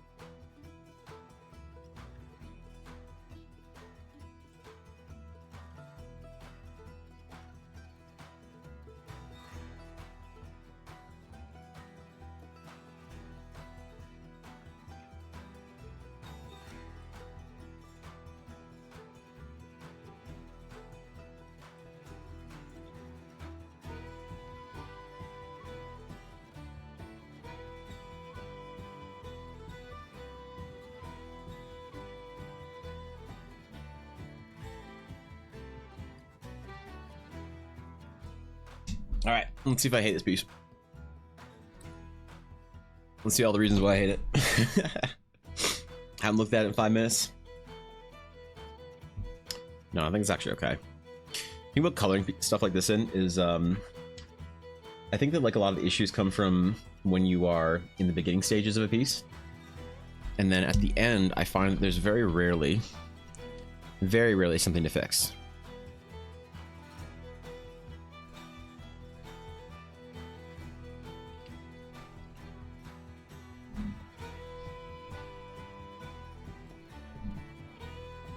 But there'll be a couple little things here and there.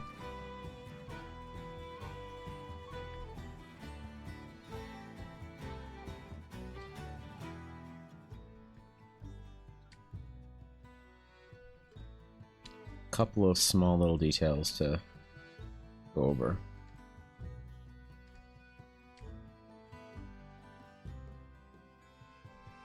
A couple little... Ooh, the cracks in the skin, I forgot about that. Shit. I was gonna do some, like... I was gonna do some of this coming out of them. I don't think that would quite work, though. Yeah. Doesn't really work with the hatching. That's okay.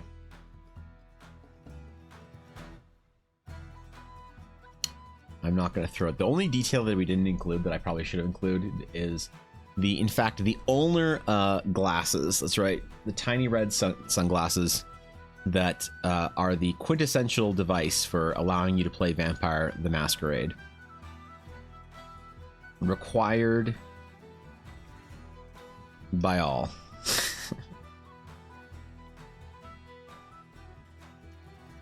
Missing details. We have the arm tattoo. We have the glowy nonsense. We have the... We give her a dagger. I don't know why. Don't ask what the chains are for.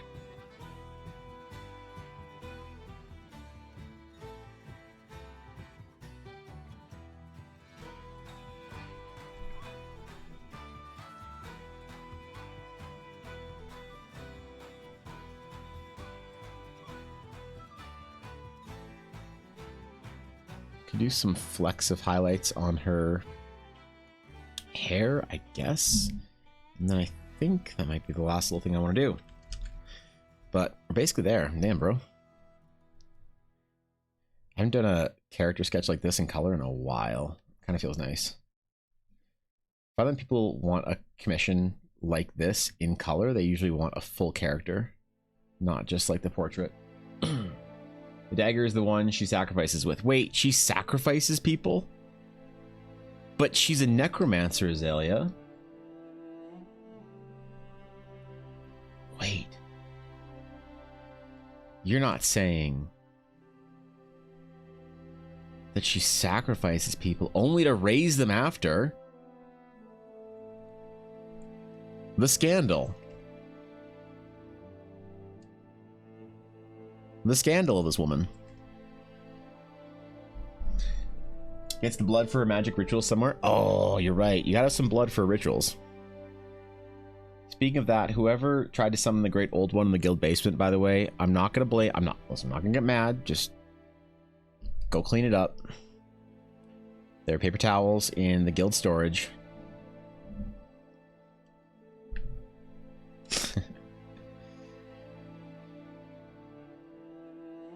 I'm upset. You just gotta, you know, just gotta keep things in the guild hall clean.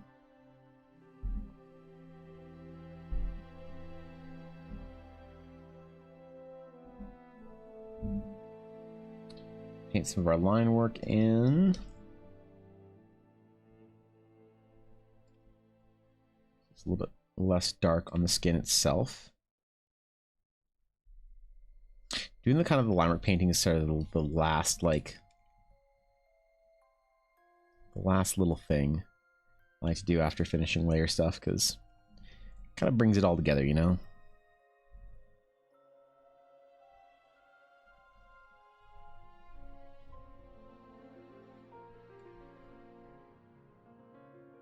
Sometimes I paint the golden as well. The gold really benefits from having a little bit of a red hue to the line work. But obviously it's not practical everywhere. And sometimes it's okay just to do it as like a little highlight thing where some of the light is strongest.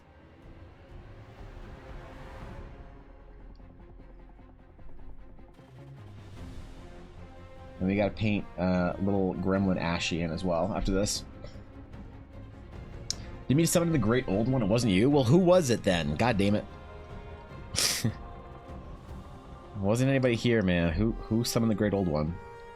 Or attempted to, by the way. I don't think they were successful. I saw their ritual summoning book. The pages were stuck together for the second last and last page, so they must have not worked, and then they probably weren't sure why, but I'm not going to tell them. I'm not going to help them out on this one.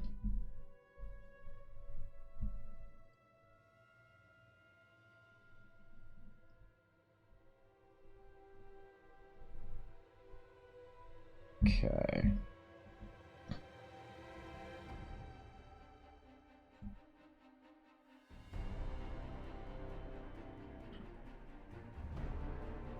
And the red line work around the face is something I do on emotes and in this style a little bit. Kind of softens the hard line around the eyes and the rest of the piece. Can Gremlin Ashy be a wizard familiar? I don't know. What do you think?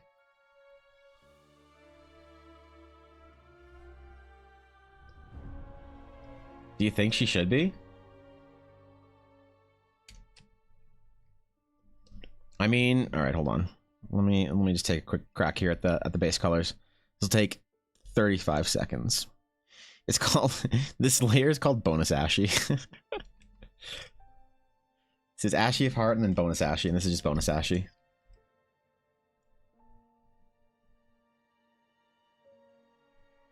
I did a piece like this of my dear friend Amma. Ancient times. She probably wouldn't even remember.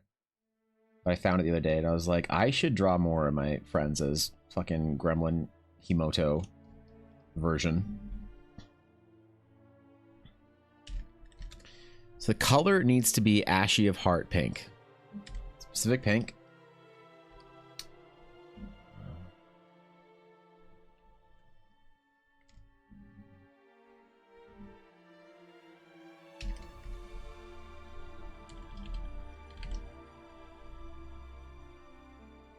Okay.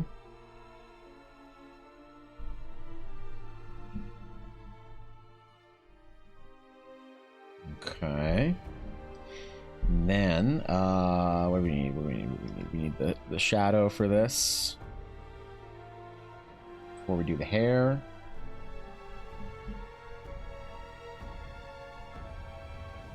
Trying to figure out how to do this in the most efficient way possible. Just so we get a good sense here, so we can put her on her shoulder and have Ashy, Bonus Ashy and Ulmer together.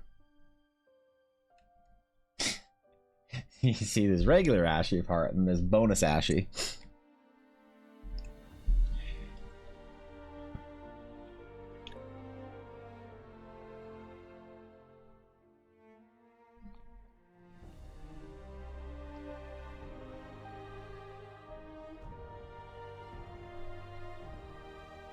I don't know if it was intentional, but whoever designed Ashy, the pink and the yellow, it's actually very hard to not get to clash. Yeah, they got very lucky or are very good. I'm guessing very good. It's not something you just sort of like stumble into.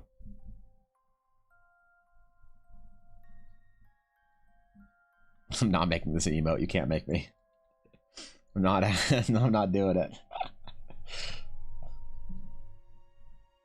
I'm not thrusting it upon Ashley's channel and saying this must be an emote. But maybe.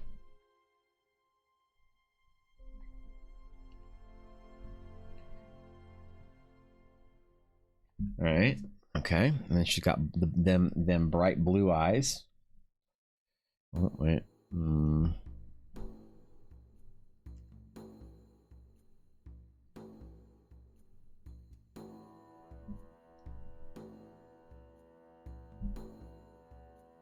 We got the red shade there. Okay. And I get them blues. This is so dumb.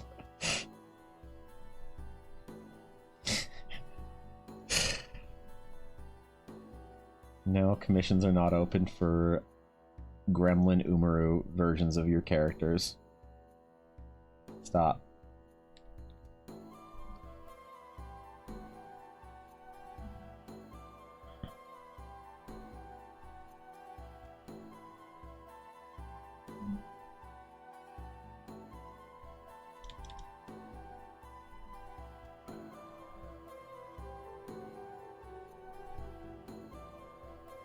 I will not be in contact for this. The Adorable Necromancer? I mean, we're trying to make a gremlin for the actual Necromancers. I'm not sure if Ashley's a real Necromancer there, Lemon, so... Maybe the Necromancer, I'm just letting it sit for a second so I can look at it. I'm pretty sure she's done. I'm pretty sure Olner's piece is, like, completely done here. So right now, the gremlinification of Ashley, I think, is kind of a... It's like a bonus project, if you will.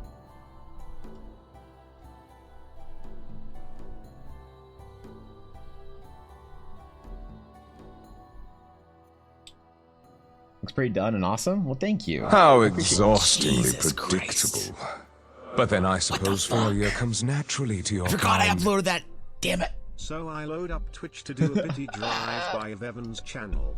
The current front page stream audio loads. Yes. Streaming's it's Canada. Uh-oh. Masai. Fine then. Be that way, Twitch. Hi Evan. Bye Evan. Hi Mita. Hey, what's up, dude? Okay, god damn it. God damn it.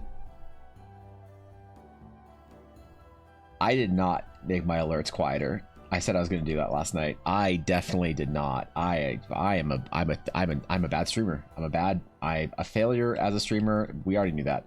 God damn it. They have 500 bits, Mita. What the fuck? God damn it. Thank you, Mita. I appreciate that. You were far too generous, far too kind, my friend. I am humbled. Thank you. Even if I got shoved in a fucking locker and told How to shut exhaustingly predictable. But then I suppose failure comes naturally to your kind. Side note, thanks for having a nice quiet bit alert. I'll fix it.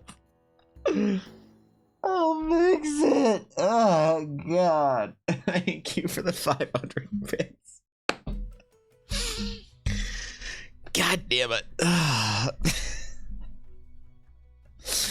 Thanks, dude. I appreciate it. Yeah, no problem. I got the just a little quiet little bit alert there. Oh, no worries. Hey. You know how it is. How exhaustingly predictable. It's so much But then I louder than it is for suppose me failure than it is comes for you naturally guys. to your That's kind. the thing. Is even if it's refreshing loud. to see a streamer that doesn't make their alerts overbearing and distracting from their content.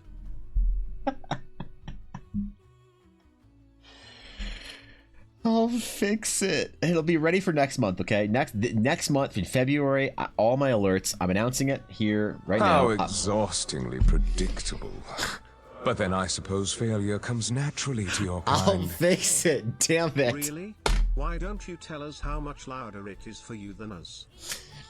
It's quite a bit louder. I'm surprised you can't hear it through my fucking headphones. Especially because they're open back now. Why do I have it turned up on my side and turned down for stream? This is the stupidest. Okay. Thank you for the 500 bits. I appreciate that. God damn it. Evan just wants all of Canada to hear his alerts. Apparently. Fuck, man. Yeah, did you hear it from there, from where you live? I will adjust it for, I swear to God, it's after stream. The third thing I do after checking my TikTok to see if I hit 400 followers will be will be the exactly just that, and it's a promise. Okay. God damn it. I'm so here for some suck. Just leaving this here as I leave work to prepare to pack for my trip. I will see you silly goobers next week in beautiful España. I will be grabbing more pictures for you all and souvenirs. Love you all very much. Smiling face with hearts. God damn it. I forgot that was an alert. Mel, thank you for the 100 bits. Thank you, Moose, sorry, Moose, thank you for the 100 bits. Mel, thank you for the 690 bits. How have the best time. exhaustingly predictable. God, Jesus Christ. But then I suppose failure comes naturally to your kind. So is this a promise that's redeemable before or after I get my rewards for donos? Actually, February is coming up, and I did say that late February was when I was gonna add them all to the fucking thing, so we can do it properly. So probably before, actually, this time. I talked a lot of shit, but Jesus Christ, that's a lot of bits. Guys, chill, okay? What the fuck? Y'all try to hype train me. Fucking chill, man. Look, I appreciate it. Now have the best time ever. We'll miss you. Go find cool shit. Have an amazing time. Fuck. When you get back, the alerts will be fixed, supposedly. And I'm not... Shit. I shouldn't promise anything, should I? God damn it. Nita, chill. What the fuck? Dude, seriously, come on. That's too... Holy fuck, man. God damn it. Thank you for the 5 gifted subs. Jeez. Come on. You already shoved me in my locker, okay? I swear. I swear I'll be good. God damn it, dude. Seriously. Chill. Thank you for the 5 gifted subs. God damn it.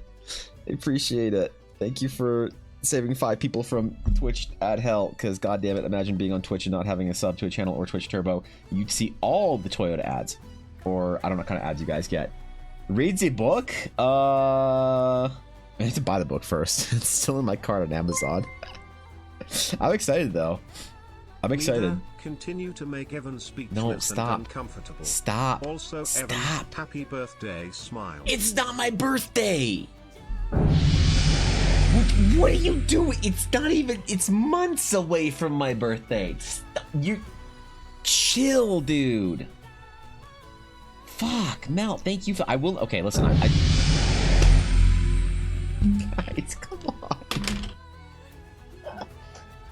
Oh, come on, guys. Chill, okay? Fuck, man.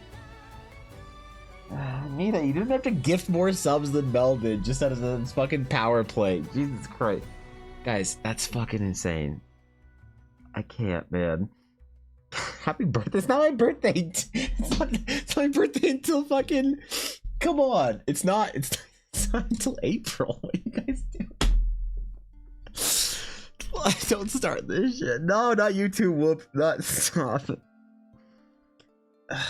God. No, wait, I need to keep working. Fuck.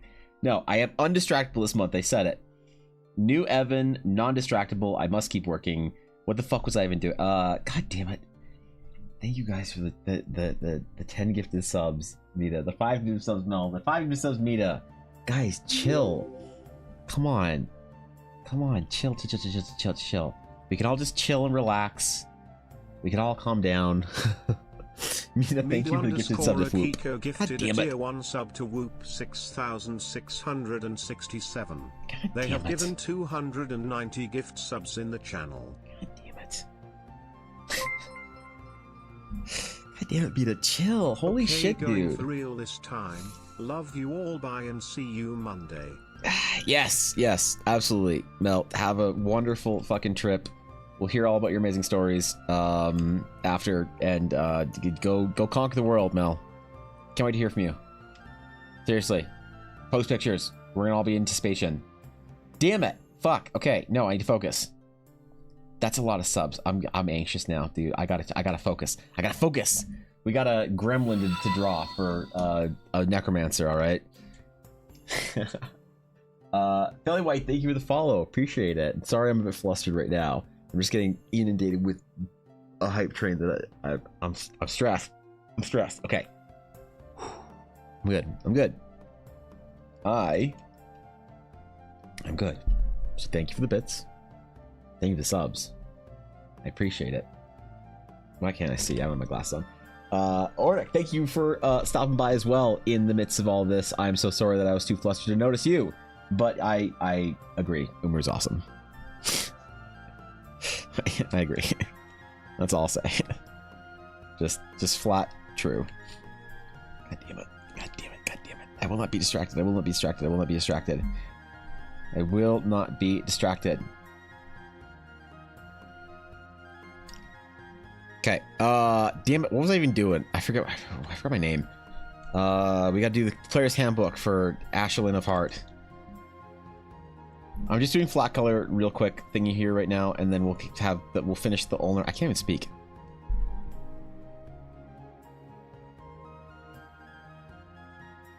I can't even speak. Okay. Guys, you were way too kind to me this month. I don't deserve it, man. I just appreciate y'all being here and hanging out. Like, come on. That's all I can ask for. I mean it. What even color is the PHB? The 4th ed PHB? 4th ed PHB. It's like a... It's like a tan. Oh, it's got a blue. Oh, right. It's got blue on it. Okay. Damn it. Okay. I'm still flustered. No, I'm good. You should file a complaint? You think so? Damn. I don't know who I complain with. Just counting completely by chance? Dude, holy shit. Well, I appreciate it. Thanks for stopping by. Thanks, Felly. Welcome in. Normally, I swear, this is not my normal art, okay? So I'm working on these 2 pieces right now today. I've got this one going on the left, and this is just a little meme that I'm doing on the side for her. So, normally I do very serious fantasy art. This is shit. Please don't judge me. Please don't judge me. I'm a serious fantasy artist. Watch there be someone from Steve's raid still here and like, what the fuck did Steve raid to? What the hell is this shit? Alright. Okay. Make this as a new layer. Bonus Ashi. We're gonna merge group. Okay, so now we've got a bonus Ashi here. Let me take the recording window down. I'm gonna hit the end of the record thing, so we've got it good. The video is ready to go. And now we have officially Ashi of Heart and Ulnar of Hot Topic together. See? See? Here's the reference. Here's the reference. Here's where we started. And here's where we ended. Yep. There we go. There's the first 2025 fan art of a VTuber friend of mine. Edition Eldar, the Eldarification of them. So, Ulnar, thank you for being a good sport about it. I appreciate you letting me desecrate the sanctity of your design. If you guys are wondering who I am drawing, it is Ulnar, in fact, and she's amazing, and probably a streamer worth knowing, I'd say, if you're any kind of a person on Twitch. So no, Ulnar's great. Actually does pog events, amazing streams, great community. I love the chat over there because they don't take no shit. But Ulnar's amazing, and it's my honor to know Ulnar, and I'm really happy I got to do this art because I've wanted to do something for Ulnar since Ulnar's birthday. So happy birthday, Ulnar! I'm sorry I didn't have this ready in time for your birthday. The last part of 2024 was absolutely hectic for me. So this is my redemption, but hopefully it is a redemption. So I'm gonna post this on Twitter. We're gonna save it. We're gonna snip it. We gotta do the final art things here, okay? We gotta do the actual snipping of the art. So I'm going to grab, I'm just gonna do it with the snip tool because it's just for Twitter. I'll save a proper version of it, but I'll just snip it for Twitter because Twitter is kind of low res anyway. It's not actually that bad. And this tablet's really big, although it doesn't look like that. File, save as, art vaults, Ulnar. Save. All right. Now here's the important part. Here's the important part. Okay. The question is, what do we say in the tweet? So what eagle-eyed viewers would notice is that recently I missed out on doing my fan art of Ulnar before she got partnered. But now that Ulnar is a giant partnered real streamer, I have the distinct, I would say not opportunity, but obligation to farm clout from Ulner. This is why you do Shy Lily fan art, is to farm clout. So the farming needs to happen here. So Wicked, we can't just post people Wicked. We can't just post the Wicked emote and farm clout like that. All right. So I did some fan art of Ulner. Necromancer VTuber.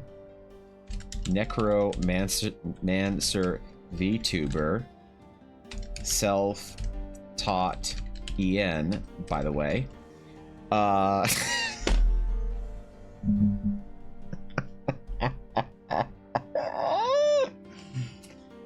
No, okay. I made some art. Art older.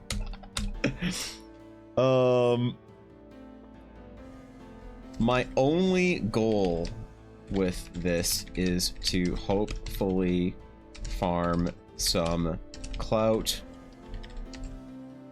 with the Yu-Gi-Oh! And VTubing community.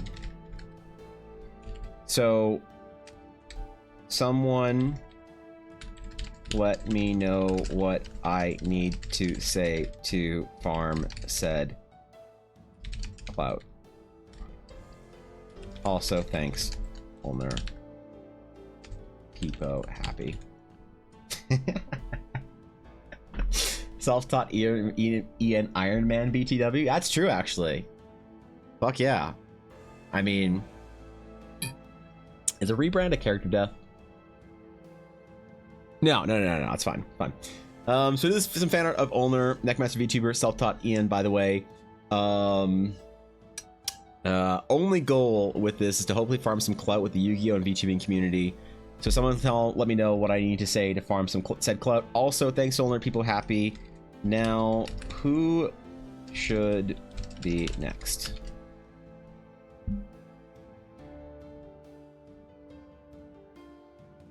Needs a tea and tot? Oh my god, I don't have that. Oh my god. Fuck you. Good catch, Joe. Self-taught is fine. It is funnier, isn't it? That is actually funnier if you say you're self-taught when you misspell self-taught. What a perfect example of your average Twitter self-taught artist. To misspell self-taught. Okay. Alright, there it is. We farmed clout. Officially. I'm gonna send this to Ulner. Jesus, I gotta scroll down.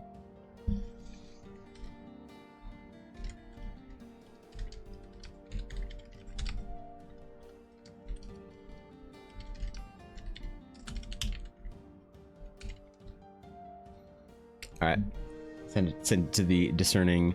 We'll see. You know what it's like sending DMs to big famous streamers, right? And I'll go back to nobodies like me. I think she has a guy that looks at her DMs and compares the amount of followers with the individual in question sending her a DM. So she gotta be real careful not to not to associate with nobodies, as it were. Check replies. Show probable spam. Chat, this is the riskiest click in the history of the stream. This is the riskiest click. Now, I could click this. This is a textbook Chatter Andy has said that you should check replies, only to check replies to see that Twitter has flagged it as probable spam. The likelihood that I take February off if I click this. The likelihood I get a 1 month vacation. Do it and immediately end stream. Why was that? Why was that? Why was it spam? So great for self-taught. Yeah, why did Twitter think that was spam? I'm so confused. You're not spam? Really? Twitter disagrees. Oh, look, it's Azalea. Hey, what's up? Look at the not spam Azalea Fox. So, yo, is that Azalea Fox? That's a risky click too. Is that Ulner? I thought it was sexy with his 2.0.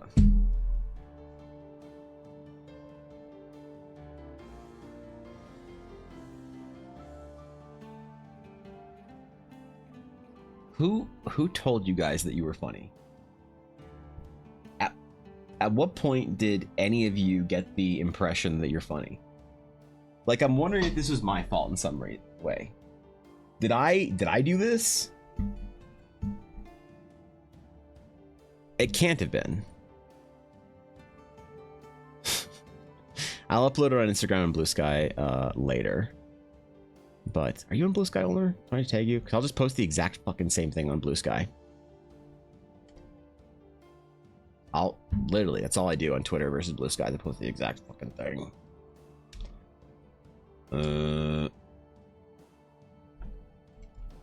Oh, you are on Blue Sky. Okay, well, you're getting the same thing on Blue Sky.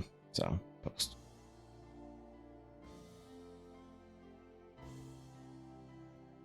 Fog.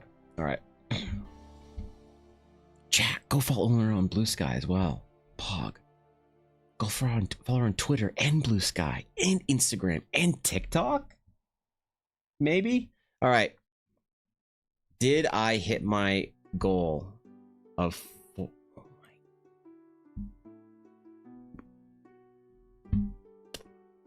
What the fuck? What the fuck?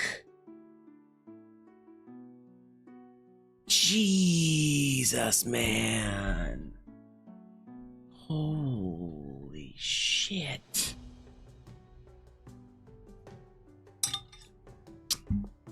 One meme video.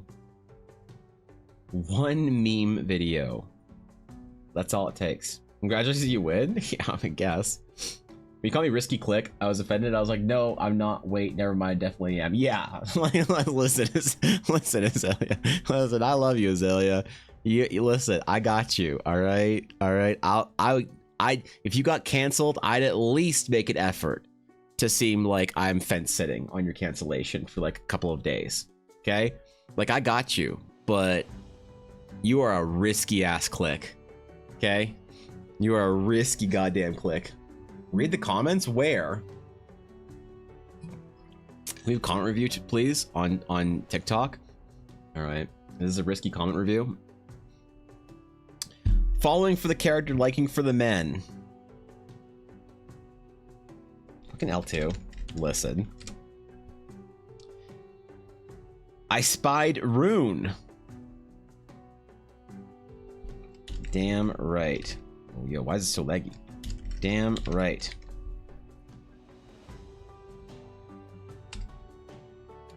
I got so many compliments.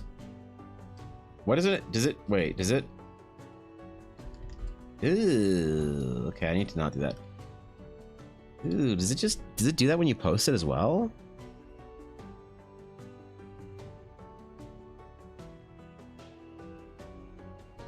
All right. Here comes the smolder.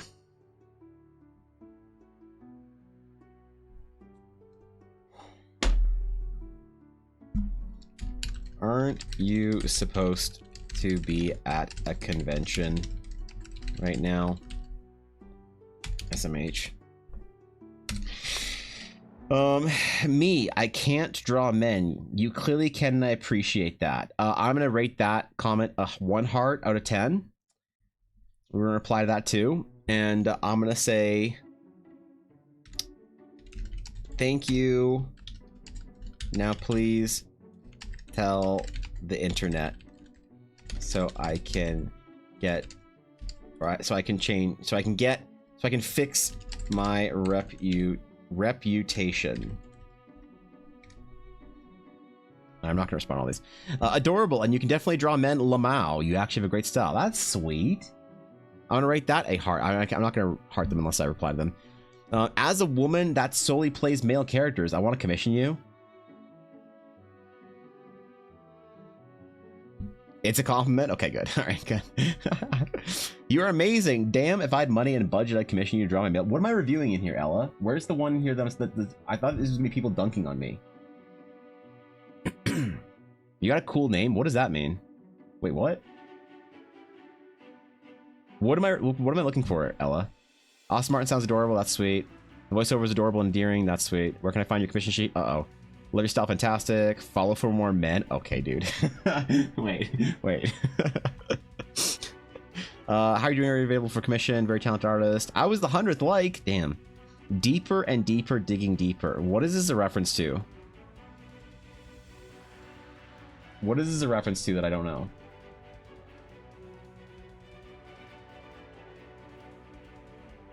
And I actually don't know this. I'm guessing this is some sort of degenerate meme.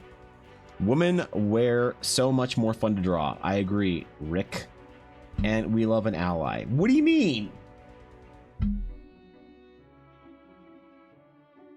What is that supposed to mean? For what?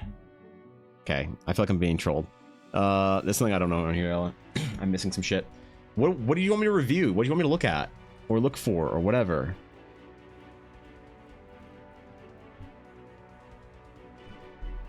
What was I supposed to see? An enemy of the state? God damn, which one?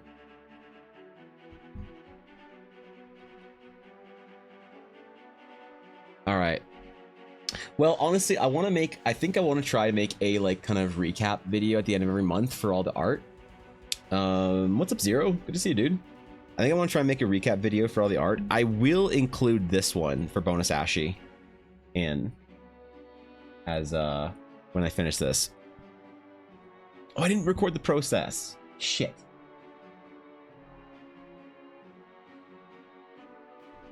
Damn it. I completely forgot. Do I care? Do I care? I don't think I care. No. I'm gonna leave it. Just wanted to be able to see all the new comments because my TikTok broke. Oh, I see. Okay, so you just couldn't see all of them. Wait, are some of them hidden for some reason or what? Bluey, thank you for the follow. Welcome. Good to have you. Thank you. Yeah, wait. Is it like YouTube where it'll automatically flag or hide comments if they're like Monka? Because I know YouTube does that.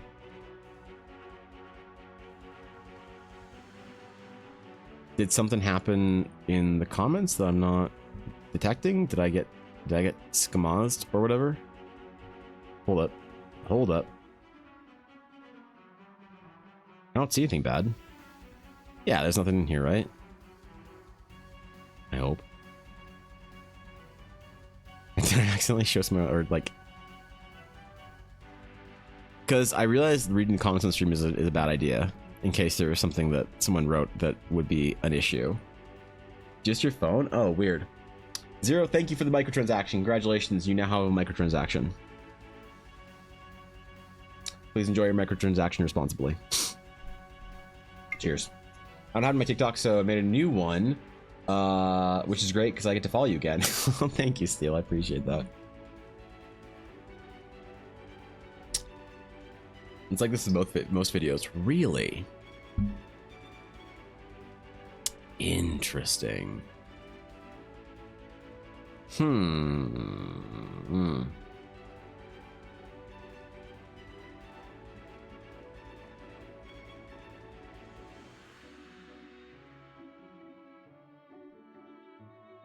Yeah, weird. Yeah, I was thinking about doing a like video or whatever of all the work I did in a month to kind of help me summarize, because one thing I think that's cool that artists do at the end of the year is they throw together these kind of montages of like all their art from different months or whatever. And I realized I could do that with my recordings, because how many pieces did I finish this month? Like five big pieces. I posted more videos than I had finished, but you know what we need to do next month? We need to do a couple of big landscape pieces, because these are great. Characters are awesome, but I think we need to do a couple landscapes. So if you guys are okay with it, we'll do some world building and landscapes and discussion on that whole front. at some point in time in early February. And then just so you guys know where we're at for release for things, the Astral Sage is coming out this week. The art for it will probably be finished this weekend, and then I'll have to post the mechanics for the Astral Sage later on this week. And that piece was not quite finished. It was... Where was it? Where is our... Hold up. It's a little far down. There we go. Didn't quite finish it. I need to finish his robes and stuff and floaty orb. Her gauntlet, need to figure out that and floaty orb, and then I need to do the background line work, and then we're painting this. So I need to finish this piece. It'll be probably the first thing we do in February. But in February, the Astral Sage class should come out. The Astral Knight class is going to be released in full beta, so all the mechanics are going to be in there. I'm going to have the rest of the Empyrean alignments in there. And if you guys don't know what we're talking about, the D&D classes are in the Discord in the Eldara development mood. And when they are ready to go into full beta, they'll be going into the Eldara releases channel, which is right below. So that's what we're talking about. So the Knight will have its ultimate ability and its Empyrean alignments. The Sage and Knight will enter beta and be released. The Geminos article will be finished and their mechanics will be released. So 3 releases right there. And then Horizon is my goal for Horizon. I completed the first full run beta test with the first beta testers. So I'm expecting Horizon. I wanted it out before the end of 2024. And I was thinking of making it a December 2024 release, but obviously things didn't happen that way. So my current timeline for the Horizon adventure is looking to be sometime before the 5th year stream anniversary stream. Anniversary stream, we got there. So I've got a couple months, but definitely like sometime late winter, early spring. And then after that, after Horizon comes out, the next couple of releases, I want to ideally before Horizon to have all of the different like signature Eldara races, species done, all of the classes, and ideally a bunch of Eldara specific backgrounds. And then the lore for the Shattered Sea article needs to come up with Horizon as well, so that I can release the whole thing to our Discord and we can all start playing D&D this summer. It'll be the summer of Eldara D&D. That's going to be the vibe for it. And then after Horizon, because we didn't really talk about this at the beginning of the new year, I realized. After Horizon, it's going to be, I'm going to take a couple of months probably of just doing little world building projects around Eldara without an adventure in mind before I'm going to start development on the big adventure after that, the level 3 to 8 adventure.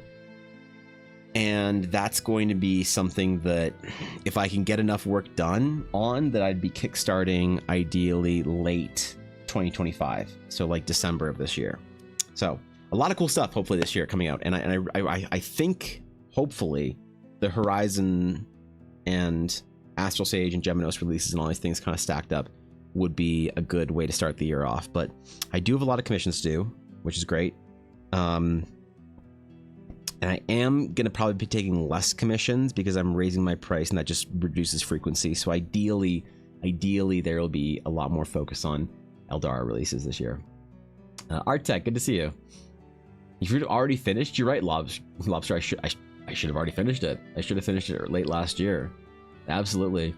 I said I announced Horizon as a big project on my anniversary last year, and I said I wanted it out by the end of the year. And I only got to the beta test, so I guess I'll have to keep working and hopefully get it done in time. Who are these two magic fellas? So, Felly, this is the class art for the Astral Sage. And if you didn't know, most of my vibe on stream, Felly, is I do a lot of artwork for my own fantasy setting called the Realms of Eldara, which I'm also making a D&D adventure for. It's where I do most of my artwork. So the character I was working on today, Ulner's VTuber, the project is to take one of my VTuber friends and turn her into a character that you'd see designed as if they would fit into my fantasy setting, into Eldara. So a lot of what I do is talking about my D&D project, and why I make a lot of the art is for the D&D project. So that's kind of the vibe. So this is going to be artwork that is sort of the title class artwork for players. I'm not sure if you know anything about D&D, but for players that want to play an Astral Sage in their D&D game, this is like the main piece of art you'll see kind of at the top of the book, whatever, and then all the mechanics for it and rules for how to play it will be below. But I need to populate it with the actual like class mechanic thing with a couple of other little pieces of art. But this is going to be the main painting, big fancy, welcome to Eldara type thing. So I was working on this all week, and then today I decided to take a bit of a break and work on the other piece and finish that thing for Ulner, which was fun. That was a lot of fun. I'm glad we... Oh, God. Who told you guys you were funny?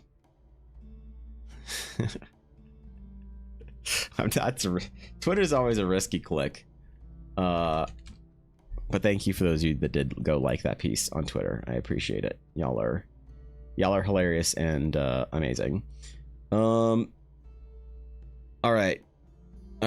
We got the art done. We got the Astral Sage finished. We got the thing complete. Where is this? Where are we at?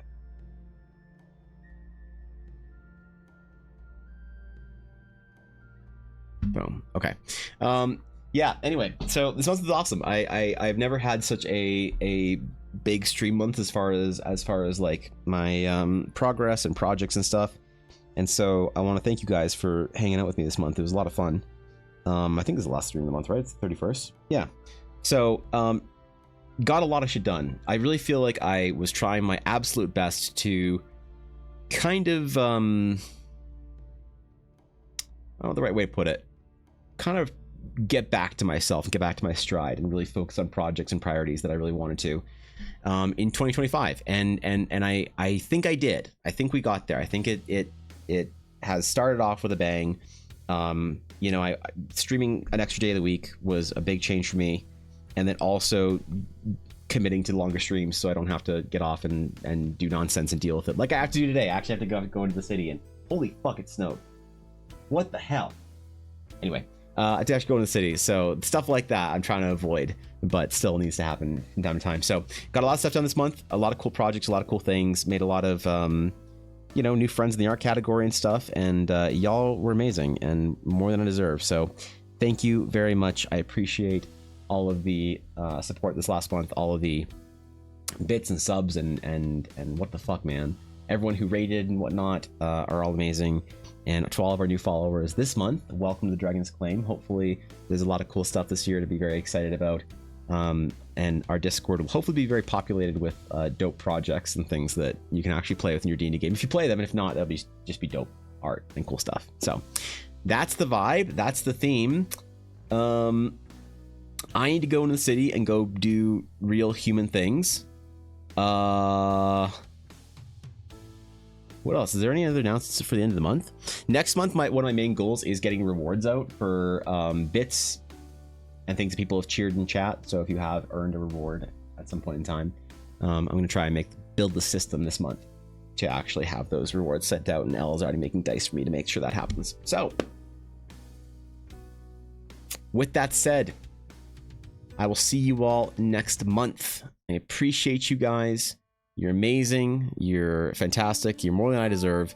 Thank you again, Ulner, for being such a good sport about letting me ruin your character design for you as a tribute to what a wondrous person you are. So, there's got to be an announcement for you. I've ever since last Monday, I thought there was something I'm forgetting at the end of the stream. What is this? Why can't I remember? God damn it. Anyway, all of the process will be available on the places right there. All the links right there in chat. So if you want to see any of the process videos that from the Sage or Ulner's piece, I'll probably upload tomorrow morning or tonight, and I might save it to Monday. I don't know, but it'll be up there pretty soon. So that's where you'll find it if you are curious about what that whole thing looked like start to finish. That's gonna be really funny. I'm really excited about that. It's gonna be dope. But anyway, until next time, I'll see you guys on Monday. Have a beautiful weekend. If you live in the land of snow, go sledding, dude. I'm not gonna go sledding. That's too much effort. Fuck that shit. I'll see you guys later. Okay. Bye.